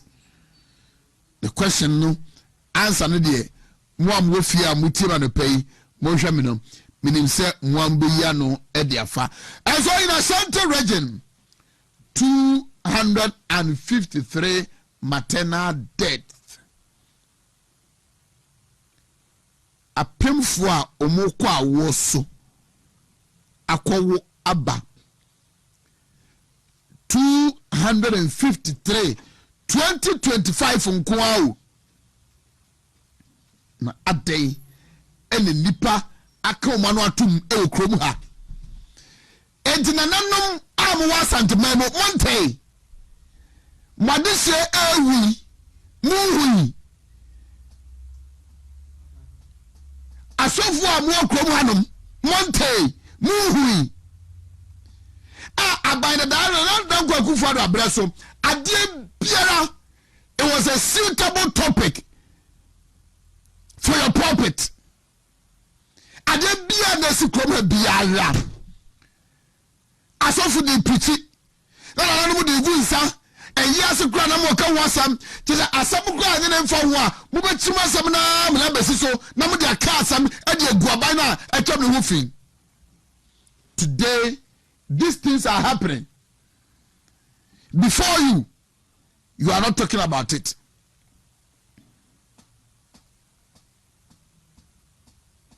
Enti yeyina ya nu yeyina ya sense ansa na mo soro sem bakasa. You had a voice talking about everything that happens under another government. Today, your silence is becoming too loud. Too loud. Too loud. Na areho. Esaya ngwasia ama na nanima himfini bi. Ani asofo de bi. Any so-called civil society organizations, you know. How long are you going to be silent? Because of maybe the one year an answer for Swabia, a byway, a Arabia, a byway, and a Fedefedebia, a byway buyer, or they. And so you don't think about your people again. You don't think Ghanaian again. You think yourself.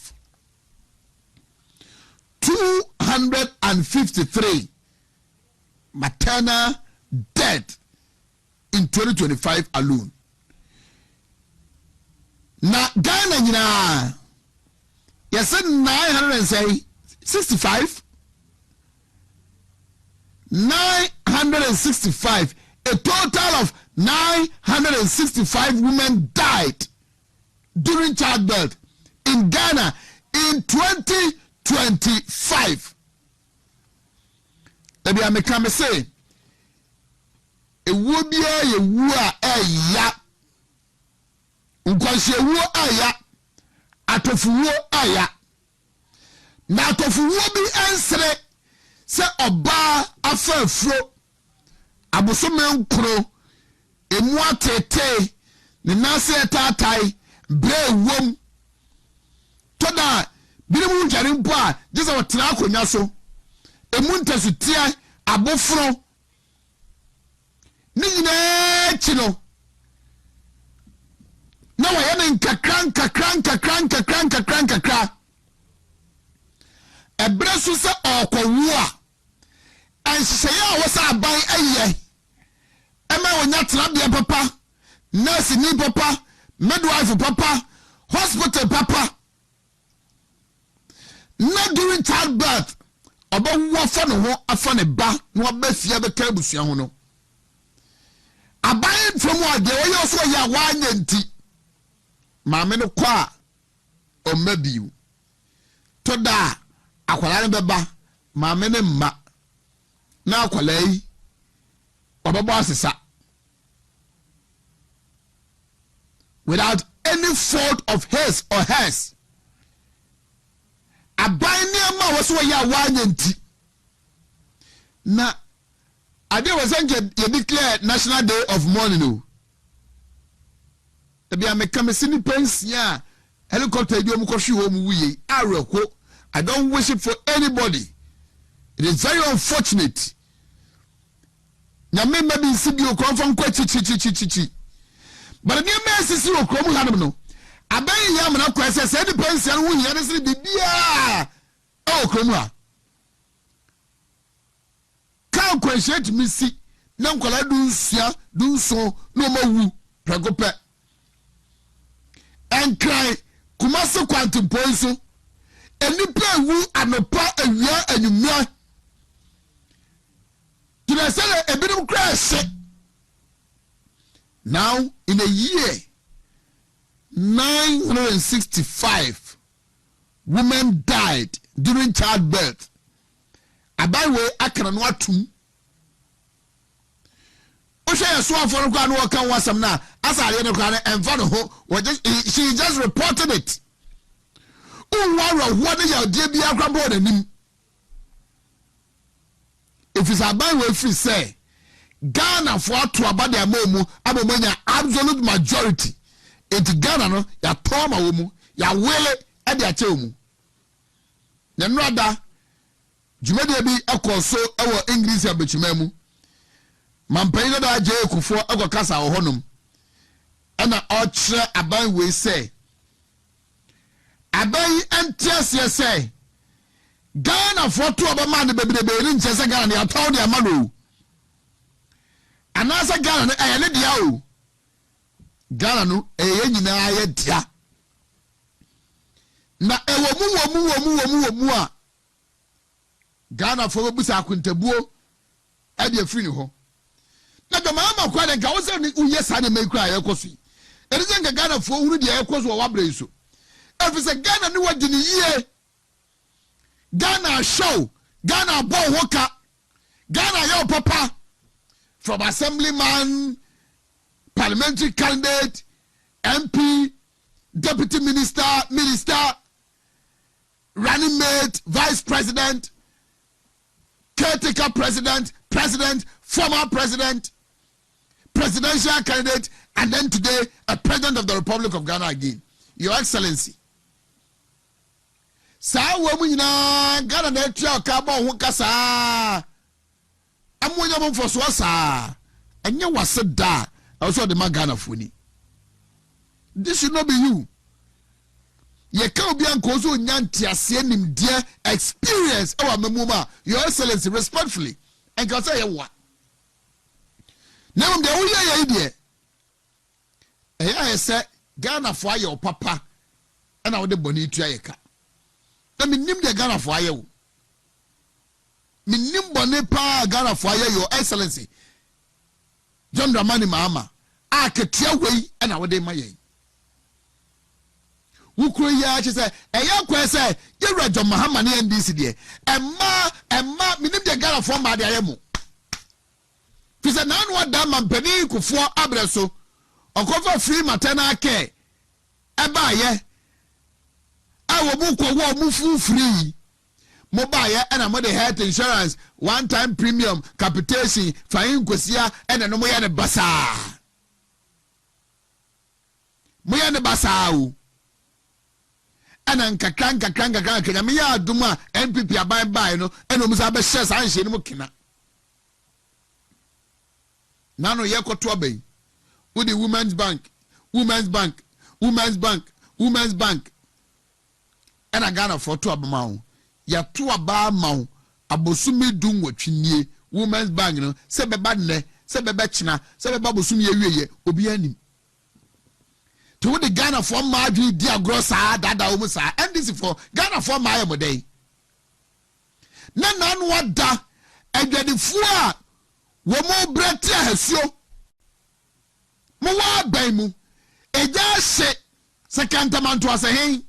Na maslok ache sika de ko ba wo mu a na ba besia sika do agofa no so abide da de ko court ma ye bua no fo a mo ba ye mo se dina tamakulu oh e ma na ye boniti mo ma de se ye mfa wo ho enti on fa no hunkodi respectfully NDC for Ghana ma ye mo dai ye be bone pa na Ghana ma e de ayemu mwa nkasa muwo hoi amanyokua anaze ekua na owa ebewu NDC mo founder Jerry John Rawlings yeli do de ma wo krom hawo kenyetia ma obo ma de ja etwa mu mpre yenim mo kwasa ba bia wu da mo ba se NDC a amma ekwa wu free na omunya ya free maternal care no Muba ye asante memu nkoa na fe de aboro so how so 1 year na we baby and head minister nko resign minister for women children and gender protection ko was also ye did that you sat unconcerned you watched on for 965 women to die in a year. Childbirth. 253 die in one region in a year. Wow. Nti asofo na my mother say the abayi ye efa agenda 111 mon kasa no. Mon sore ma e na ewu no. Mo hwe ya ebetie simu yire no so. Ene mo mama so. because the air cost one obia at risk. Miniama memma obia risk going through that same situation. Because a binding ye be anxious say or one ye be edeba. Well, anano possible nkasa enyina yetim. Jama wuntu bi na ka so obi abehu. Asofo no se mon kasa enyina yetim. And these are the reasons why Nyame adwa 2028 aba ye koto no. Eni se MPP ni bia didi agro. I was saying ye adwuma den ye kan hu bom ne tu na mo bia se be ya 2028 at all cost by any legal means MPP esa winning election 2028 near power. Na enono ana montuo no ana party no ahyase A2 eye police station elections eye electoral area coordinators there eye constituency elections regional elections ebaso and in Ashanti region I'm hoping and praying that the party people will take a decision that will save this party and prepare us, position us as a region that is ready for the next elections. And so now be bia and I was say to about manu. Abujanfo say ya nhwe na ya tie fom na ya anwene party no ho na yakua ne say emo ne anwa we na akyem wa mame we na mama anwa we na madamfo we na mene bo abusua we na mene fifie we na mikrom ni enti de saa akoto ba Ashanti region ebedi edokonokwa media makase I don't want to compromise the 2028 victory because the NDC for the year from no, we can live like this beyond 2028. In terms of for my party for police station for my Kenya, like myself, I am here. I do remember the better. Let us take a decision that will save this party. Now, maybe I make a say. So what downfall? I have a downfall. A downfall. Say Uncle Fano, review it. Shishamuye. Why are some people so comfortable with NDC? And yeah, NDC did say in the last 18 months. Abufua omo say atete omo tete party mpelifua omo titi omo no. Womo munyuma gu maintain mabawa they've lost their jobs in the last 18 months just because omo belong to the other side of politics. Tiaba we ba no waje munyuma nyina afi omo nsam. Womo ma ye contract ye ntua omo ka. And the Ghana no unam ho a udi emhihye nam kom because uni wasem a udi ho bem and udi fo a abawa ne aban nya asem. The government can decide to do whatever they want to do to you. So we did them so before. Abana na monchire aban. Monchire aban. Hey mongoche ni acho. Hey monche ni acho no. Hey monche ni acho no. Enu de timu okromu a. Nanso abusuanfo mo Ashanti region. Some people of our party Numbi are so comfortable with what the NDC is taking us through. And the Aquanyina no, Omo Omon Wasam, won't home ache, another maha every mo. And so I think the party cannot trust these people. Saturday, Batuaba, all the 16 regions, go and vote for people. And now you don't know far with ye. Ni ye die. Nemfoswo atuo near the MPP for would the MPP ye dear, any MPP couldn't be 2028 to wa, obey MPP dear no only one no dear. Let us not vote for people who sat on boards are taking decision to give NDC people jobs instead of a hard-working NPP.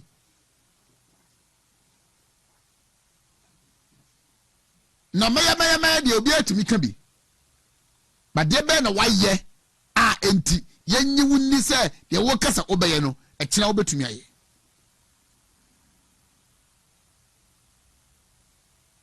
These are the questions we should ask ourselves before taking a decision on Saturday. Yatuaba 2024. Arehwa MPP for fame. Nisia ye maame mu perifo bi tena afie su ye ebinom da susu ebesine. The pain, the shock, omunya mfirimu na NDC for baby akwaji omani a watam obia na MPP ni be na ade be kino bosori na NDC ni ti station hanmo a omusa no ho se na de be asem na asi now you want to be a regional chairman of this party na only NDC for obia nka NDC for your town fool. But when you allow them too much space, you become a suspect. Share your party for a muntie say, there be a mechanism way, and you'll be a nam el cobano. And I this what they will near Timupono or Jitumu. There are people with us. Woman percent 2028 election, you're burying it. If the opposition you're queen and cano. And for how them and you be amreno, and for this will be amreno. Now when you are professor from Bombati, a cabinet minister, Abayaman and Yamfas will say 2024 1 to about ordinary party person. And I was supposed to give visions here in 2028, a young woman.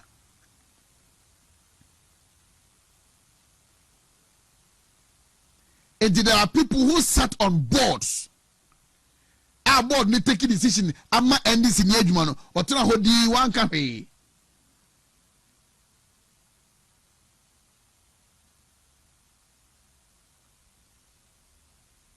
I want to man can say MPP lawyers. How does that person think about you?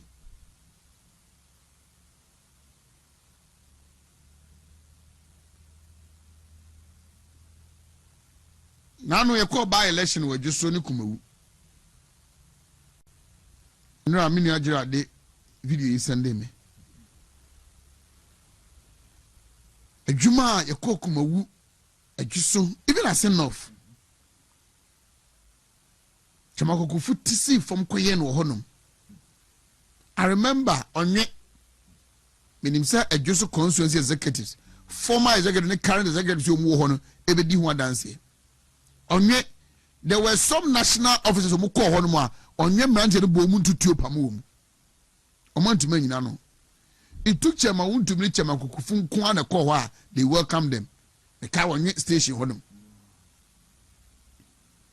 he was all over ikokuma with the same thing people just came there take pictures announce their presence adechi apa no ko nhunu hobi. When it was so difficult, so clear, say best of our vote apathy no. Video be me hunu food the megaphone nam kejetia. And I all srenko for some konkotoba.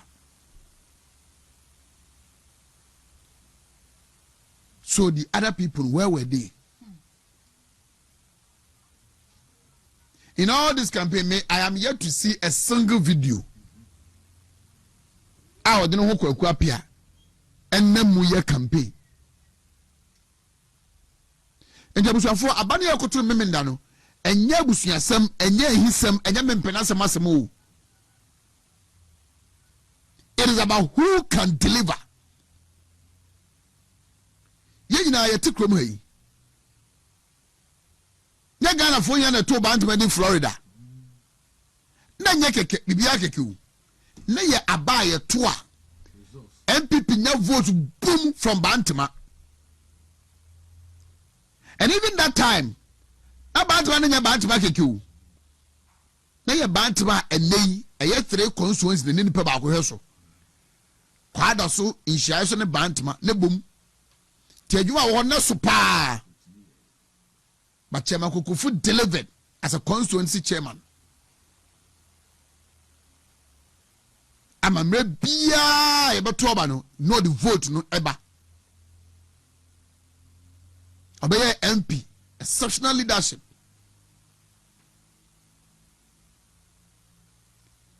And he's one of the former MPs. At all times, party program obehuno. Yetiti kroma yini MPs o mo lusu a ye share mu bia da e o party program grass. Kwa ha betene kan na ye na yi na woko.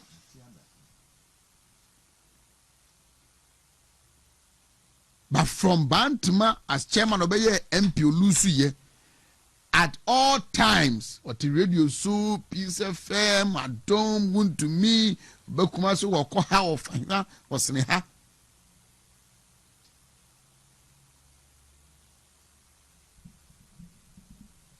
What I say?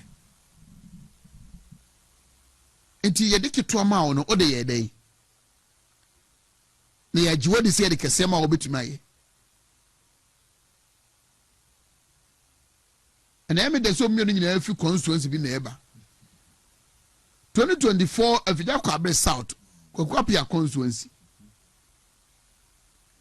47 constituency in Ashanti region udi free to oba constituency ma mo de ba first five omoka ho. And to be for the BC results of Ranemo admission. Never by admission. And as a tertiary educationer, whether you have a first class, and now so graduate. Tisente university no more kwa, even better entrance exams. Even to outright admission. Fee paying for no. And if you don't south, look where consultancy chairman, oh yeah, day. Uja wanted to move by and quite by now fast or a resolve. And then they banned to my share Kofunsa or Bantamano. I had then your 2 bands made in Florida. Then your magician been a year party chairman who. And then your trouble for you. And you could in the constituency executives and a Cambo Muya Juma. And then you come and say, Ashanti regional chairman should have a voice. You should lead the conversation. Not party man I day, I follow. Now for when lose power 18 months ni. Obincha me one single day. Aye ni apanyin chama kokwapia. Eti radio so TV so and as our friends and job for cry e kase tia se me niam bone a NDC for ye. Yanim so nam for ni emu. But at least asama banka can be. Untumen criticize NDC for just one moment. Dr. Baumia, any swadi wunu, untumintina radio su, and cheche mukrasa Ghana frontier. But you know what dear. Or do you know what the year campaign in this region in 2022? Internal elections. You hear elections now what in FAHI.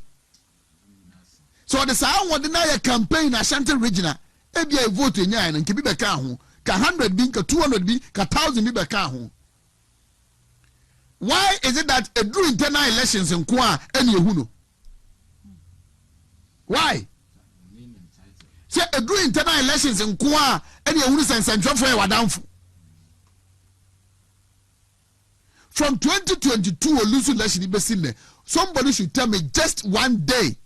Our quarter radio swa all church the MPP for so we in 2024 or Mubayama Ghana for all church and they are come for vote and they are and then you lose election 2024 no until one moment I near my and this for the Ghana for nemu and say we mudi wa Ashanti region hanum no One day, pa or tell radio so TV so cassette.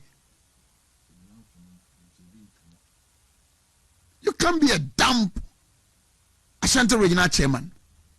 One kasa, one teshe, now Timusa. And you can't tell me, say, young to about the moon and San Why.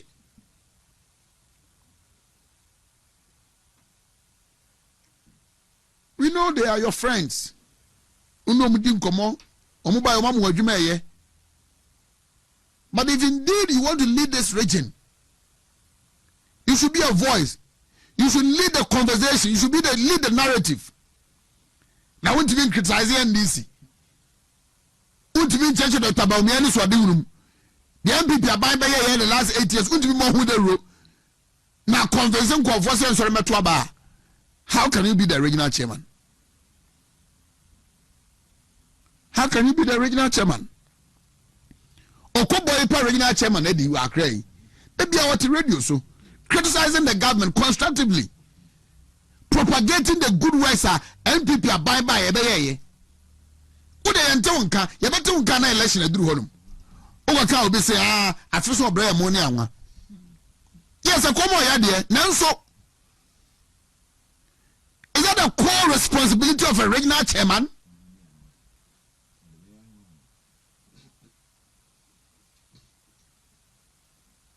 Debut.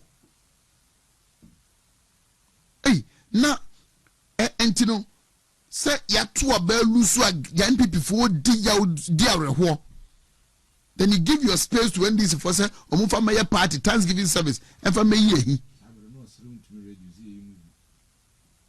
No, I got you on Facebook. Say want to meet TV. He said the Adani movie Kwani ye. And I'll go and put my camera could delete it. Come on, go Puliaba. Miss what didn't want to ECG board so 8 years. And the board took a decision that what can be can one come Edudi Tamakulu. Fan as ECG lawyer. Na NPP lawyer JB Nom ayi Jojo Pong Kwabri East Nom Adma Piamon and Mahadum. The same person do less of my catcher wo party ni say or do you know to Abamano no bar. Oba pro wo yedi. Ba William Kusimu na ha. You sat on ECG board 8 years. NDC for na ma o madwuma ye. Enti ne mba pa o musa ma obi ye. And you want to trust this person? Nya region biasa Ashanti region. There be a say in politics, when competence meet, look out for loyalty. And NDC for what I said the internal John Mahama MPC didn't get as national chairman. Some of who problems are them man. All problems I said don't get John Mahama. Abani yakotuno memendano obia kache se Dr. Baumia ni interest omua obwa. Obia kache se Dr. Baumia ni interest in who becomes who in all the 16 regions are obwa. I was here to Abama obia Dr. Baumia da ni yamu nhihye no na enakokro enche no. Somebody who has absolute confidence in Dr. Baumia's vision. Nana this one we na so na mampani sai nipa no and was am to abama mu in all the 16 regions and for we say presidential primaries no ye Kennedy no ye Duchum no ye Kwabena Japan no ye Brian Champon no ye Baumia se mo woni say na ho day na this one we na say obama Dr. Baumia ye president 2029 mo to abama no and you mo believe in his vision.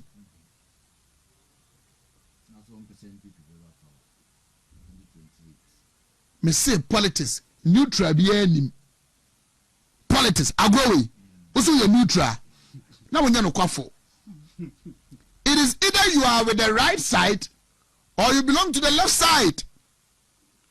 Neutral be any. Yes, I believe in objectivity in politics but not neutrality. Not neutrality. You can belong to the right side but be objective. You can belong to the left side, but be objective. but also your neutral politics. Neutral be anim. Nti me kai me bokoko. Se wo mu a ye presidential promise no so be neutral no.